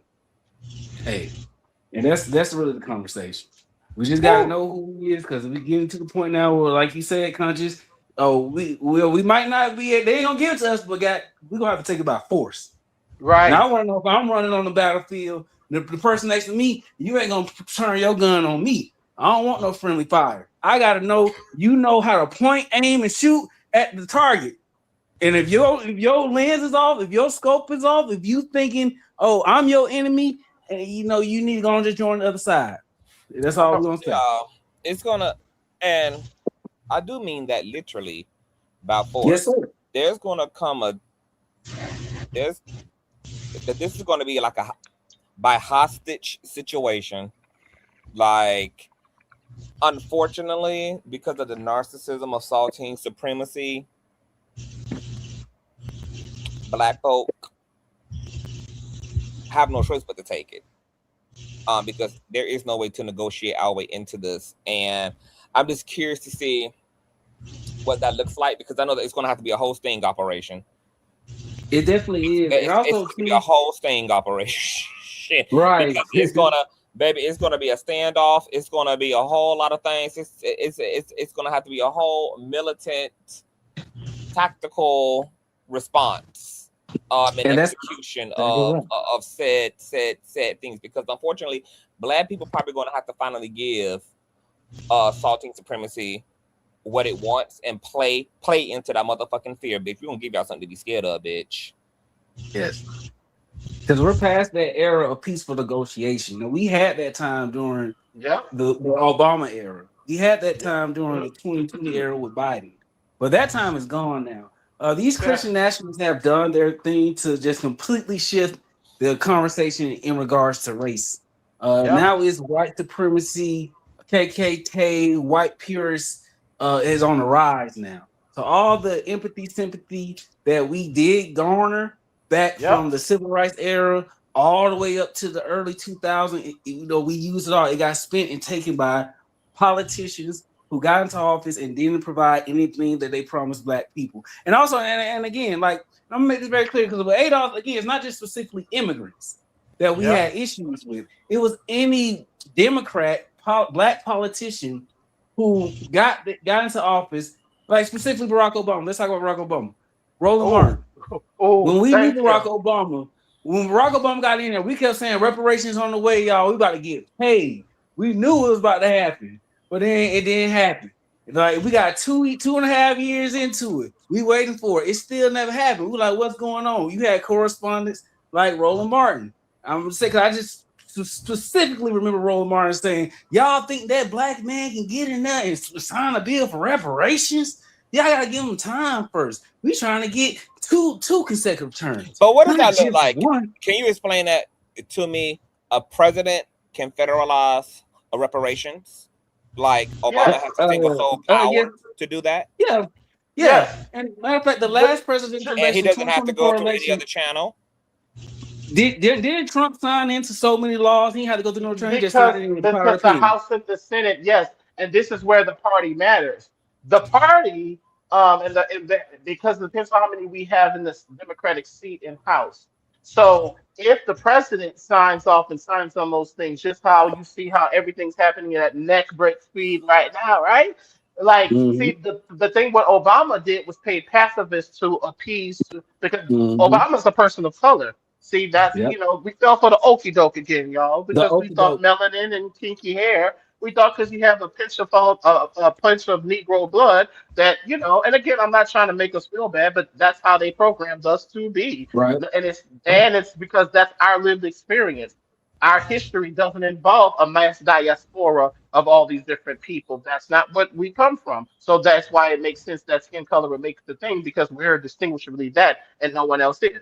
So I digress. So Obama wasn't going to be able to do that because he could have did it, not because he didn't have enough hot seats in the House or the Senate, not because he didn't know. He didn't do it because of the interest in his position. He known that also representation can be good and bad. See, they manipulate us with representation because if you're ignorant, like most of us has been, including myself, most of our life, well, you think just because you see a black person up there, somehow that represents you. Like woman said, all skin folk ain't folk. Like, that's what it is. Unfortunately, and I'm gonna say this, and it's gonna hurt. The other immigrants aren't that dumb. That's where they're smart. Though even the ones who don't speak English, honey, they know the difference. They're fully aware of nationality and culture. They don't give a fuck. Africans don't give a fuck about that skin color shit. They're playing off of that. They're playing off of our. Yes, it's gonna. I wanted to sting, but you're too fucking nice. And your ignorance is not just blissful, it's also your misinformed bad state of mind that leads to one of your most detrimental decisions. Yep. And that's it. And the power of the pen. Like, a lot of people don't know, we had more options than just Kamala Harris and President Trump during the 2024 election. Jill Stein, she ran on the green ticket and she picked a black man as her vice president. And they actually had a black agenda. They had a reparations plan. And she said she was gonna just like she said, y'all don't understand how much power the executive order has. You can literally write something into law and create teams policy in order to initiate it. And that's what Trump has done. Everything he has initiated, and the reason why it's happening at such a breakneck pace is because it's just executive order. Barack Obama could have done it. But again, the Democratic Party would pacify us and tell us, no, y'all, just hold off, just wait. We're trying to get a second term. Then we wait the second term. No, hold off. He's going to give it to us. Y'all think he ain't going to do the executive order? He his last day. He about to throw a ball. He about to party. He about to live it up. Everybody, oh, my God. And then look, nothing happened. Same thing with Biden. And then Kamala went on the record saying that I do not specifically black people. Like, come on, y'all. Like, and that's the whole point. Like, so it's like we know these people. It can be done. It will be done. Jill Stein, a white woman, says that's the first thing she's gonna do. She the Green Party candidate. I voted for her. I did Democratic down ballot, and I voted for Jill Stein from my federal pick. That's what you see. And again, and I wouldn't even know that was something you could do. Unless Antonio Moore and Yvette Carter even said, no, don't go vote at all. I'm just sit at home. Go vote because there's still stuff on the local level that you can vote for. That don't mean you got to vote for anybody for the president. And see what they did, and that's why I was getting beat up by the conscious crew, DJ. That's why I love you so much, because they were whooping my ass in love. You know what I'm saying? They just didn't know. That's why I kept trying to tell y'all the election. We're going to lose the election because white women and Hispanic and the same people of color that you are ignorantly in a coalition with. I knew we were going to lose, no matter how black people voted, because I've been paying attention, like ADOS has taught us to do, to those exit polls. And when you look at those, you can click. That's why I said, copy. This is why Darius Cooks is crying on the internet. This is why the man is crying. Our comprehension, your own wretched ass Bible says that they perish for the lack of knowledge. That if your wretched ass Bible already told you sorrow of mind that he will place upon you. And see, God is a man for me, so it's very tangible. So yeah, you came into the land of the voters. I'm not even a voter, but the Consciouztv they galvanized those shit. The Consciouztv is definitely pro vote, pro get in there, honey. Me and the Consciouztv had this swing and bang. I don't even believe in national voting. I'm a local voting type of a bitch. But when it comes to presidents, all of that shit, all them people are motherfucking hand selected to do what it is that they do. But I think at that point, people just needed a placebo effect, because at the end of the day, people weren't going to sit and do nothing. At the end of the day, the machine is already behind the voting propaganda. People didn't give a damn about whether Trump was absolutely going to win. They needed to go to bed knowing that they did something to divert that, to derail that, so that they could live with themselves if it happened anyway, and be able to say, I didn't do this. Yeah, I didn't do it. I definitely think it is important. This is why I'm always like frustrated when people speak down on any strategy to be used. I think you should implement all strategies. And we do know as a collective, I'm very proud, even though I know some of us, there are some of our people that did not vote. I'm very proud of the people that did vote no, regardless, either way. They chose to vote because I think it is important to remain active, that to be a remain active tool used in strategy to be used or whatever. Overall, I'm gonna say, because I'm about to dip. When it's all said and done, I think that we have some truths that we choose as individuals. We choose to prioritize. We all do it. So, we prioritize certain truths based upon what is immediate, and I can't echo and continue to just yell to get everybody's attention. It is important. Yes, we need right now plans, but we need long-term plans. We have to start thinking beyond just what we are going to benefit. We need to, because this is not the unfortunate truth of this. This is a battle that took eons to accomplish, and it's just going to take, in my opinion, just that long for it to be undone. I mean, unless the planet about to explode and we all about to be out, simultaneously. Niggas is ready to take what's theirs. But even if you're taking it, we're gonna be able to expedite some of that. Even with that, because we know that if it becomes that, most wars take years. So I'm what I'm saying. That taking it is going to expedite it. That's Right. I mean, yeah, I don't think because we got this avoiding. far in part as well by negotiating along the way and trying Yeah, to yeah, yeah. the system and use the system to get our power. Yeah, I'm not under no circumstances. I have no thoughts, nor will I ever champion the us being docile, remaining docile, trying to do it the peaceful way, straight across the board. That that has not worked for us. However, I know it's not going to be anything that's going to change overnight. It may be a 2 year battle. It may be a 50-year battle. I don't know. What I do know is going to take all the things. We cannot, under no circumstances. Now, you could choose what to participate and not participate in, but we cannot continue when it comes to strategy tactics. We can't continue to put each other down because we need every damn thing. It's not one specific way. Because even down to the point of us voting, we still got to worry about the foods and eat. We still got to worry about, employment, being able to afford these things, whatever. So there are things that we each individually and as a whole can do to help combat what's going on. And we really need to get to it. I feel more of an urgency now. Every time we have a conversation, I get off with y'all. Everything I look up or whatever, I feel more of an urgency now. Like it's almost, I'm not panicked yet, but it's almost at that point of panic because when I think, now I don't just think selfishly about me and my household. When I think about us as a collective, I know, God forbid, because I feel like we're already in the beginning of the apocalypse. If I just be worried about people being able to survive the bare essentials of survival, and I don't think we have it. We don't. And it's irresponsible.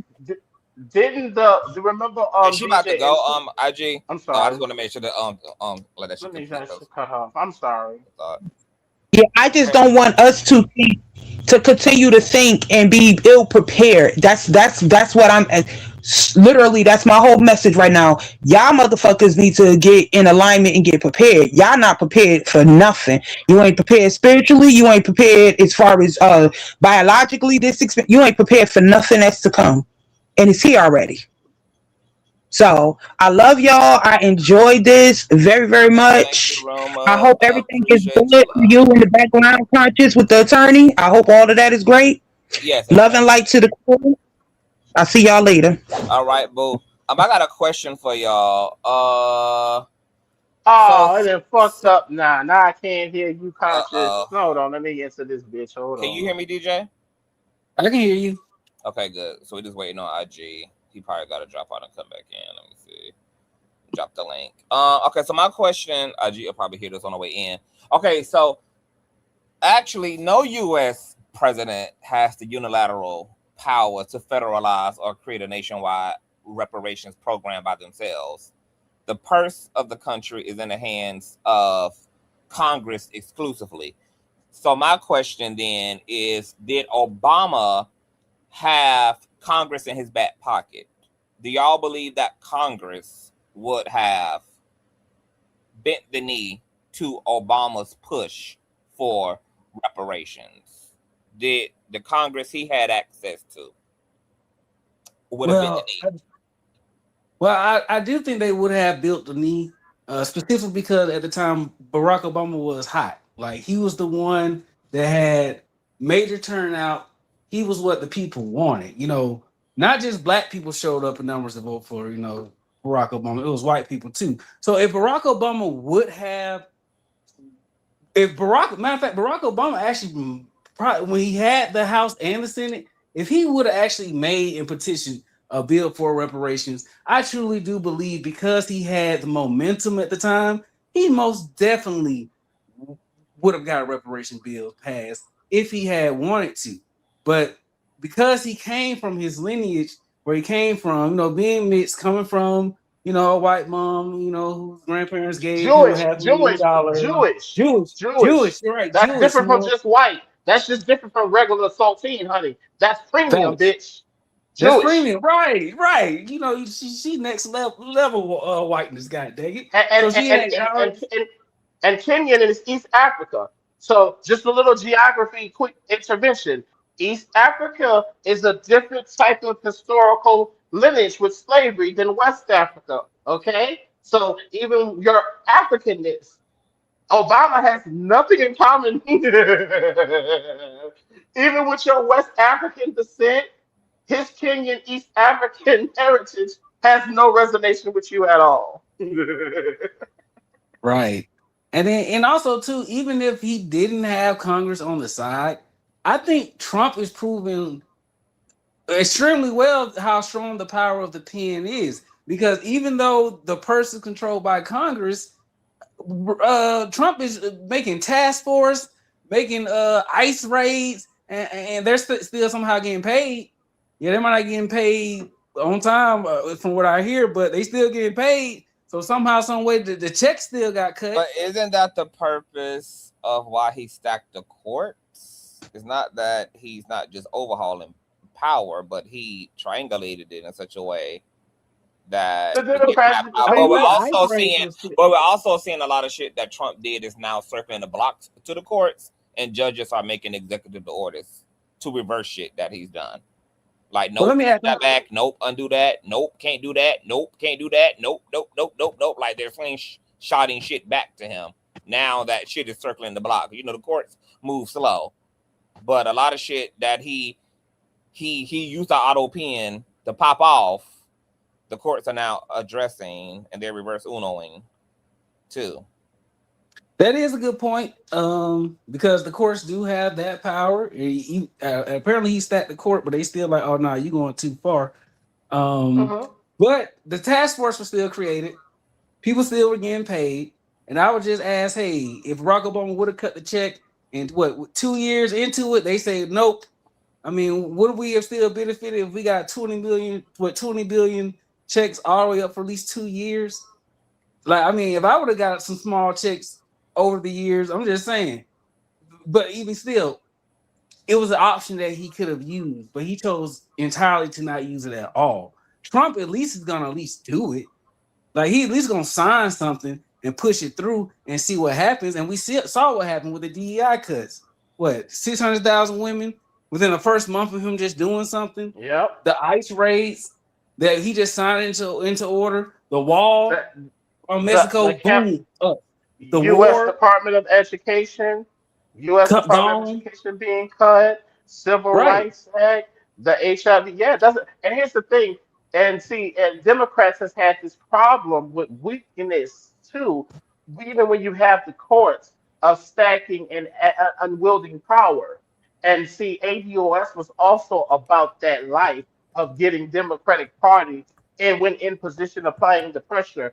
And yes, we're being specific. We talk about reparations, but those of us early in the movement, we also understand that we also have to have policy that's palatable, not just for Black Americans, but yes, the working class American, regardless of race, the white, the non-Black, because we understand taxes, we understand incentives, we got to understand all those different things. You don't have to indulge racism to engage in common denominator voting interests with white folks, and that's the thing. But if you have nobody there leveraging that conversation in those rooms for politicians and the dirty hands get to just trade hands, that's why you've never seen it. Because even on the political side, there hasn't been someone until Antonio Moore and a vet to give that aggression that y'all ready to give on the ground. See, we need that aggression in the political spaces, and we've intentionally not had that because ADOS is a perfect example of how you're going to be punished, ridiculed, and everything else if you choose to do so out loud. Yep. Did we answer your question, Conscious? And could another, because I don't do a politics. That's not my thing. That's why I never really cover politics on my channel and all of that. That's not my niche at all. Because like I said, I'm not even somebody who votes. So there's that. I voted for the first time last year just because I dislike Trump on every level enough to just needed to put my own arrow in his ass. I don't like him personally. I don't like him socially. I don't like him in any regards. And there's no way that I was going to go without allowing that to happen a second time if I could help it. But could another presidency, just like Trump had came in and undid 10 years worth of shit, 20 years worth of shit, if Congress and Obama would have signed off on reparations, could another president and their administration just came in and undid all that shit? Is that how that works? Yep, they could have. Okay, so then that absolutely would have been short-lived because Trump ass would have never. But here's the thing. And inherited that. True, but here's the thing. But here's the thing, Conscious. But think about it. That still would have made a large difference of black economics, the working class person. You understand? We've had a good 12 years. Wait, 2000. We've had at least a good 8 years to get the Regis to get a foot. But wouldn't it have taken that amount of time just to even decide what reparations would even look like? No, not if we did it. Because we were hypothetically speaking, if Obama would have chose to do so, and the presidency when he was there for the 2 terms for those 8 years he was in term, we would have had enough redress to be in a different economical position that we are now. If we how long do y'all think it would have took after they would have signed off?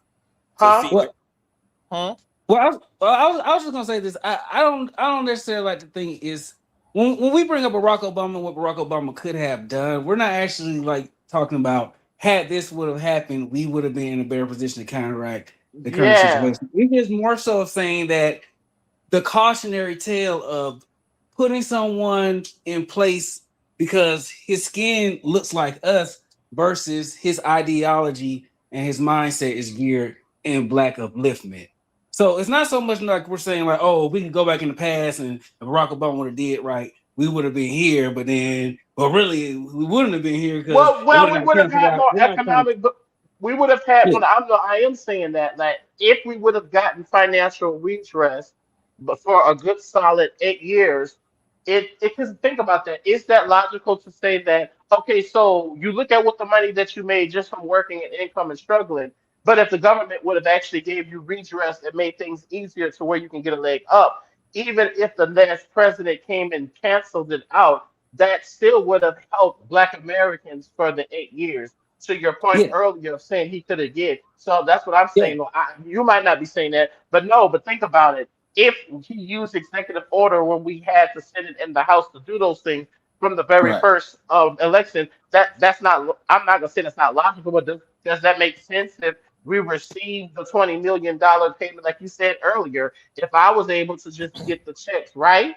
So I'm saying to say that Conscious is that I still would have rather him get that because for working class people and regular everyday people, the 8 years of us getting that redress, even with Trump coming down the pipeline, not stopping us, the blow wouldn't be so devastating because we would have been able to get ourselves anchored for 8 years. Because as a working class America, I've never made $70,000 or $50,000 a year. That's not much, and I work overtime to do that. But I can definitely tell you, because being able to have the environment and the social, economic, political here in Atlanta, that my life, I see how my life would have looked different if I just would have been in my 20s and if I was able to start making $50,000 and $70,000 then. Yeah, my life would look totally different if San Antonio wasn't the racist, prejudiced, dominionist ass place that it was. Then that's so. In trying to understand like the painted picture, so who exactly, hypothetically, would Obama and Congress? What would they have been referring to as a blueprint for the design of reparations again? Like, were they going to come up with what that looks like? Was that going to come from the people? Like, who was going to decide what reparations was? If it's free healthcare, if it's free education, if it's also a stimulus every month, or if it's one large, like, who was going to break all that up? And that's the problem. And I think that's the issue I'm trying to point at. When I say that what could have happened under Barack Obama, the first quote unquote black president, is it's something like that. I say it's more of a cautionary tale. Like, we're holding him tasked to the fact that he had the opportunity to do it as the first quote unquote black president, But that's why ADOS came about, because there was no reparations package. We were just HR 40, just a study of reparations. It wasn't actual a package. And as the first Black president, we're critiquing the fact that he never even had that on his mind going in. So then the Democratic Party's constant, I would say like, I don't want to say like, well, how you say like when you like stop people from like getting upset and trying to, I guess, manipulation and control of our expectations of Barack Obama, the first Black president, is why the ADOS movement came about. We're trying to say that as a first Black president to not have a Black agenda policy, it's the cautionary tale that we have to be conscious of when we have these people who come into Black America, coming to America, then perpetrate as a Black American while still holding racist white supremacist values and racist African Caribbean values that come to our country and look down on the people here. Because like when we see it all the time with Barack Obama, he'll quickly get on stage and say, "Black boys, pull your pants up, stop walking around like you ghetto." Like, you know, it's just the constant. couldn't do reparations because how it would upset, and I quote, "I didn't do reparations because how it would upset other Black immigrants." Exactly. You see how he didn't give a mammy fuck about none of the shit we've been talking about the last. Okay, so my question to y'all is, do y'all think, if there are people who still believe in this country that America is not ready to elect a woman as president, do y'all think that this country would vote a FBA as the president of the United States? Not a person of color, but an ADOS individual, genophenotype and all, elect an IG for president. Would this country do that? Because if the issue of the conversation now against Kamala and Obama is that they're not going to do reparations, not just reparations, not just reparations. They're not going to do policy. They're going to do specific policy that is going to cater and be outlined for everyone else, while specifically not doing something for you. Like that. So what I said, because what I'm going with this is, if the critique is possibly these people of color are not going to push or do anything regarding reparations because it's not their lived experience, it's not their lineage, they are separated from the issue of it, then does that also mean that then it would take an ADOS FBA individual to be president for that plight to be personal and for it to have the passion behind it and for the interest level and necessity and conviction to be there? Because if it's not going to be done by people of color, then it's going to have to be either some radical ass left saltine who is about that freedom fighter life, baby, and baby he come for the smoke, or it's going to have to be one of us, or both, because go ahead, DJ. All right, I'm just gonna answer your question directly. No, I don't think another Black person is ever gonna get into president office. I think that time and window is done. I think it's gonna go straight to the old regime, which is old white man. Wait, hold on. That's that question. So even because it looked like this country would choose a rooster at this point rather than Trump. So do you think that this is a window of opportunity that actually can be exploited? Nope, not at all. So I still think it's going to be white. 50.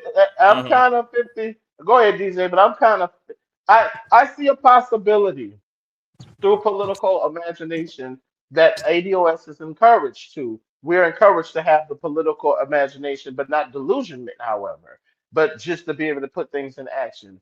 But go ahead, DJ. Yeah, I would just have to disagree with that. I think we are literally at that stage where if we do want reparations, within like our generations, it would have to be an actual fight for it. I wasn't like just blowing smoke up your, up your way country. I was like, yeah, most definitely, we're gonna have to fight for it. You can say like, up my ass, DJ. Yeah, I didn't want to just put it up your ass like that so fast. But I just want No homo. No homo, my nigga. Man, no homo. What you talking about? I ain't gay. I might be DL, but I ain't gay. My God, today. Oh, no wonder I like DJ. No wonder I like DJ. Oh my goodness. Yes. Oh, Yeah. he has But blessed yeah, me on today. Go ahead.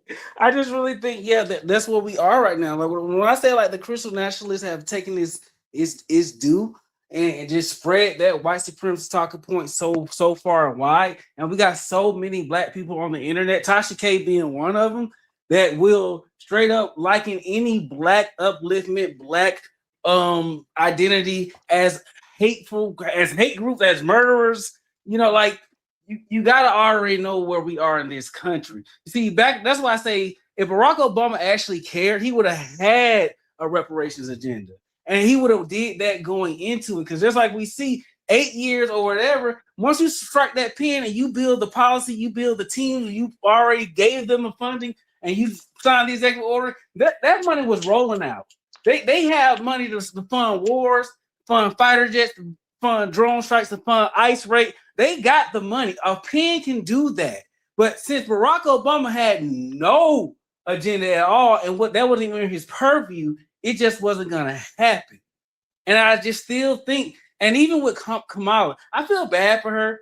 Even though I feel like black people, and I agree with you, IG. You know, my family disowned me because I told them ahead of time back in August that Kamala's gonna lose. I said it back then, and they disowned me for it. So, and they said I hate black women. I said no, I'm just telling you based on the facts, she's not gonna win. And so it was crazy. But I'm just saying, like, no, the window and the opportunity is gone.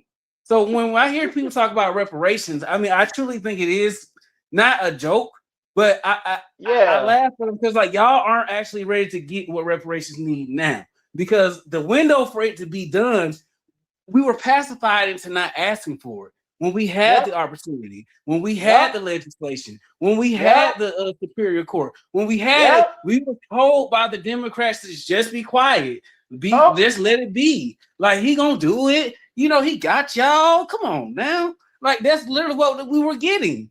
And then Your when it ancestors ended, died we for were you to robbed. vote.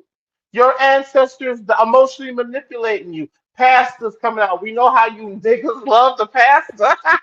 Bags. Coming out and Like doing all that witchcraft on your ass to get you to resonate and get there. I'm telling you, when we say this, the way that something needs to be studied, the way that Black Americans have been studied needs to be studied. And I think Black Americans need to be studied how people have studied Black Americans. yes. Yes. Because if you don't, this ignorance, even for myself, ignorance is blissful and it is also misinformed. And it leads you to your most sometimes misfortunate ways of thinking and the consequence. Because even me, as a 40-year-old black man, I am paying. I don't have no God to forgive me for the sins I've done. I don't want one. No, when I was apolitical between 20 and 30, guess what? I helped lay the foundation of the world that I have to deal with now. I didn't get to escape it just because since you got your degree and you know every You know fucking everything. thing, like that don't make me.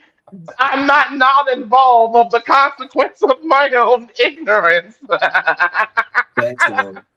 Well, Okay. we all were ignorant, and I think that's the thing. We all were ignorant of the games that was being played on our And minds. So, prompted to be, and So prompted, not yeah, and not and prompted. That's what I'm saying. Systematic. Don't just beat yourself up, people. You right. had an institution. Pat yourself on the back that you are still here. My God, today. Pat yourself on the back. Because, bitch, you had one of the most, the immigrants government think they bad. Bitch, what Americans and the United States got to beat us in submission. Pat yourself on the back for still being cognizant of who you are. Pat yourself on the back. Yeah.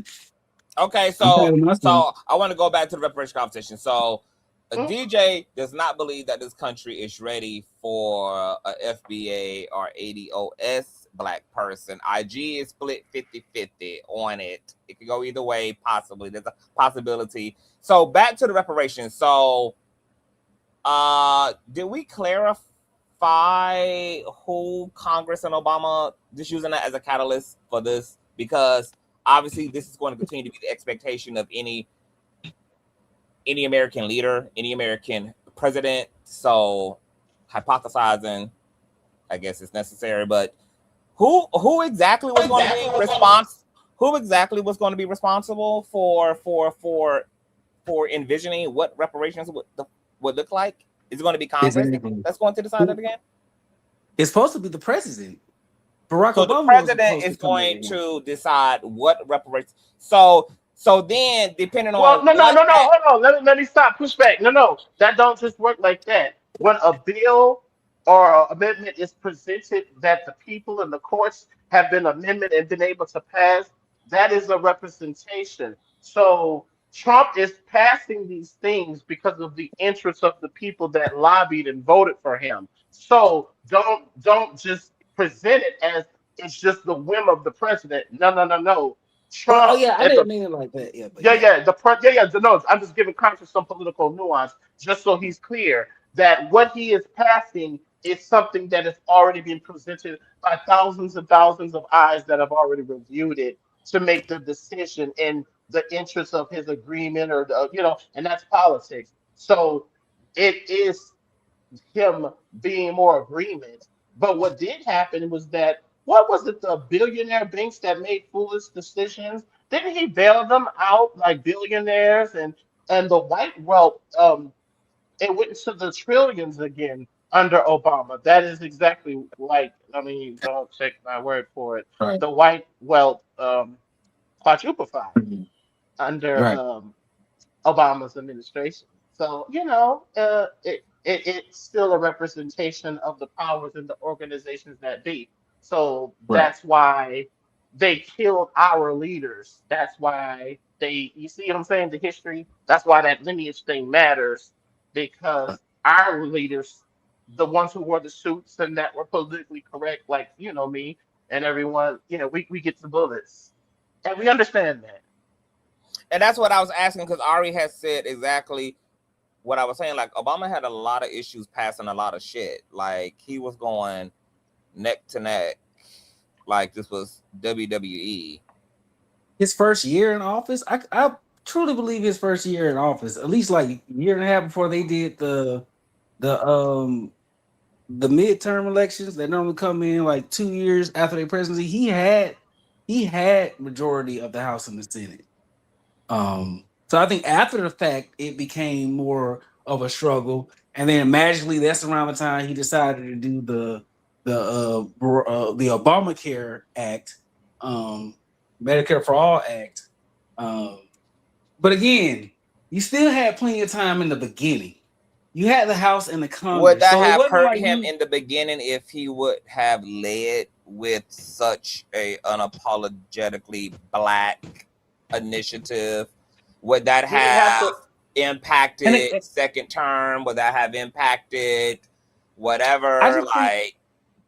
And again, I mean, as racist as we say the system is, I mean, then we all of a sudden act like it's supposed to be romantic when Obama got into office.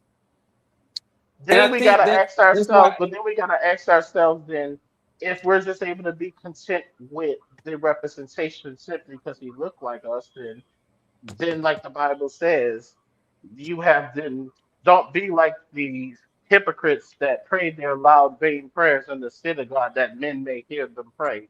For then, in the case, if the representation for you individually enough is simply because he looked like you, and that's where you're content with that, then you receive your just reward. Right. If that's all it took, then if he looked like you and that's that. I'm ADOS and I'm not a person that gives a damn about I'm with burn it all to hell if I'm not one of those, because a black person has it, if like Tariq Nasheed with FBA, I don't give a fuck that an FB that he has it and he's not doing anything with the public or any organization or anything political with it. The hashtag, because it's trademark, just go to his personal bank account that's linked to it and ads and everything and revenue. There is no there's nothing going with it. I'd rather a white person. I'd almost rather a white person have it because it might as well be in the hands of a white person because it's not doing anything to conserve the collective. I'm not one of those, oh, because it's a black person that's doing well off of it. Somehow I get to vicariously live through you. That's goofy. Can't do it. Because see, That's I the want to Obama know effect. how That's the racist the Obama effect. country. I really want to know Hmm. how racist the country is because I'm thinking if he would have went in first year reparations, then they would have had to take time to figure out what the fuck that looks like, whatever the case may be. They put it together, etc. Begin the process of disseminating that. But then, because he started this, he probably knows he was the best to finish it. Would they have blocked his second term? Would white people have got his motherfucking ass out of that Oval Office during Yes, and I wouldn't have re-election cared. and sent Yes, him and I back? would. Yes, and that would have been. And guess what? And then he would be remembered. Now that we look at history, that's what the fuck you was supposed to do. Of But course. that also could equally act as a discouragement for anybody because they're like, this is not ever going to really last. We're not going to really make any real lived, long term impact if I'm this. glad. So you think, conscious, that no product, if you can make an impact, no matter how long it could be, you don't think that should be made simply because you don't see it long term? And if I, you are in I'm going to be fact going honest. to, and even with Obama, I because can already Obama answer that. ran. I can Go already ahead. answer that. I'm alone at this point. I don't see all the short term comforts.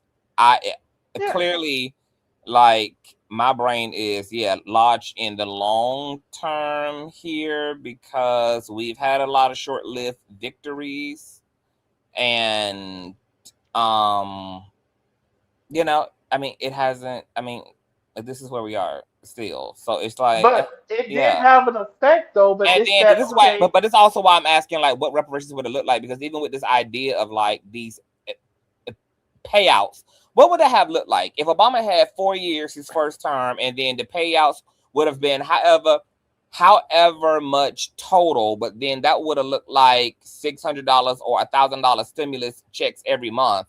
How would that have No. created any type of long term Well, impact at the because time he was at office? reparation would be quantified for the unpaid way. Because see, reparations, even though that framework wasn't like that through ADOS 10 years ago started, reparations is a debt. So when people think reparations, you're getting repaired. Also, you're getting paid for unpaid work. That's why the 40 acres and the mule, they knew something should have been redressed it for the work and the labor and stuff like that. But you know what I'm saying? So it's supposed to be uh just like it's literally supposed to rewrite an injustice that you know that you caused. Yeah, I So get all that's that. I'm just saying, like, what was the it money supposed to look like? Like, well, how?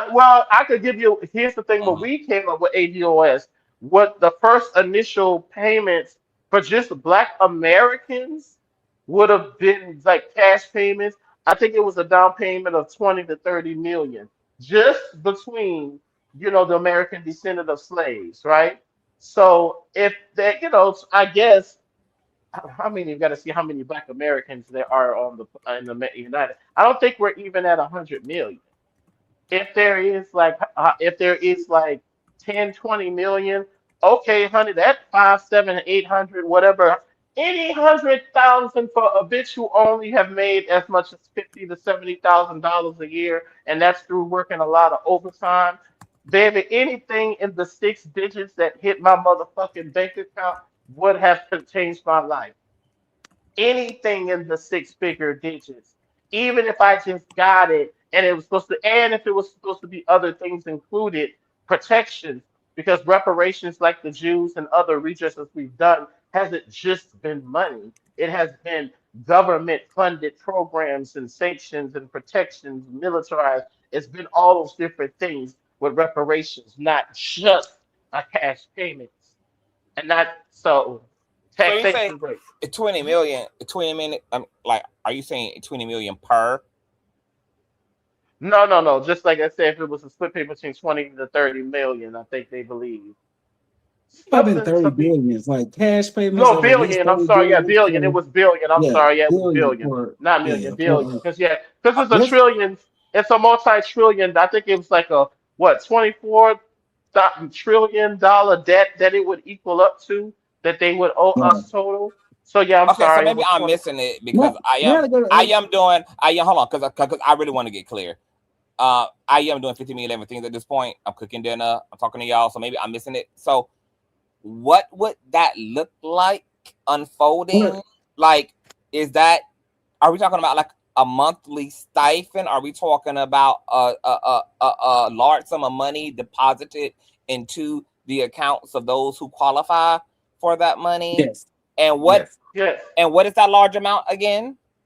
That's going to be deposited. The down payment to split between just Black Americans, you could put like 20 billion.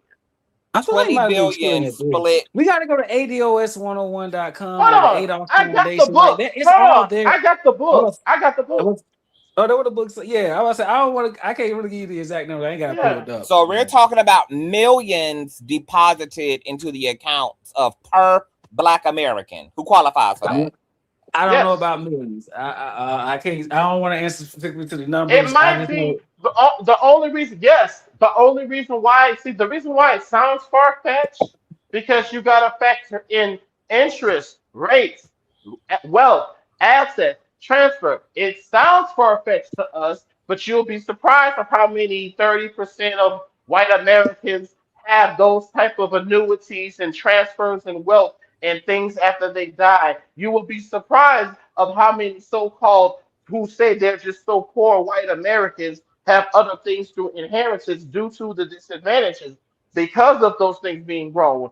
There are plenty of white Americans that get those millions of dollars through one fucking trust alone, through one, and we're not talking about multi-millionaires. They might make six figures, but when they transfer because they're able to hide money through without being taxed, because those things are also elitist for classism to be able to cheat and hide money and transfer. So yes, it is not far-fetched that Black Americans, due to all you're talking about, not just from slavery, all the way after that, you got almost 200 years of all of the not paid work, improper wages, plunder, straight up domestic sanctioned terrorism attacks from the United States government with planes. Yes. Yes, Conscious. Okay, so just to be clear, once again, we're talking about what, 10 to 20 million dollars. Not each person. Okay, I'm trying to get to the per capita. Okay, there's 50 million. FBA, billion. right? 50 million. Okay, 50 million per. No. It is 20 trillion in total. Right. DJ got no. I'm talking about in terms of what self-ID'd or registered ADOS. How many of us are we talking about? Like, how many Black Americans fall under the FBA ADOS per? Now, when they say we're only, if you want to go with 13%, which we know that 13% of Black people aren't all Black Americans, right? So you might be okay. Hold on, let me read this. Okay, I think I got something right here. And DJ, I think you were trying to say something. Yeah, I was gonna say, so it's 20 trillion federal package, and it calls for a federally administered reparation package totaling at least 20 trillion in direct cash payments to ADOS individuals to compensate for centuries of stolen labor, back wages, and wealth extraction. Ongoing redistribution mandates that redistributive policies and protections continue with no fixed end date until the racial wealth gap between white Americans and ADOS is closed. So for at least the first ongoing payments, it will be a distribution of 20 trillion split up amongst the ADOS population that qualify. Now I don't know how much that would be, but 20 Mark trillion. says it would look like 2.5 million per person, 10 trillion divided by an estimated 40 million black descendants of American slavery. Yes. In the book, I do have here what it says. Now, if that's the case, I can see why IG said just even 4 years or 3 years of that could have been a whole quantum leap. Yeah, yeah, exactly, and that's what I'm saying. So, and here's the thing, because they used I'm in chapter 4 of the reparations framework, page 10, and it reads. Financial restitution. A credible reparations program requires a rigorous historical grounded methodological of calculating the economic debt owed to American descendants of slavery. Multiple scholars have developed frameworks to quantify the value of stolen labor, the denial of capital accumulation, and the broader harms resulting from chattel slavery and its aftermath. In 1990, Dr. David H. Swinnen, an economist with a PhD from Harvard University and from president of Benedict College, introduced a comprehensive formula to estimate the cost of slavery. His approach encompasses multiple dimensions of material and intangible harm. He has some type of framework with the. Hold on, let me cut this on with my blind ass, acting like I'm a fucking Morbius vampire bitch. He has some acronyms and some equations here, I guess, to explain. So, but I'm gonna go to Dr. Swinson has proposed. Well, he has like EL equals value of exported labor. LC value of lost opportunities to acquire capital. LF the value of lost freedom. PS pain and suffering. That's what that equals. Dr. Swinton has also proposed a distinct formula for calculating the cost of discrimination, CD, referring to the cumulative economic impact of emancipation systems such as Jim Crow, segregation, and institutional racism. The metric is slated for further analysis in subsequent phases of the reparations framework.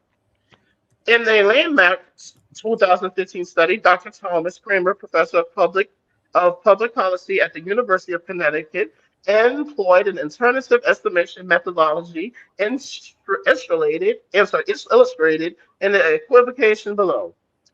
Kramer's, and this is where it gets okay. Applying Dr. Kramer's estimation equation now refers to as wage-based estimation in 2025. The debt for U.S. chattel slavery would be approximately $23 trillion.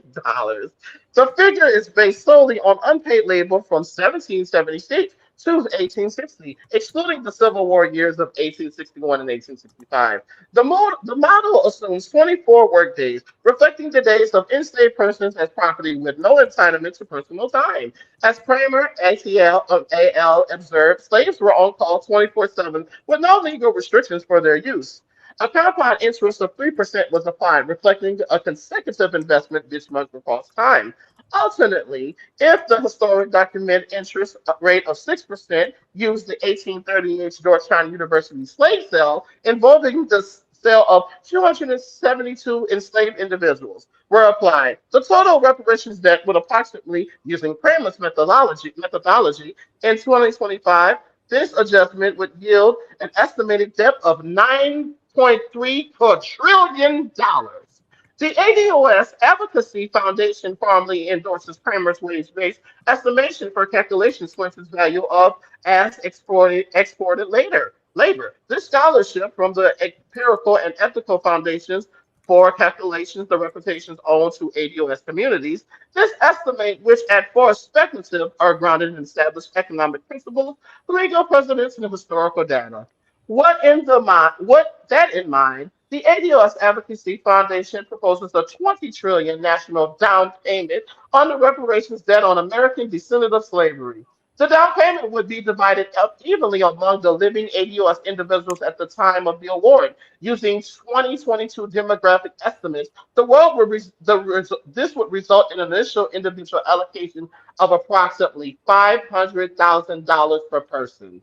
The funds would be managed investment portfolio for a minimum 25 years, targeting an average annual growth of 6%. After 6 months of investing, a yet to be defined percentage of the fund's principal and or interest would be eligible for distribute on a monthly, quarterly, or annually basis at the beneficiary's discretion. All portfolios will be overseen by certified financial professionals employed or contracted by the DAA, ensuring ethical fiduciary practices and long-term sustainability. Okay, so my question is, it get constantly said, oh, the Dems ain't do shit. Well, the Republicans ain't never did shit either. So what exactly is the option here? You gotta hold because because the Dems are being accused of white supremacy, and because we are in agreement with them, we are saying yes, immigrate everyone. Yes, we see when you bring a person of color here that they're us, and we see every way that they're winning, that we are winning. It's no, we have to get our issues and voices in the room and put the pressure on them because historically speaking, when you redress Black Americans specifically, the working class overall benefits. So it's not something that, yes, there are things specifically that will benefit us for its reparations, but our policies are so human rights enthralled, it would be almost like it makes sense to use, which has been done in this country already, to shoehorn other issues and political movements for the rights of other peoples. That even includes LGBTQ. Right. Because voting is supposed to be an exchange. So what we see, right, not just a gift. So what we say is that the Democrats, you guys are begging us for our votes. You're demanding that we vote for you, but you're not providing any tangibles. You're not providing a real reparation package. And to your point earlier, Conscious, who was supposed to come up with the reparation package? We gave you the ADOS reparation package, but again, that came off as an offshoot because Barack Obama never had that in his policy to begin with.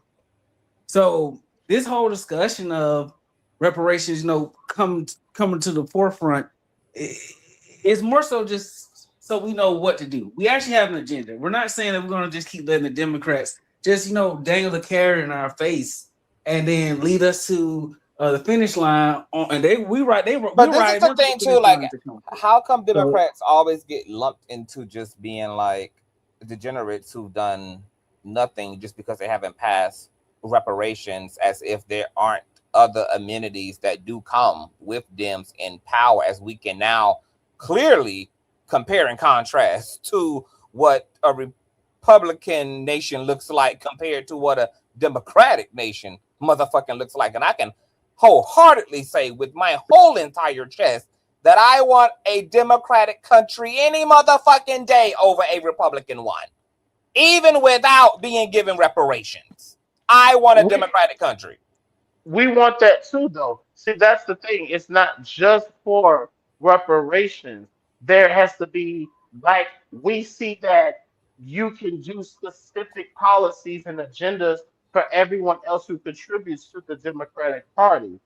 And it's not just about ADOS. It's not just about, oh, we're only just fighting. Reparations is a long-term big goal. No, we understand. That's why short-term goals are important. So being able to be in the room for the things that you can change now during the next election that will affect your day in and day out as a Black American is necessary. So it's not just for reparations. Right.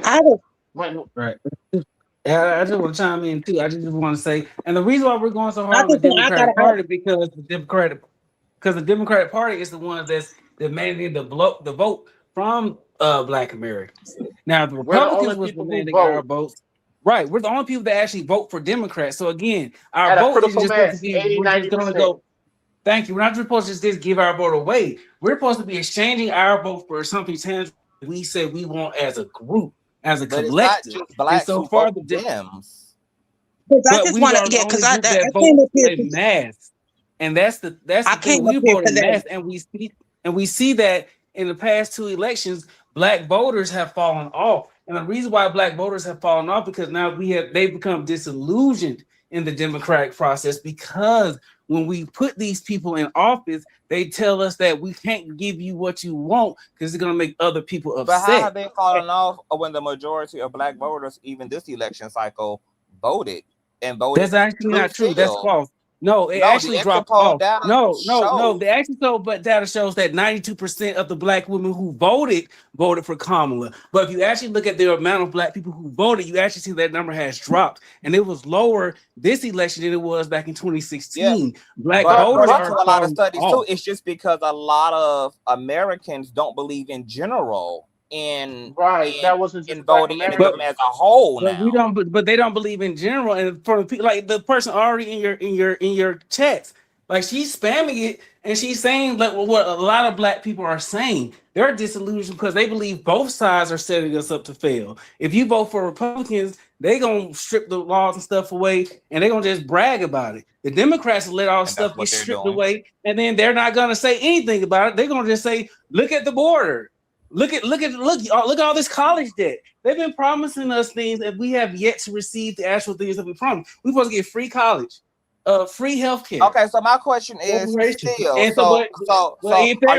they're gonna keep, I'm just saying, if they're the ones that's gonna keep demanding our vote, keep demanding that we show up, and they're not giving us anything. I get all that. That's not politics. I get the demand and the foot to neck and why anybody who is a Democrat. Oh, I'm so glad I'm not a part of any political party, because I don't even know how the fuck y'all do it. But for those who are Democratic, I won't, for the same reason I just told you, because I know that, because I'm not impressed by either side. However, because my question, I'm not impressed in the way I need to be by either side, but I am definitely more impressed by the Democratic side than I am the Republican side, for obvious reasons. But my question to y'all is, y'all have lived through Republican America, Democratic America. If y'all had to choose which America y'all want to live in, which America would that be? A Democrat-led one or a Republican-led one? It varies, and the reason why I'm going to tell you, because see, Trump is an extremist. Okay? So Trump is not a good representation of the Republican Party. Trump is the extreme meaning of. So there are policies on both sides. It really depends, because it's not that black people wanted ICE to exist, but it is an inconsequential thing that, because how we are affected by immigration and the class system and the work class, by them being deported more, does in fact help us, because it also takes the wind out of our sails has always taken from them from the front, from the political side, and they do not. Again, we went through this whole diatribe as to why it's okay for me to say this. So it's kind of like with the Democrats, you have to be able to pull that, you have to hold their feet to the fire with that. Because if you don't, even when it comes to other people's agenda, they're going to go ahead and manipulate it and use it to have the lobbyist interest. And the people who got the money. So you still want to negotiate with people that you have negotiations with. That's to your point, Conscious. That's why we still have to be. It's an abusive relationship, unfortunately, because either way, one is gonna murder you, one is gonna abuse you. So you kind of have to deal with which one. Do I want to just go out and die quick because I'm a failure and I just want it all to burn to hell, and that's why I'm voting? Or do I want to try to negotiate with the other side that I have negotiations with, and yes, still take the risk of being ostracized because I'm fighting against the improper practices of their agenda? So it makes logical sense why we would still deal with the Democrats and at the same time hold them accountable like we're supposed to do each other here. You can be part of a family. What good is a family or a tribe or a group of friends if we're working together? But I can't hold you accountable for your mishaps and appropriations. Can I tell you what I discern? because I don't see. It's almost like it is the lesser of the two evils. And during the election, when that was being echoed on so many different platforms, there was so much pushback when it came to that. But in totality, it's like that's what we are left to deal with. Even though we know we do have an independent party, the independent parties does not are not being pushed in a realistic way by our community. We don't see enough of that information during before the height of these elections. We don't get enough information and enough visibility to third party candidates. Number one. Number two, it feels like it is unjust. If ADOS whole talking points are, we're not necessarily 100% backing either, like we're not backing either party. We're talking about what is on the table. We're talking about what our issues are, what we're able to discuss. We have our own agenda.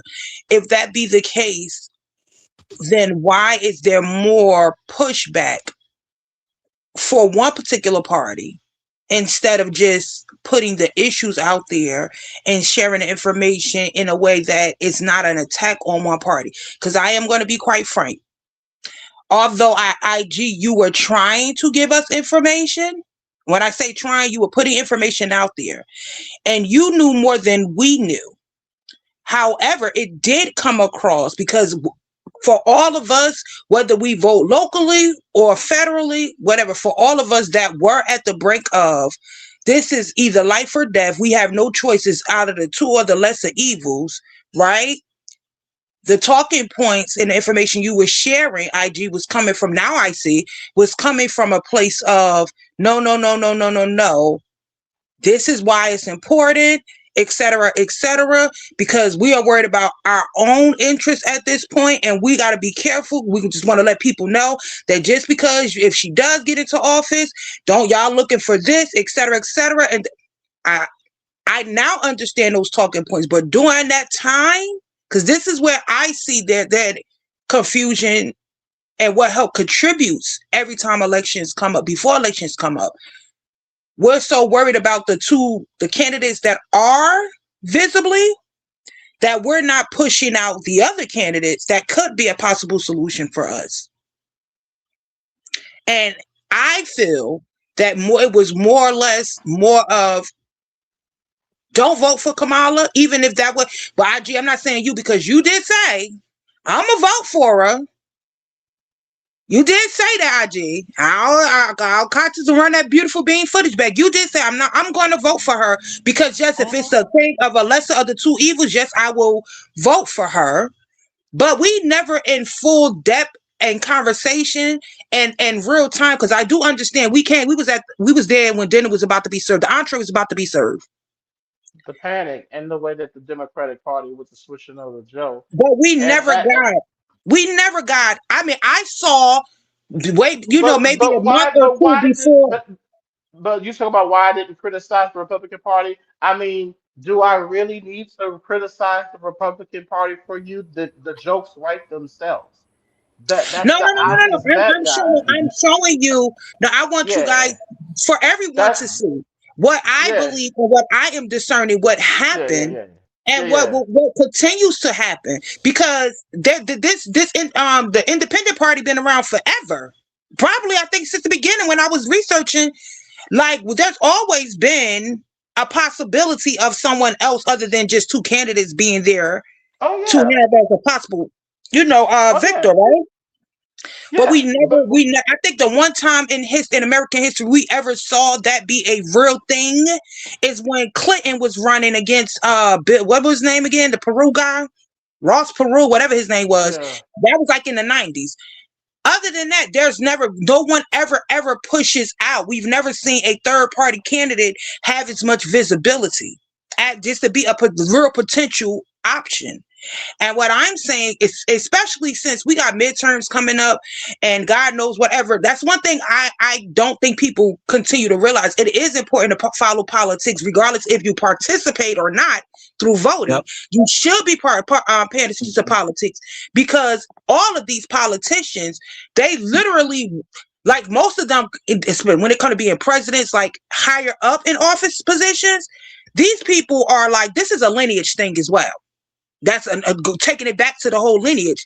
It's a lineage thing as well. These people are literally trained and prepped and put into positions. We don't pay attention and we don't follow through their stories and our local governments to see how they're moving up the ladder and what's to come to know, so that we know what their political thoughts and ideologies are. So we don't follow enough in politics, right? And then when we get to the big major offices, now it's a panic because we haven't studied and paid attention to these people unless they've been a part of our local government. But on a national wise, most people don't know how these people were operating. Let's say if you were the governor of Illinois, because you don't live in Illinois. So you don't pay attention unless you know the news article. We rely on the news and now social media to get your information. But the point that I'm making overall, because most of you, I'm speaking specifically to IG now as a representative for ADOS. Most of the talking points was to basically just to alarm, like to make us aware. Y'all thinking it's going to be one thing if Kamala get into office, and it's not going to be that. The Democratic Party, they always pulling the wool over your eyes, et cetera, et cetera. What that did for a lot of people, because I remember some of the comments, people were like, okay, so you're talking against the Democrats, you're making it against the Democrats, but in comparison to the Republicans, we got a better chance with the Democrats. You were very frustrated because we weren't getting the overall picture of what you were saying, because you just wanted us to know straight up.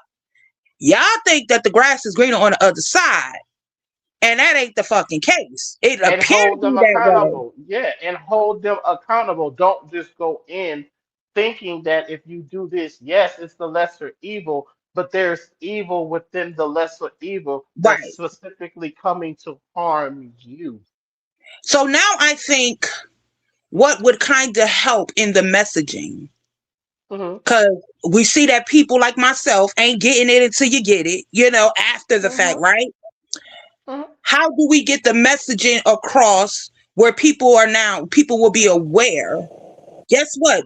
There's another option for you. And if this is what the possibility of this person getting into office that you want to elect, and they actually make it into office, this is how we are to moving ahead. We're not saying, because a lot of people did feel like, fuck that, I ain't voting. IG right. It ain't going to be that. And so And they I just didn't threw say their not hands vote. up like, fuck And that. I didn't The even lesser say. two evil, evil's still evil.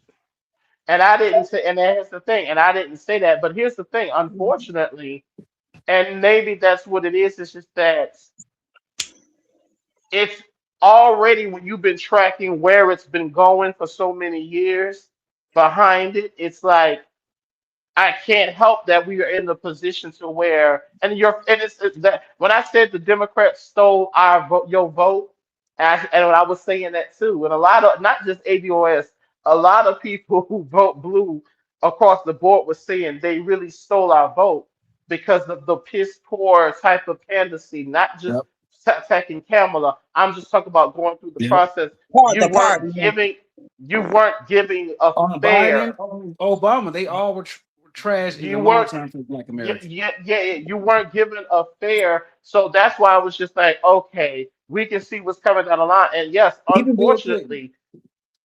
unfortunately, it would have been disingenuous of me to tell you to just go in with that ideal when kind of I know very detailed that, because I never once on record said don't go vote, but I just want you to understand I can't help that. I'm trying not to sound arrogant. I'm not trying to sound. But I before can't. I just want to ask if I may interrupt. I do want to ask something though. I hope you weren't saying don't what were you saying? Don't vote or vote Democratic down ballot? Because I know the ADOS No, recipe was the for the previous year, I, I said that IG, I you never, explained IG, that you option. didn't. IG, Yes, I you did. never told us not I to did. vote for. No, Yes. not on the live that I was on. In every live that I was on, I would tell you if you told us not to vote her. Yeah, but I You also mentioned about specifically, down you ballot. kept. But I mentioned about down ballot too, though. I said this is the reason I did. Then I'm sure I explained too. This is the reason people work down ballot. But if that's something you choose to do right now, we even had the discourse. Well, it wouldn't be a vote for Kamala if you vote down ballot. It would be a Democratic vote. But you're basically telling the Democratic Party that you don't agree, and then yeah, you can go ahead and vote for somebody else that's running if you want to and has the president's candidacy. You can do that. That as always. But if you're in politics, I'm gonna tell you why I think a lot of people did not even vote down you ballot, because we have to didn't. remember Trump was doing his campaign telling people that this was it. So there He wasn't turned, even, yeah. so at that point the escalation was to the roof, and there was Mhm. this idea that baby, we can't even there may not even be another Democratic Party to be abused by or to reason with at all if this goes completely through. That's why a lot of people didn't appreciate a lot of the anti-Kamala conversation, because people just felt like it was inappropriate at the interim that we were Right. at that point, because But, it's but like she was May already I getting say dragged though? through the mud for not washing her collard greens in the tub. It was like for the crazies of shit when there was a whole fascist that was coming down the pipeline, and if people thought May that I, may I say as a, they didn't have shit, they was about to really see that they weren't going to have shit. but may I just say as an overall critique of the Democratic Party, what we're saying to the Democratic Party point, Kamala Harris only had 103 days, if that, to prepare for a campaign. That black woman was set up, first off, because everybody was too scared, too concerned about their own pockets to even tell that decrepit, crippled old racist white man, Joe, I'm about to say what day? I'm about to say shit with Biden, that sit your ass down and we're gonna actually go through a preliminary. We're gonna have all these Democrats come up to take your spot. But everybody was too scared. Everybody was trying to play the game. And that's the issue. It's too many Democrats in here that play the game and let that man take away all the momentum from the first couple like months of them doing the primary elections. We was focused on Joe Biden versus what's his name? Trump. Trump, yeah. Right. So that's what we was focused on. But you know what I tell you why? But the reason why they forced Kamala to do it, and she has my deepest sympathy, because even though I was saying she was gonna lose, I had empathy for her because I knew she was being set up. And that's why I say it's never gonna be another black person, another ADOS person, no nothing, because they put that black woman up there for failure, made a mockery of her whole campaign trail. And then as we kept seeing, she wasn't doing what Trump was doing. Like, you know, as much as I do feel like she was set up for failure, I gotta at least admit Trump hit the ground running. And to her credit, before I don't want to, you know, it sounds like I love Trump, because I don't love Trump. I never vote for Trump. I will never vote Republican ever in my life. Ever. I'd rather vote Green before I ever vote Republican. That's not even an option for me. I'll vote Democrat before I vote Republican. But Jill Stein was the best overall candidate in that 2024 election, even though a lot of people, that's why I went and voted Democratic down ballot. I voted for Jill Stein because at least she had a black agenda that included a reparations package. So that's why I voted the way I voted. But you should have been voting down ballot. But to go back to the point, I want to say this. I do not feel bad for Kamala ass. I don't believe that lady was set up. I believe that her ass could have did what it was completely obvious to motherfucking do. That plan was, that rollout was crazy as fuck. Like all she had to do is exactly what Trump did. We're going to make America affordable again. We're going to bring down the price of food. I even say she should have thrown Biden ass under the bus. I was just a VP when he was bringing all them goddamn immigrants through the motherfucking wall. I'm closing that motherfucking border in a very humane way, baby. We're going to regulate and put in this motherfucker. I mean, But that was it was all sitting right there for the sake. Like everything, like Americans were loud. Like we want the war in Gaza over. All you had to do was speak and market and appeal to that. But no, you got Megan Thee Stallion shaking ass. You got you're in interviews trying to not, you know, be that person as it relates to Joe Biden. I don't give a fuck if he appointed you as VP. At the end of the day, your moral political obligation is to the people, not to Joe Biden. So if you had to openly criticize his motherfucking ass too, that's what the fuck you do. That's like you show motherfucking integrity and a line of common goddamn sense. You stand on motherfucking business. Like if Kamala, I fully believe that if Kamala would have came out motherfucking swinging. Even though there was a lot going on but it was because of all the baggage she inherited due to Joe's situation. That's exactly why she could not afford to master in a niche. That's why she could not afford to try to do something unique. She should have stuck to the basics, stuck to the 1, 2, 3, and she should have told the motherfucking line. She wasn't going to do it because she was playing the game. She was playing that Democratic Party game. And by her playing the game, she played America. She did. Exactly. And that's why it's like, that's part of the game, Conscious. That's part of it. That's part of the Democratic apparatus. That's what they do. It's not. And that's what they do to black people. And let me just tell you, that's why it's like, if you're not rooted, if you don't have that, and I'm not justifying her. I'm not defending her. I'm not defending her. I just have empathy for her because they did throw her under the bus. Because here's the thing. It wasn't going to matter if she told us what Trump was going to do when she wasn't saying the things Trump was saying. She should have been making the same promises to the people. She wasn't as radical, but ADOS did say that. But she needed to be radical. She was going up against a radical. She was going up against white privilege. She was going up against male privilege. She was going up against familiarity. You're right. She could not have afforded to not have done it, and still thought she could be cute and cozy and tiptoe around shit and be unique and innovative. Baby, you costed the country. And that's why so many black people stay like Kamala, home. Baby, but baby, I'm willing to punch down on any motherfucker who need to be punched down because I don't give a damn at the end of the motherfucking day. At the end of the day, rep your set. Thank you. She ain't rep her set. Thank you. And that's why black people don't show up. That's why. Because you get these black people in these white spaces who's supposed to be there to fight and represent us, and they don't. So when we say go into the polls and vote Democrat down ballot, vote for the people that's in your local government, vote for your mayors, vote for your senators, vote for your governors. But the federal level, who want to just put black faces in white spaces just to get our black vote and give us nothing, that's what ADOS is saying. We're not just going to come out there and vote for you, but we will show up to the polls and we'll vote for everybody else but y'all. Because at the end of the day, our local government, our local administration are the ones that's going to ring the alarm if there is something going on in our communities. That's why to be apolitical as a black person is dangerous, because your most benefits that you'll ever get is going to come from the local level. But the federal level pushes policy, and those policies become laws down to the local levels. And that's why you have to go up and vote.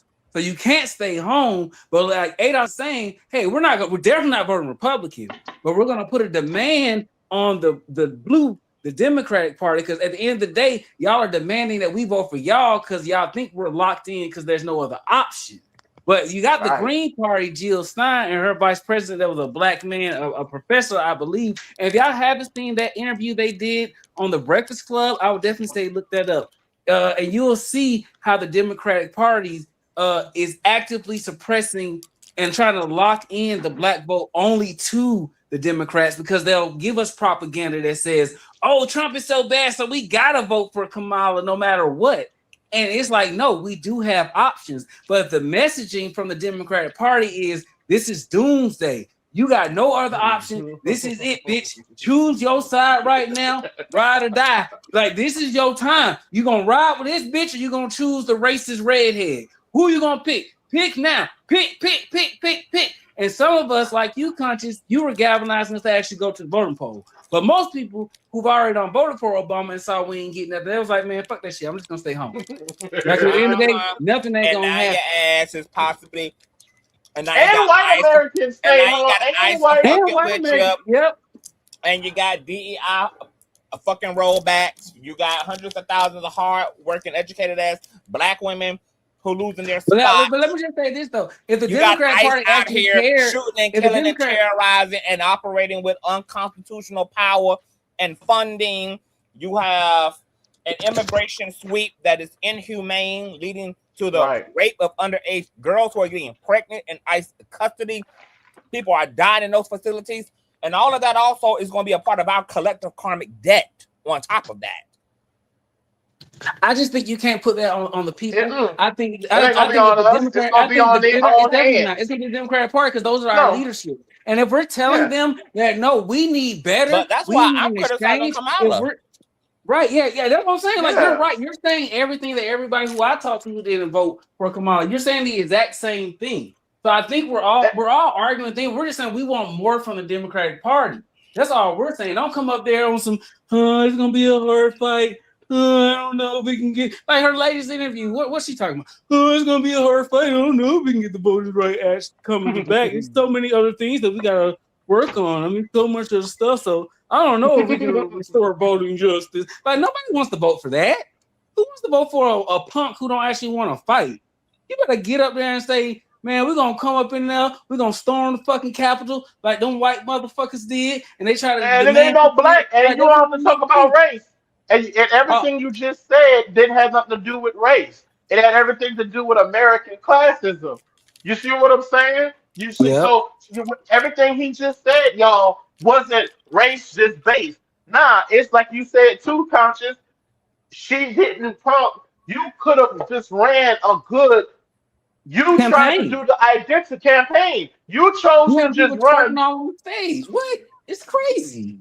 And that just goes to show how tone deaf you are. That's how we know that your She ideal of spent black so is much time performative. trying to intentionally pander to the black community, intentionally playing into respectability politics.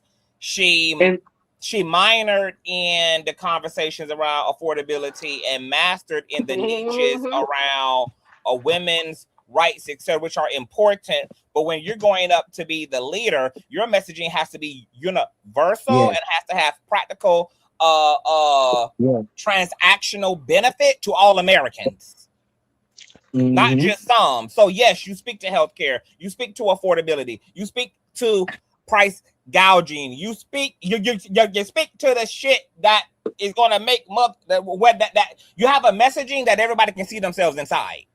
Yep. Yeah.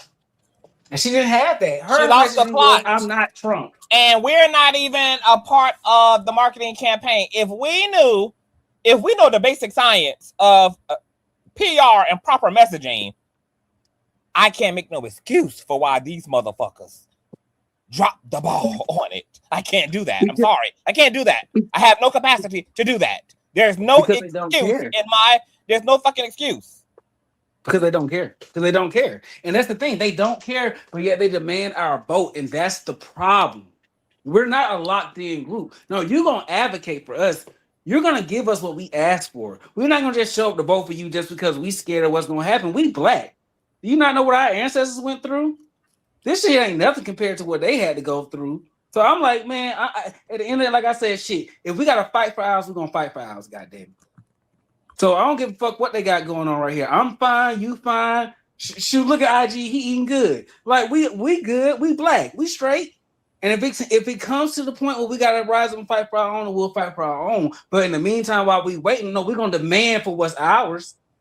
Even if we don't get reparations today, if we want to keep doing a political game, well, guess what? We're gonna cultivate a whole generation of freedom fighter, political activists who gonna fight for our generation and stand in the shoes for our ancestors. That's all we really trying to say. Like, you know, like for real, we gonna get what's owed. It was written into law. But right now, we're in a different time right now. Right now, this is survival.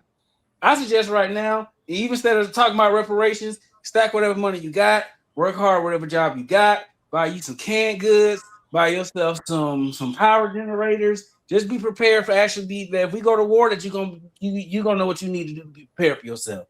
Be able to feed your family, give yourself some power, buy yourself a solar power generator, some lampshades, some radios. Antonio Whatever you Moore, gotta do to survive. don't ADOS prepare us and tell us? Didn't Every Antonio Moore time, told us every about the time. mask that we needed before COVID?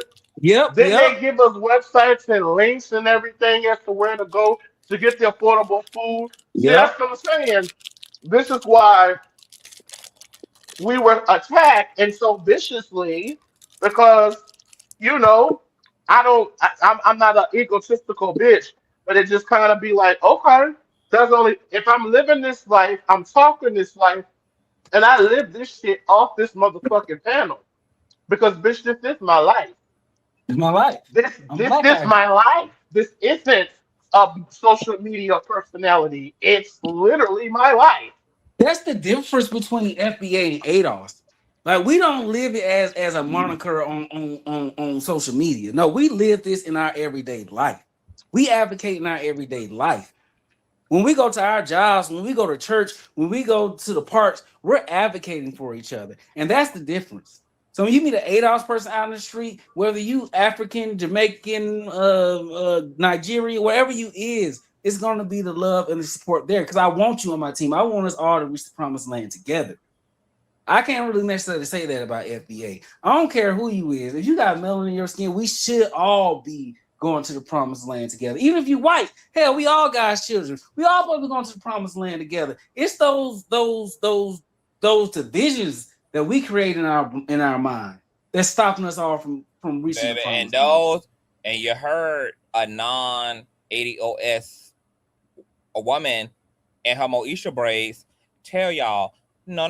Oh yeah, we are going to go together, and we're going to all go together into reparations because your country funded the destabilization of our country with the money they exploited and made off of your ancestors. So no, baby, we're going to go together. We're going to go together and go to the bank together as well.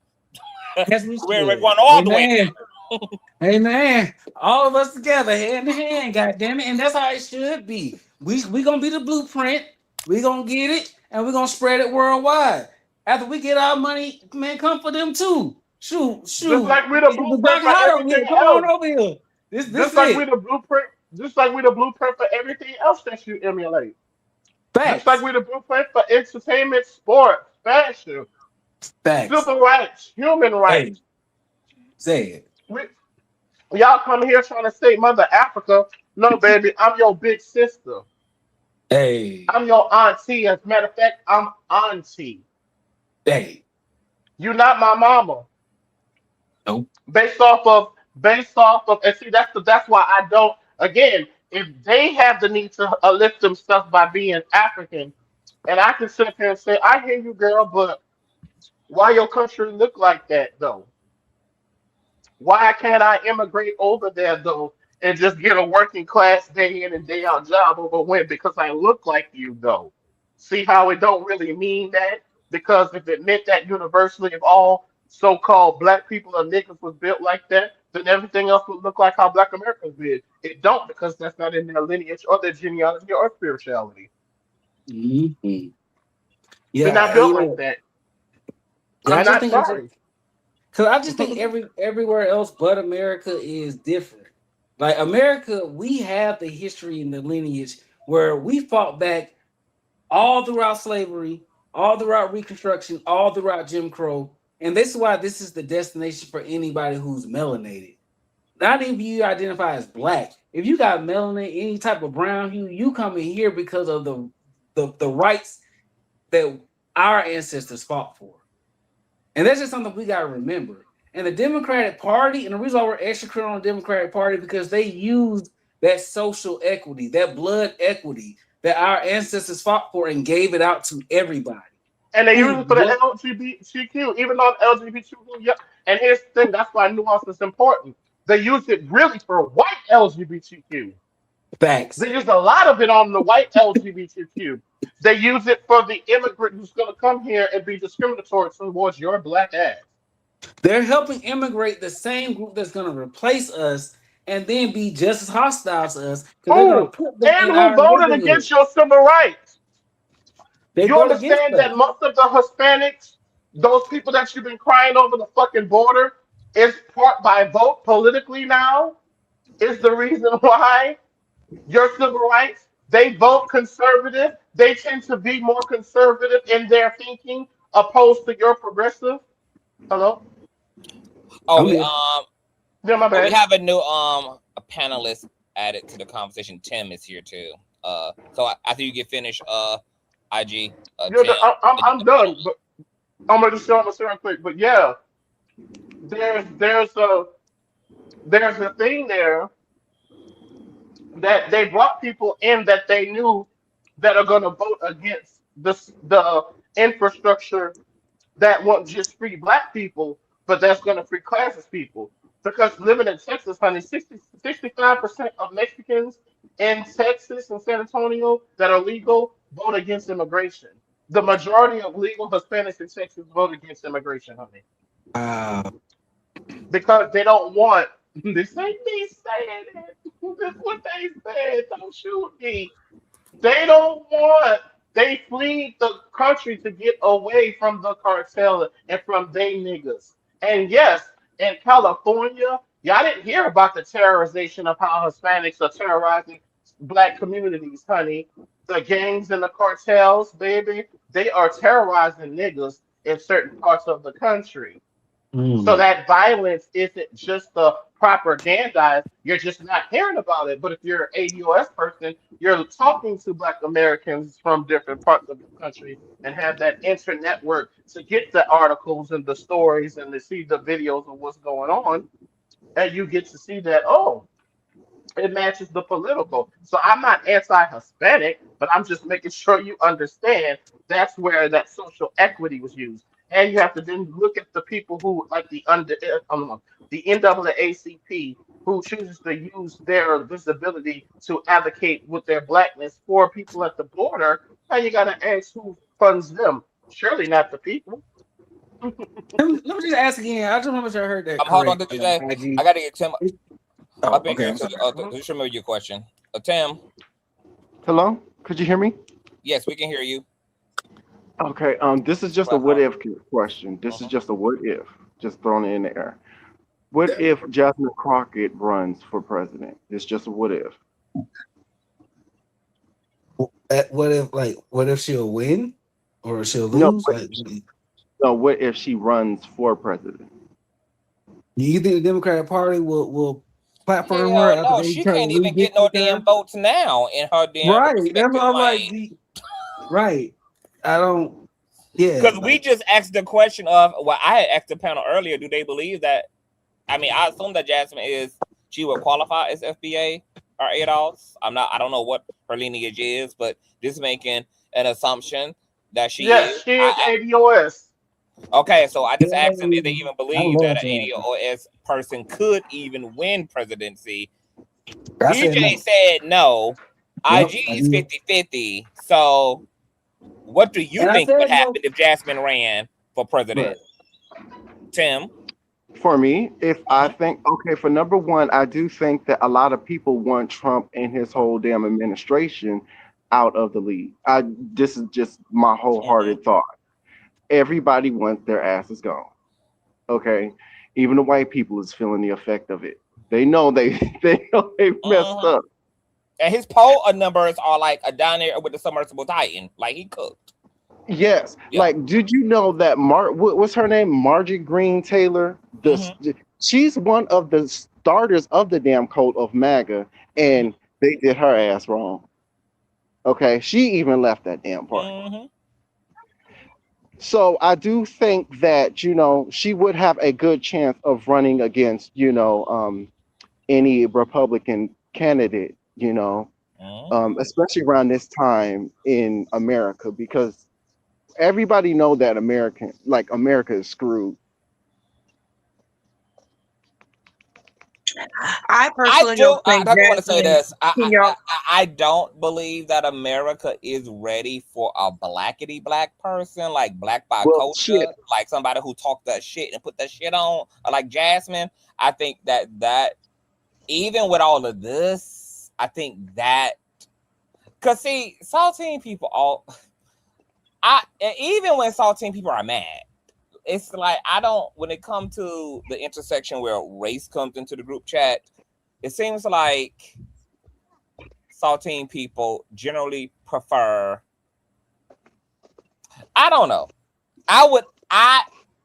That is an interesting question. If Jasmine Crockett were to run, she would given win all because that's happening and all of the disdain and unwantedness of the Republican Party right now, would Jasmine have a striking chance at winning? No. yeah, I I think yeah, understand. Can y'all hear me? yeah. I can confidently say Jasmine will never, no one like Jasmine, be it male or female, would ever make it into office. I definitely believe that if the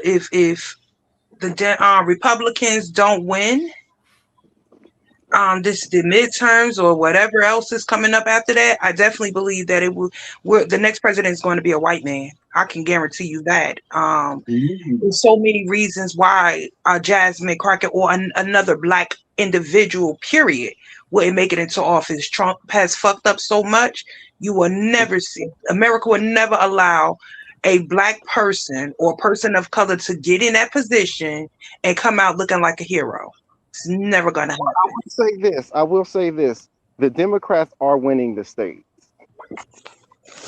It ain't gonna be a black person though. That's the point that I'm making. It'll never be a black person when it comes to who's next in line to be our next president. It's gonna be I don't even believe it's gonna be a woman, but it's damn sure gonna be a male person. I think that they're going to try to rig it. I think they're going to definitely try to rig it again. But like the desperate state that like people are in, they're definitely going to vote someone Democrat in. And I think that if Jasmine does, because she's a familiar face compared to the other candidates. So I think that that's why, this is just my theory. I think that's why she did not win. What was she running for in Texas? And in that governor. Yeah, governor. She did not win governor. I think that there was a reason. I think that there's a spiritual reason behind why she did not win that seat. You get what I'm saying? She didn't win that seat though because I mean the demographic of Texas, and this is why it's important to understand delineation, not just to be xenophobic. Texas is like 60-70% Hispanic, and 80-90% of them identify as white. So there is no way that a majority white Hispanic state was gonna vote a loud, obnoxious. I don't feel this way. I'm just talking in the way that they see her. There's no way they was gonna vote a loud, obnoxious black woman. They would rather have they weren't gonna their anti-blackness and misogyny is way deeper than even non-Hispanic white people in Texas. Now remember, I've lived there half my life. Can I be clear on something? I do. No, because I want to speak to your point. I think you were going because you were saying like you definitely believe that a Democrat is going to make it into office the next election. I don't think that our country, huh? I hope. I don't think that our country is at a space where they are 100% against Republicans. I'm just going to be honest with you. I think the Republicans are doing, even though Trump is losing numbers, I do think that the Republicans have made enough pushback, whereas it's like we don't agree, like trying to separate themselves from Trump. We don't agree with him, et cetera, to still hold a space of hope and trust within those that support the Republican Party. Right. I don't think it's going to affect. I don't think Trump's antics is actually going to affect the Republican Party the way that people that don't support the Republican Party believe. Well, no, and no, I don't know. I didn't say that. I think the question was, will the country be ready for a black president? I mean, a FBA or ADOS president. I'm 50-50. No, The you last didn't. No. The other Tim was saying that he believes the next election of the Democrats will win, and whoever runs for that party is who's going to be in office. And I'm saying I don't think that is a strong, like I don't see that, basically because of how the Republicans are moving. They are literally, they were pussyfooting around in the beginning, but they have definitely been very outspoken to say that they're like separating themselves from Trump. They are. well, And that's yes, what I'm trying to say too. It's like it's clear that I just say I definitely don't think another black person is going to be president ever again. They gave us a man black president, and then they gave us a female vice president, all within a span of a very small window of time and era. And I think and none of them that was were. it. That's why I keep saying like reparations really shouldn't even be as black people like our main talking point, simply because that era is gone. White nationalism, Christianism, Republicans have taken the stage. They have co-opted not only the white spaces, the religious spaces, but even our black spaces. So much of this of our black talking points nowadays, like even like talking against Jasmine Crockett. I love Jasmine Crockett. I fucking love her. Shoot, I wish she would have won. If I was in Texas, I would have definitely voted for her. But you know, remember, I'm not in Texas, and I feel like a lot of those respectability politics it's really stopping a lot of black people to get into office and be full throated and advocate for black people. Because like Jasmine Crockett, yeah, they'll say those things that IG said, but that's the exact type of person you need in there. You need somebody who's gonna call the racist motherfucker a racist motherfucker. And then vote against whatever they got going on, and then vote for everything that's supposed to be positive for the community. But you got people, again, these immigrants away from the black immigrants. Look at the Latino immigrants who, to that point, IG, you said over half of the Latinos in Texas voted against Jasmine Crockett. Racism is a hell of a thing. They always vote when it comes to misogyny and female. And Even the women. But All see, those they things. moved her polls. They were like because I looked it up. I looked into it, and they were moving some of her polls where they were getting rid of her out of, like, they were scratching her out of the voting shit. Like, what's called gerrymandering? Where they go in and rewrite the laws, Yeah. I mean the zones in the county to write you out. Yeah. But see, let me say something, fellas. I do think that there is something to be said, right? Because we got to understand, we're asking for a seat at their table. It's unfortunate they didn't build it, they didn't create it, but they used us. We were the puppets. But we're still asking for seats at their table. So I do think that there's something to be said about decorum in aspects like I think about the field nigga versus the house nigga, so to speak, right? There is something to be said when you're trying to access a seat at their table, and how, you can still be aggressive, assertive, or whatever the case may be, but you have to learn how, like, what is it called? It's warfare, not spiritual warfare, psychological warfare. You have to learn and apply at times how to still play the game and still be true to yourself without showing up blackity black. It's an unfortunate damn thing, but that's realistic. It's why I don't always demonize every black person that gets in a position to have access to the higher ups and they begin to play the game, because for me, I know that you have, for some, there's occasions for some people you got to shuck and jive just to even get in the fucking door. You have to. But there's strategy. I'm sorry. But I mean, underlying, I would hope and I would pray for those that have to be in that position, shuck and jive, whatever, that they remain true, not just to themselves, but to the cause, to the purpose of why you are here, and stay, you know what I'm saying, on track, and don't let nothing deter just because you're receiving benefits for now being in the room with them. Don't forget about the people that's outside of the room, the purpose of you even entering this space.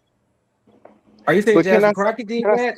That goes for any of us, because when I think about that, we do want the representation in regards to seeing the average day, everyday black person, right? We want to feel like, okay, you understand our plight, you relate, you ain't above us, because even though we say that we're not a monolith, for some reason, we if we don't show up in that monolithic way that the majority of us have, display everyday personalities and characteristics, we automatically turn against our own that don't conform and display that. Oh, you trying to be white? Oh, here you go. We got another, house nigga. Sometimes it don't even be that. But may I say, just to interrupt, I feel like we do that to the black people who show up in politics in spaces of influence who aren't talking like a white person, who aren't talking like they're trying to get in and go along with the agenda. Just like Jasper Crockett, she gets so much criticism and flack simply because she's speaking like how we speak. How black but no, but that's what I'm saying. That's my point. But then we get into space. Yeah, but then we'll get into space and say, well, she ain't shucking her job and she ain't doing right and she ain't doing what she should have did to maintain her power. But then we'll actually start speaking up against her because she is being more authentic to the black. But no, I don't know if you're receiving what I don't know if you're receiving what I'm trying to say. What I'm saying is that because we know, at least I know, Jasmine Crockett, unfortunate. I don't think I'm gonna ever see the day where we have someone like a Jasmine Crockett, even though I respect her. Like, just because, you know what I'm saying, she at times could be speak ebonics and all that and go from hot to cold, flip out on her, read them the fuck down. She don't give a fuck. I understand and I know Jasmine Crockett is going to go but so far in politics when it comes to on a national level. Why? Because they ain't going to never let her ass, she ain't going to go but so far because they ain't going to let her ass have a seat at the table. Because you know why? They know just based upon how she shows up, which we still need people. I want to be clear. We still need Jasmine Crockett 10 times over. It's You really understand because what I'm saying? But we have to be smart enough to know that Jasmine Crockett is going to go but so far when it comes to politics. And it's because a Jasmine Crockett, a Jasmine Crockett, is that her last name? A Crockett? Crockett. A Jasmine Crockett. And it's because of Jasmine Crockett's black agenda is obvious. It's very obvious, yeah. But they made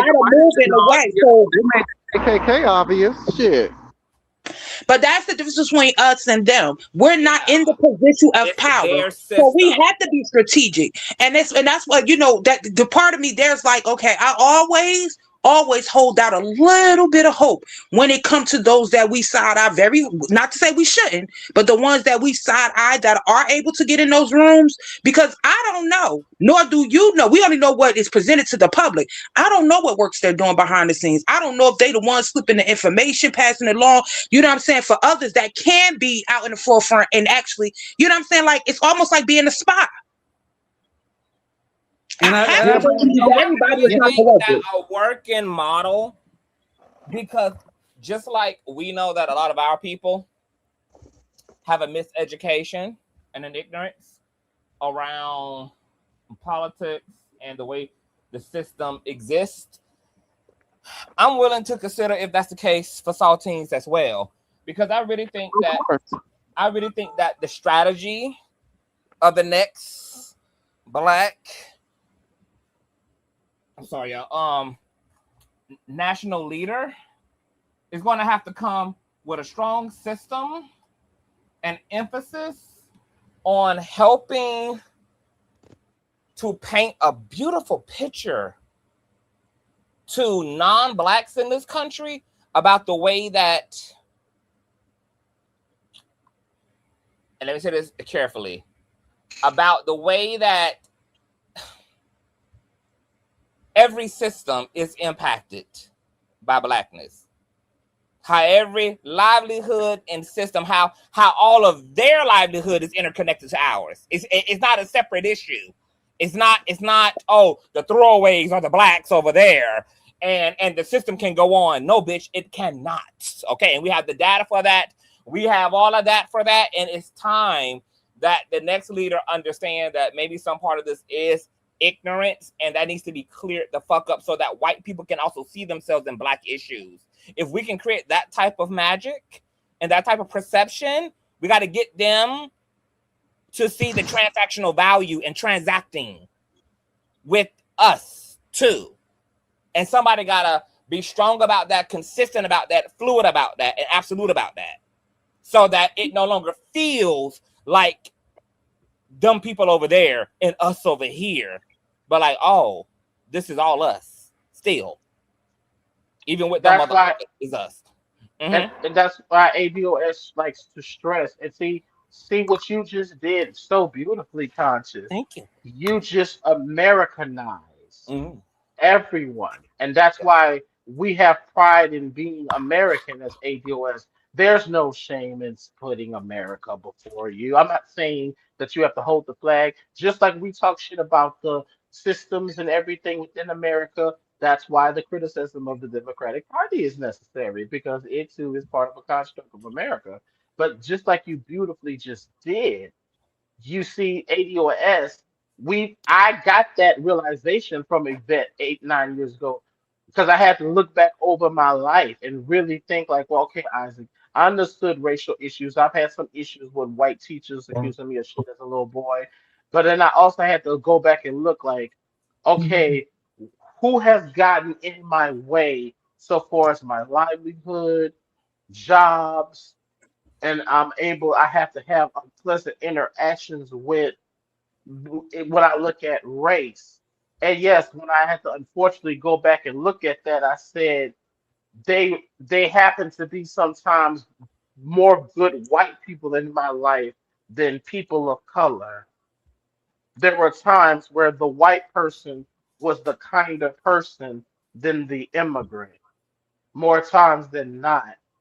So I had to kind of realize that Yvette pointed that out, that yes, you do have, I'm not telling you to kiss white people ass, but yes, through lineage, through culture, the good, bad, and the grotesque, you have more in common through lineage and history with white Americans that been here before the Immigration Acts than you do a full-blooded, highly melanated Caribbean person, because that white person, if they are more conscious or morale, are not denying your slavery. They're not denying the institution.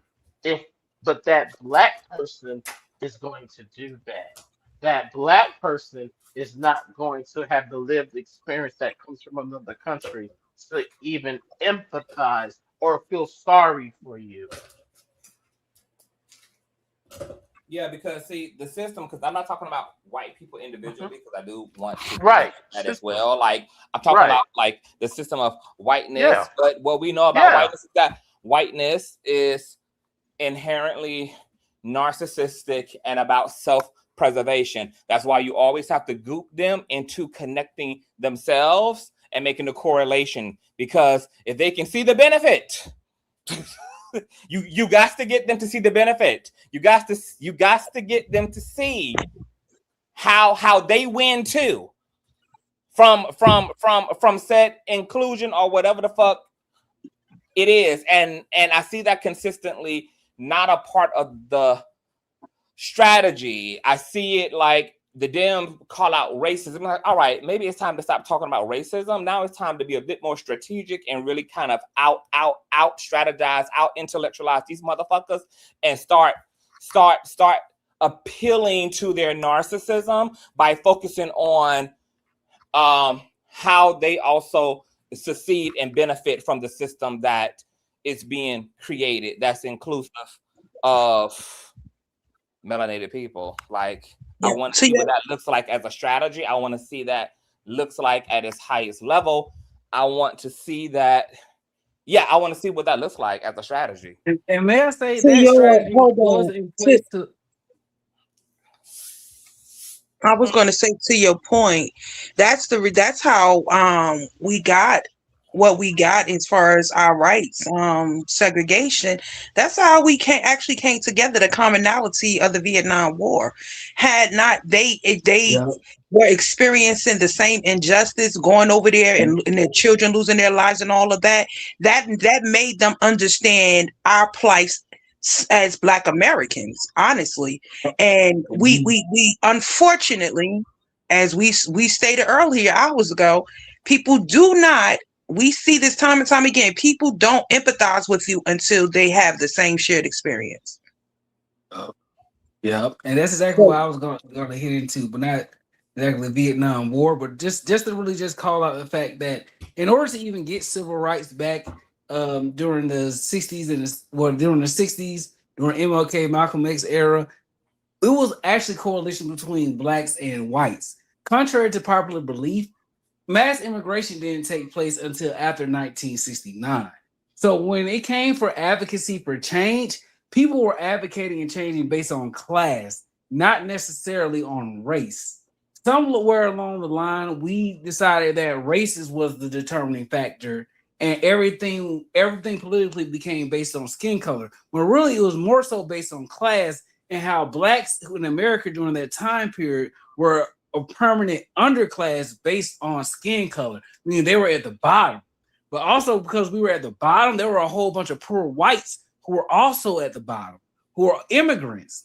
Like a lot of people don't understand the mass importation of immigrant children into America was huge, going from the Depression era all the way up into civil rights. So a lot of mass migration. That's why you got Irish people who are now considered white, but they were considered at the level. Well, I ain't gonna say at the level because they were still white, but they were considered less than the American whites who was there.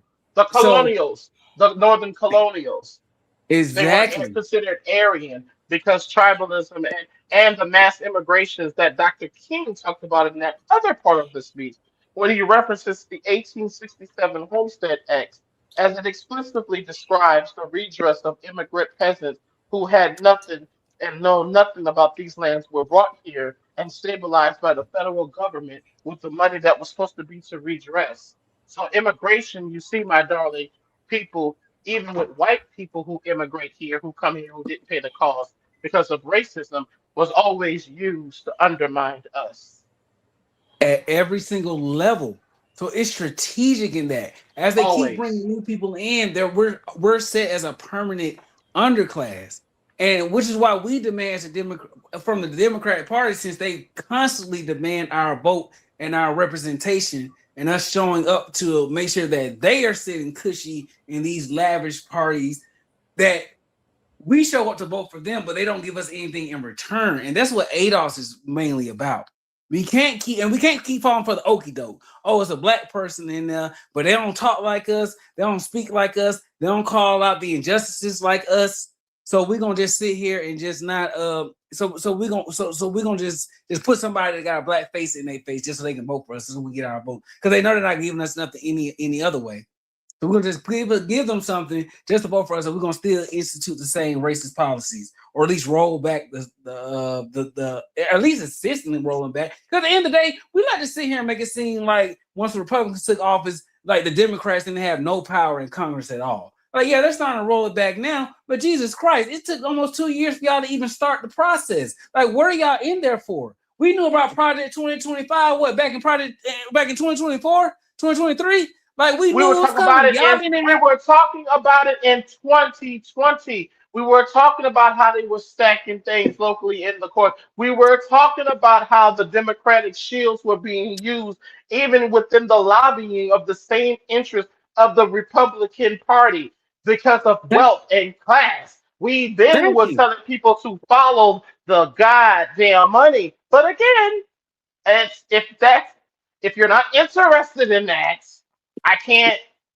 do anything about it. Facts. It's like if y'all knew about it ahead of time, y'all are supposed to be our politicians. Y'all are supposed to be protecting us from this bullshit. Like, why did y'all not have countermeasures in place in order to stop it? My only conclusion that I can come to is that y'all wanted this shit to happen. And that's just my thing. So when black people say they gonna sit out and not even show up to vote, I can understand why. So many people don't fuck with voting now. It's why. That's why. That's why. Because it's ineffective. Because they know we're gonna show up to the polls anyway and just vote. Because if you don't vote, you ain't really black. Ain't that what Joe Biden told Charlamagne? You ain't even black. You don't want to vote for Democrat. Like, we ain't got, just because we want to vote for you, that don't mean we not black. And our blackness isn't rooted in voting for the Democratic Party. You see, that's the social conditioning that we're forced that we got to choose between red or blue. And that's not the case at all. And they never talk to other communities of color so crassly. They never have that. The disrespect we get and the expectation for us just to show up. Come on, man. Like, we're demanding basic respect. Now we ain't trying to kick people out the land, goddamn. We just demanding respect. But we gotta fight for it though. That's what we're gonna do. But hey, you're gonna come to the promised land peacefully. We're gonna come. Some of y'all gonna get left behind, but it's gonna happen. Hell, even if it don't happen with me, even if I'm not gonna be alive to see the goddamn promised land, I'm gonna at least fight and advocate and plant the seeds for the next generation to continue to fight. See, right now, what ADOS is about, you see, now we ain't about this. So matter of fact, we ain't about to play shit. Everybody else is playing about it. We about it for real. We're ready to fucking die for this shit. And again, I'm completely willing to just give up whatever the fuck I gotta do for the next generation. Because my ancestors did the same thing for me. It's a lot of us Negroes out here that want to sit here and hide behind screens, want to pretend like we out here fighting for real, for black upliftment, but we not. We out here trying to fight to build up our own bank accounts. We're going to extract all the money. We're going to promote anything to our people to get whatever money the fuck we can. We're going to scam them, do whatever we got to do under the guise of black politics, black upliftment. But at the end of the day, those people are scammers. Watch out for them. If you ain't really willing to die for your people, you playing about it. I wish y'all shut the fuck up and go on somewhere. I'm tired of y'all. If you're going to be about it, be about it. I sacrificed my life to make sure that the black people in my community, in my neighborhood, West Side, Bankhead, that's where I'm from. You can see about me. I was on the news trying to help my community. Don't play with me. This is why I love you, Georgians. This is why I love you, Georgians. I'm in your city, baby. I live in Midtown, West Town. You heard me. And Yvette is from Georgia. This is why I fucks with you, Georgians. And this is what I said earlier. Do you see why it's important to respect when the people's country? Now, this man is a Georgian ADOS man. You see how I didn't come down here saying that, oh, I'm a New Orleanian and y'all ain't got no culture. You see how I'm able to be who the fuck I am? Because this Georgia native ADOS American man made it possible through his butt searches. I'm almost emotional. Let me calm down.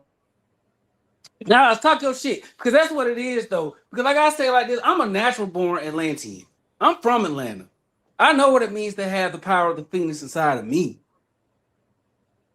Our city burned down. We built this up together. It was blacks and whites who built this shit up. This is our city.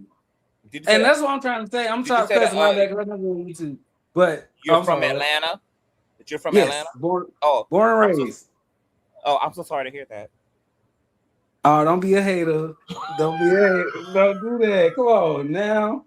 It's the best city ever. But here's the thing, though. Atlanta ain't the same how it used to be. I just be like that. It's different now. I don't want to blame everybody else who came here, but it's like it's filled with scammers now. I'm sorry. I'm used to being able to just walk anywhere in my city and get love. Now you got to walk through this city now, and it's a whole bunch of people who going to try to misuse, abuse you, and put on airs like they better than thou, and y'all not. Love y'all, but y'all don't be. And it's okay, this is home. This is, the Mecca of the civil rights movement. This is Black Mecca right here. So we're going to always welcome y'all, but, just a little more respect when y'all in our city. Stop scamming us. Stop saying you from Atlanta when you're not from Atlanta. I'm just saying, like for real. When you come to city, just know you coming to a city that got history rooted in civil rights. We don't play about us. We don't play about black people in this city. I'm just saying. That's the only thing I'm gonna say. As black people, we gotta do better by ourselves. As black people, we gotta make sure when we hear somebody who talk like us, sound like us, walk like us, we support them. No matter what. And people try to call y'all DL and all of this shit. And the irony is, bro, this is the most easier going, the most supportive from black heterosexual males I've had in my whole life. Hey man, I've never had so many black heterosexual men that really live up to that. Nah, nigga, we black, you heard me? They know I ain't from Atlanta. They hear we black, you heard me? So it's kind of like I've never ever had that happen so frequently outside. even more so accepting, because in New Orleans, depends on a certain time in the early 90s, baby, it wasn't always that cool. But you had more men that was in New Orleans that was cool with the shit than most places. But out here in Yeah. Atlanta, I can say that's why I have no shame in my game. I've never lived downtown in a major city a day in my life. This is my first time living anywhere. This is my first time ever paying $1,500 in rent. This is my first time ever being stable at a job and working for one company in my whole adult life. And it has Amen. everything because I don't take shit from nobody. I have the Right. pride. So guess what? I You don't can have see to the board. resent when I go to work. I don't have to resent and have to feel like I'm going to be treated unfairly because of my blackness or my queerness. And Atlanta is an example why the fuck Yep. they destroyed the major black metropolitan cities. It is Every example. time. You couldn't have too many fucking Atlantas all over the country, bitch. Because if you Nope. did, we would be liberated. That's why the Amen. federal government had to take our shit out. Atlanta shows me Every this is time. exactly why. This is Right. exactly why they had to get rid of black cities. So, baby, this is Drop why the bombs fuck on it. people gotta respect. That's why you gotta respect black Americans. That's why you gotta respect motherfucking immigrants. If I come to your city, Rumors to Tea, I'm gonna put some motherfucking respect on your shit. Conscious, if I come to Amen. your home state and city, I'm gonna put some respect on your shit. When in Put it Egypt, on. when in Rome, do what Romans do. But you know, Atlanta is such an interesting dichotomy because I remember a few months ago, it was this girl who was trending because she was talking about, she was warning against people migrating into Atlanta because it's so demonic and dark. And then the comment section was so fascinating because it was still almost at a 50-50 ratio. People who was like, girl, Atlanta was the best thing that ever happened to me. To people who was like, bitch, Atlanta destroyed me. Never, ever. And I have a lot of friends who are from Atlanta. Growing up, we would go party in Atlanta. We would go shopping in Atlanta. I loved Atlanta. But as an adult, all my friends who live in Atlanta are like, you would think Atlanta is very progressive, but Atlanta is very homophobic. And that was like very hard for me to believe. But they're like, yeah, like Atlanta is homophobic as fuck. Like, girl, you gonna get called the F word here, like da here. But it seems like it's like a mixed review. So it's just interesting to me about Atlanta and everybody's experience, because it's been like heaven to some, it's been hell to others. And you 100% correct. And it's always a mixed bag because it's not the same anymore. Like, I don't know, I can't even like explain it. It's like I'm used to always going out and knowing this love no matter where I go. I'm used to being able to go to Piedmont Park and being able to get a real plate of these people who having barbecue, going over there, getting a hot dog But over ain't there. Piedmont Park is where all of the hooking happen at? I mean, it do used to. now. It Oh, used actually, to. no, I mean, actually, it's no, it don't so no more. Actually, no, it don't no more. no, They really it cracked don't. down It on don't. They got I police live and out stuff. here. No. Yeah. No, I didn't Who try it. who I said didn't try it it. don't happen no more? It's not Well, I as don't know. I'll be much. out there. I was never out there Well, at night, so they I don't be out knowing. there, but it ain't. It's like they crack. It do happen, but they crack down a lot. Like the way security and everything, like they crack down a lot on that. Like the patrol and the APD that be out there. So I'm it's not saying there, but you it know, ain't thriving. like But how also, it I'll used say to this be. too. It wasn't just a homosexual thing too. Everybody was out there fucking it. You know, Yeah, y'all know the freaky. That's the freaky. homosexual. You know, like, so Black it wasn't people. just homosexuals. You know, so let's Thank make that. you. Well, Everybody I out didn't there need getting it. I See, didn't need Atlanta that is Atlanta disclaimer freaky. because I Like always y'all, do that. we What you all say, know. Romans and T? I said I didn't need that bit of that part of the disclaimer because I already knew that it wasn't, about an orientation, a specific orientation or whatever. I just know that what go down in Piedmont Park. Well, That's all. I ain't even knew that. I ain't even knew that the streets be out there, because it always does get marketed as like, I know that Yeah, that's where the but I queer thought I jump was off spot specific in at. Yeah, saying it is true. I. It's always murder is that, but it's not. It's everybody. Like you gotta watch That's it what because I'm there's so saying. That's many why I said places. I didn't need that But disclaimer. why Piedmont Park? Like, what is it about it? Like, how did it become the spot? I don't understand. Is it like some secret type of alien sauce that landed there that draws the hormones up? I mean, Well, how did Piedmont Park become the hooking spot? They got a lot of like benching and seating areas. You know the And big the trees, belt and lines big go People through trees. it. don't have Yeah, the bedrooms. belt People line. don't have a park. I don't understand. How does a park Conscious, come become on, okay, a No, cooking Conscious. there's spot? what's Don't try there's to a convince cruising us that spot. you ain't never. Hold on, Conscious. Don't sit up here and try to convince us that you ain't never been an exhibitionist. Okay, everybody. No, no, no, no, no, no, no, no. I Wait, never have been. I'm too. wait, Hold Ruben, on. Hold on. Ruben, Hold on. can Hold I on. finish? Can I Hold on. finish? Hold on. Hold Wait, on. he Good as I can good. tell you right now. I can tell you right now. I'm not. I am a pillow princess. I like to fuck in luxury. I like to fuck on beds. I like to fuck on satin sheets. I like to be. I am not. I have too much anxiety. I do not want to fuck around other people. I do not get off to people looking at me fuck. I don't get off to being filmed fucking. I don't get off to Rumors, none of what's that. the So yeah, truth? you ain't gonna Rumors, find what's the me in no truth? type of a Is he public spot bullshitting? getting my Well, freak guess out. what, Conscious? Many of us are superstars. Many of us are ready for the camera. Many of us loves the And that's why audience. I'm Many of us are asking, playing what is square. it about Piedmont Park that had the Ready for the Piedmont Park world. specifically Okay. become her? It Because was it's just just a like part. the center point of a lot of different places. You got a lot of, you can just get there anywhere. And if you a sexy nigga just running through the park, you know, and you cruising and stuff, and you see somebody you might like, and it just links up everywhere. Not saying that I did it. I mean, mind you, you know, I ain't gay or It's nothing. okay. We But it's a overeating. lot of niggas that, Listen, yeah, it's just like, I mean, you know, it's just a lot I'm of a ways to just freak cut it with off. a roof on top of it. Like I, I'm an equal I opportunist. Anywhere, long as there's safety provided and it's not filthy, which that encompass safety as well.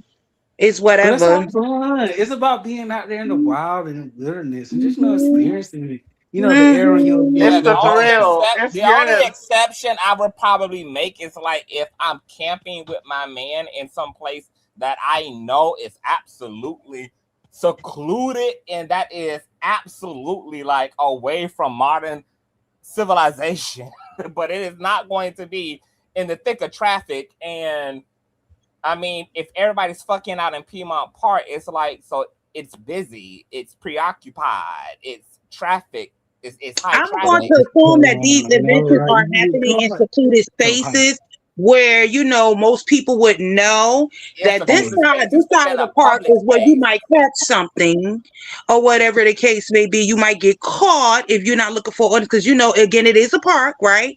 And you would That's think right. I'm assuming that it's a certain time of the day and hour where children won't be present, et cetera, That's all of right. those things, right? But it's other people like using the park for those reasons, is what I'm saying. Like No, but it, I'm pretty sure other people are so super aware of the reputation of Piedmont Park. So if you're going through Right. Piedmont Park, you know what I mean? Even with all the presence that the security police officer and all of them, they're cracking down, et cetera, et cetera.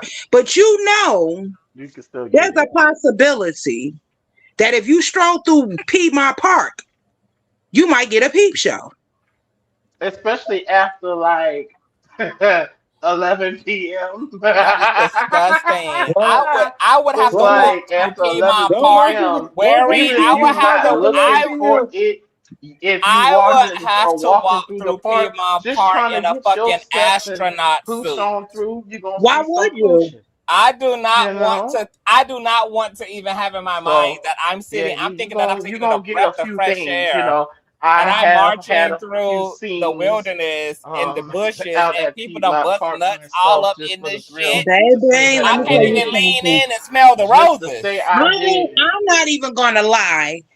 Honest to God, there's nothing better than an outdoor experience. And that's why And I you keep my just ass indoor, baby. Because baby, the y'all the doing too now much that's the with that. only Y'all time doing too much with the outdoors. That's why I keep that is my the ass only indoors. time, Patrick, I love to be one with the earth. Okay, that's the only time. Because outside of that, there's no reason for me to be out there in the wilderness. What is the purpose of that? You only be outside just to engage in procreation No, with I'm saying nature. like to be out in the wilderness, whether it be a park, whether it be the woods, whether it be on a Oh beach, whether it be, yeah. what is the purpose of that? That's the whole purpose of the scenery. The seduction and all the No, it's beauty of the not. land Like Mm. and you can all go of that. swim on Yeah, a beach. I don't You can swim. go enjoy fish and walk in the sand and enjoy Yeah. horizon. But they're gonna And have like no Mm-hmm. do sand what all in all everybody else them. does also at the beach. These are not like one purpose This is not like one purpose environment for like nature. I That's can't all. get That's For the only. everything. I That might is want to go all. and cast a spell. I Let me might get out want to yesterday. work So now, out in conscious, the you woods. know. I So might conscious, want you now to know. go If I and ever feed talk the to you, animals and observe mm-mm, you the now know. If I deer ever be like conscious, let's and go squirrels and camping, let's go to raccoons. the beach or whatever. You already know to say no, thank you, because I'm not going to the beach to play with and pet no animals. I ain't going to get in the water with no I'm animals. going to I ain't swim. doing I'm none of going I to that. got a dip. question Mm-mm. for y'all. I'm going That's to what ride the pools are back of made a for. dolphin. I'm Y'all That's know what the what going these pools to are made niggas go for. snorkeling. I'm going to do all the things. I don't even On the go. beach. I don't even go to the beach in the daylight. I don't even go I in ain't those never thought about environments in the going to the daylight. beach to fuck. Hey, That's what Oh that's the yeah, only Now purpose. I ain't got nothing do against y'all it, but know it's a secret war I am starting in not an Piedmont Park? outdoorsy, sexy kind of person. oh yeah, Yeah, rumors and T and brother DJ. My number. I put my number in the back check. Definitely, bro. Please get up with me. I'm in Atlanta too. I'm in the heart of your city. I got my number back there. I I don't don't see. see it. I don't see it. You can come through.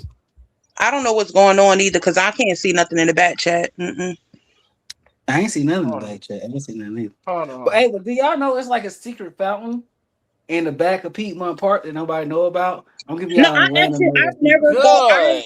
I've never been to Piedmont I Park. sent it, and Cause yeah, I do maybe know it's the about it. only thing that's gonna be And I clear sent it back there, y'all. if you put a blue light on Okay. it. Yeah, I've Don't never tell been to nobody Piedmont Park, and about I a don't fountain. really have, and I don't have a care or a like for Atlanta because it reminds me of my hometown, and I get disgusted by it every time I go there. But Oh. yeah, outside of that, like I wouldn't. I personally, because I know the reputation of Piedmont Park, I know people that actually go there for that reason. I wouldn't go because I know. I mean, unless it was in the daytime, I don't know if people go and straddle themselves, in the daytime. But I Oh, definitely most won't be definitely going there not. at night. What I heard. But Piedmont Park is great. They also do a lot of like free concerts, free events, Yeah. like Jazz Fest. Sometimes that be free. Juneteenth. They had The right. Juneteenth festival was awesome this year out there. They had something like 2 weeks ago, and it was a free event. So especially if you're in the city of Atlanta, I would say try not to spend a lot of money. Like I'm advertising my city, but don't come. Well, yeah, come on down here. It's home. But I'm saying it's a lot of. Well, it used to be a lot more free stuff, but Piedmont Park specifically, they always Yeah. have like some free events that you can always come Yeah, down I'm to. always hearing about stuff that's going on, but it's so funny because every time Piedmont Park comes up, that's all that I can think about. And It's, you it's like all what of you the adulting that goes down and in what you be Piedmont saying. You Park. like it's too hot to be putting on this astronaut suit. No, I'm good. I get it. I get it. But I when it comes, back to what we was, overall discussing when it comes to our political climate right now, I'm in a place of acceptance for whichever way the wind blows. I think that it will be nice that if there is like places that are offering like supportive services, that we start getting that information out because we know people are right now feeling it. A lot of people have lost benefits for food and insurance, healthcare benefits. And I think that we need to do our due diligence and to starting to share these resources to help people, and not just continue to sit back and rely on just voting. I have been looking up in my particular town, right? I've been looking up food pantries and things of that nature, and I'm totally disgusted that at the fact that there's only one food pantry that is available for any and everybody. All these other little food pantries, and it's all together, it's about six of them. They have all of these stipulations that will prevent people that just want to come and get a box of food just to eat and survive. It's all these stipulations that people won't meet the criteria for. And I'm like, I'm looking at my local government because I've been here long enough to know, but I'm not gonna lie, I haven't, outside of whatever that's been advertised, I haven't done my due diligence because like IG was saying, when you come in to another state, this is not your home state. You tend not to want to just necessarily come in and try to tell people what to do and how to do, et cetera, et cetera. but I am now doing the work that I need to make connections and get familiar with who is in office, no matter what the political party is, and writing down, information and coming up with ideas to try to help, people that's in my community, my people, more importantly, and just see what is there out there to offer and what I can do as well. You know what I mean? Not just to solely rely on a system that, again, does really ain't designed for us. So I do know that a lot of people don't have the resources, don't know where to begin, and so they have no choice but to depend on the government. But we have to come up with something to start helping combat what we're already experiencing. So anybody, whether you're in the chat on this panel, if you guys know, have some resources that you would like to share, whatever, please feel free to DM me on Instagram, Rumors and Tea. You can put information in the chat. I will go back and look through it or whatever. But I do think that we have to start sharing information and helping ourselves. We can't do it by ourselves, and we definitely need the help to just pass along the information. So. Man, I tell y'all, we've been gone for 6 hours. When I tell you that it's just so full circle that we've been having a conversation. Yvette Carnell is a native Georgian.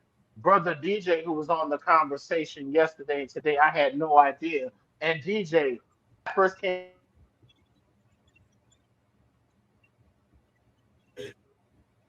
I think it might cut off. I can hear you no more. He back too. Yeah, somebody probably calling him.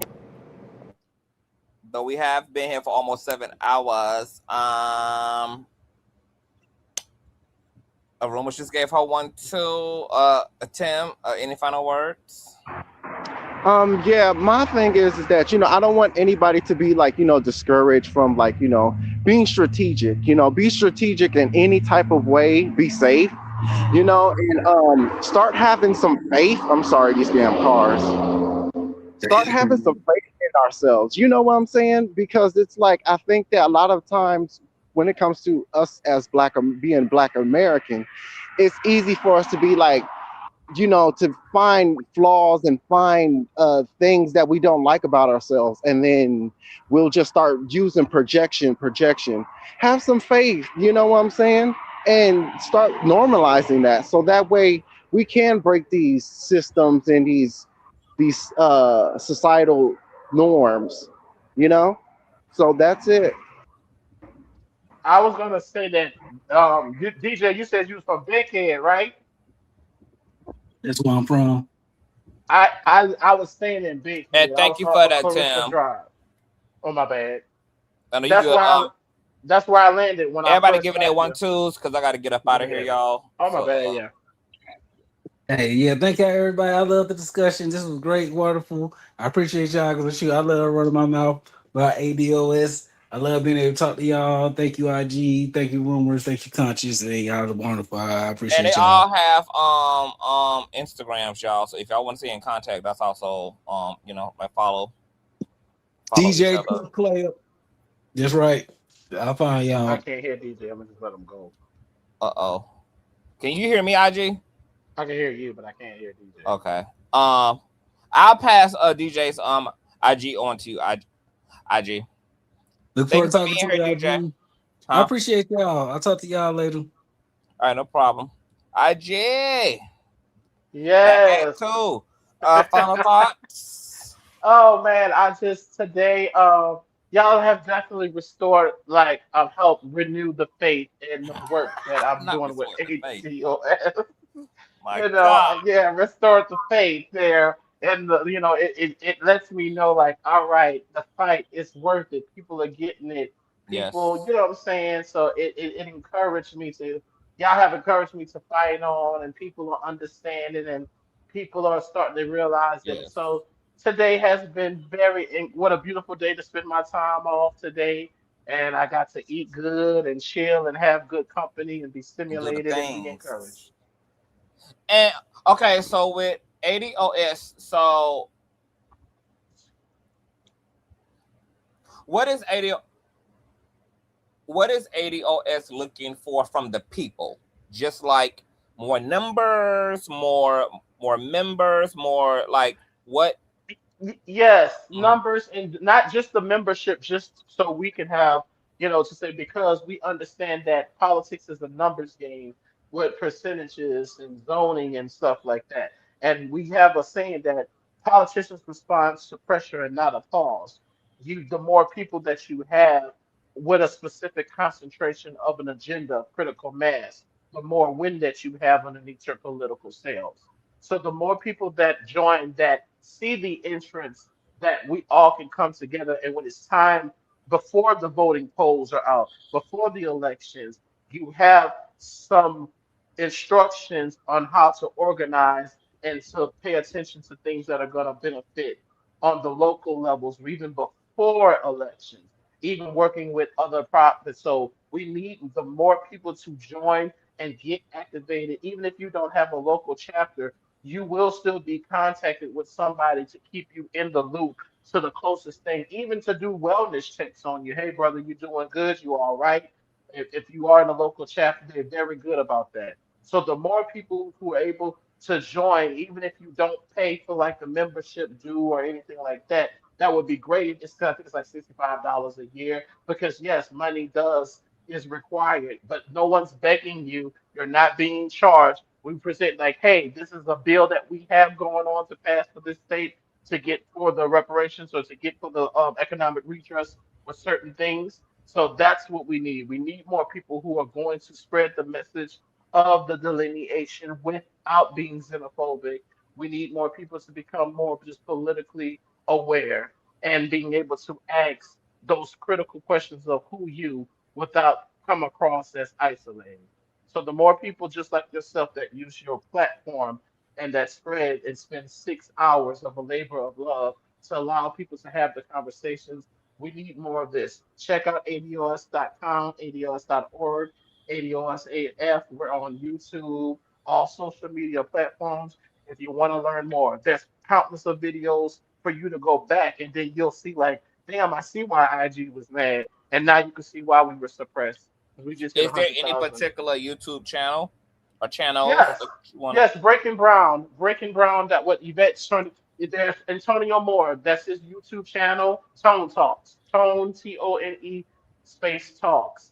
And if you look up Yvette D. Carnell, you're going to see Breaking Brown. to? And we Yes. have at breakingbrown.com. There's websites, and once you go to the YouTube, it's going to bring you to every link. But yes, go to breakingbrown.com, get tapped in, and just refresh yourself on the information, and then you'll once Yeah. you hear and see the information and the data presented, you'll then kind of see why the suppression, why we only just got to 100,000 subscribers on the YouTube channel.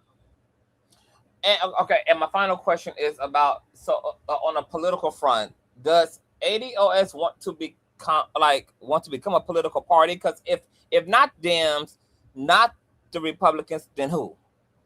You Who is know, ADOS saying should get be? that that there are discussions of that, right? You can't reveal your hand, Right. everything in publicly. That's why Mhm. we have to play. That's why becoming a chapter member is important. Um, I can say that even because this has been on like live streams, people would have loved for the potentiality of, we call her our Madam President, at times, Yvette Carnell and stuff like that, for people within not just her, people who are doing very very profound work. Yeah. So it might take. We are definitely, and I would even tell you, conscious to look in. If you see that third Mhm. party action and that do something else, we are doing the do something else. Mhm. So the things that you're talking about, so Yeah. it's not far fetched. It's just that now because we know that everyone watches and lift this, not just Tariq Nasheed, so many people of the Democratic Party try to lift certain talking points to go viral to make a sound point, but they never involve Yvette Carnell and Tony Moore or anyone from ADOS because they understand the agenda and the work shows that, oh, they're not with the foolery. They're not Mhm. with the present and give the people this and not that. And so, yeah, it is something to Okay. consider to create So our until own. like that's in potential for development, I Mhm. mean, like, are you okay with? Because I guess what I'm trying to clarify, at least from you, then is, I mean, because you don't necessarily, I mean, you know, you don't like the Dems, definitely don't support the Republicans. So then, like, what's the then? What's the so what's A third party is an option. We have talked about that and reaching out and building relationships, if possible, with those is there candidates. anybody right now to look out for as it relates to third party? As of now, I I can't be at liberty to stay for ADOS right now. Um, the only thing that I can say is if you see anyone running for independent or third party in your state level, and if you see any type of that pre-ballot form for midterms and elections, try to pay attention to that because you might be able to lift some information and see other candidates that are there for certain interests and factors of your state government that you might not have known, that might not be getting the commercial. And you can do what you will with the research that you find and see if it affects your local interests. But as of now, ADOS has not, as an organization, we have not endorsed a particular, hey, tell everyone to vote for this third party. That hasn't been established yet. Okay, great. All right, well, I'm definitely going to be checking out these uh YouTube channels because I'm definitely interested in learning more about ADOS and the mission, the agenda, the works, the things that are things that are things, the things in the inner workings. Because things got to definitely change and shift, and it's time to just shake shit up in a real way, and it's time to get shit really motherfucking done. And I'm all eyes and ears and open to all the ways in which we need to accomplish what the fuck we need to accomplish. So thank you for the IG. I always appreciate your presence. I'm going to continue to find strategic ass ways to bring this conversation to the table. Sometimes I won't be able to find no strategic way. I just have to bring it to the motherfucking channel and we just have to do what the fuck we have to do. But shout out to you, Tasha K. You proved that God is the only boss that'll fire your ass and still keep you on the motherfucking job. Okay, thank you. But I love you, brother. I'll text you I later, love you and you too. have the rest of a good evening. You have a good night. Love you, Conscious Crew. I love you too, boo. That was IG. Y'all, this was amazing. Shout out to Rooms and T. Shout out to DJ. Shout out to Tim. Shout out to, of course, the IG of it all. We love him, girl. And like I said, there's no better person for this conversation than IG. And I love how we just went through everything today. We talked about voting. We talked about the Dems. We talked about the Republicans. We talked about the ins and outs. Baby, we got it going on. And I still didn't even get to my full on doc with everybody. So we're definitely going to be doing a part 3 to this discussion. I'll see when IG has some more time in his schedule. Maybe we can finish up some of the things that I wanted everybody to react to before the week is out. You guys already know what to do, baby. Just stay tuned. Keep your notifications on because the king be kanging so hard. Baby, this week been long, child. But we couldn't let the window of opportunity slide. Had to capitalize off of that, baby, because we laugh, we gab, we roast, we do the things, but we're people who really interested in doing the motherfucking work, okay? And this is what my platform is for. So please subscribe, tell a friend of a friend of a friend. We do it all here. This is an all-purpose platform. It's a little bit of everything for everybody, child, okay? You get your spiritual side, you get your political side, you get the roast and the gag side, you get the messy side, you get all the things. My God, you get all the things, all right? So thumbs up, share, and if you enjoyed the platform, child, y'all already know what to do. Y'all will find all donation information in the social media handles in the description box below. Cash App, $Conscious TV, PayPal.me/Conscious TV. Love you all, and I will see you all later. Peace.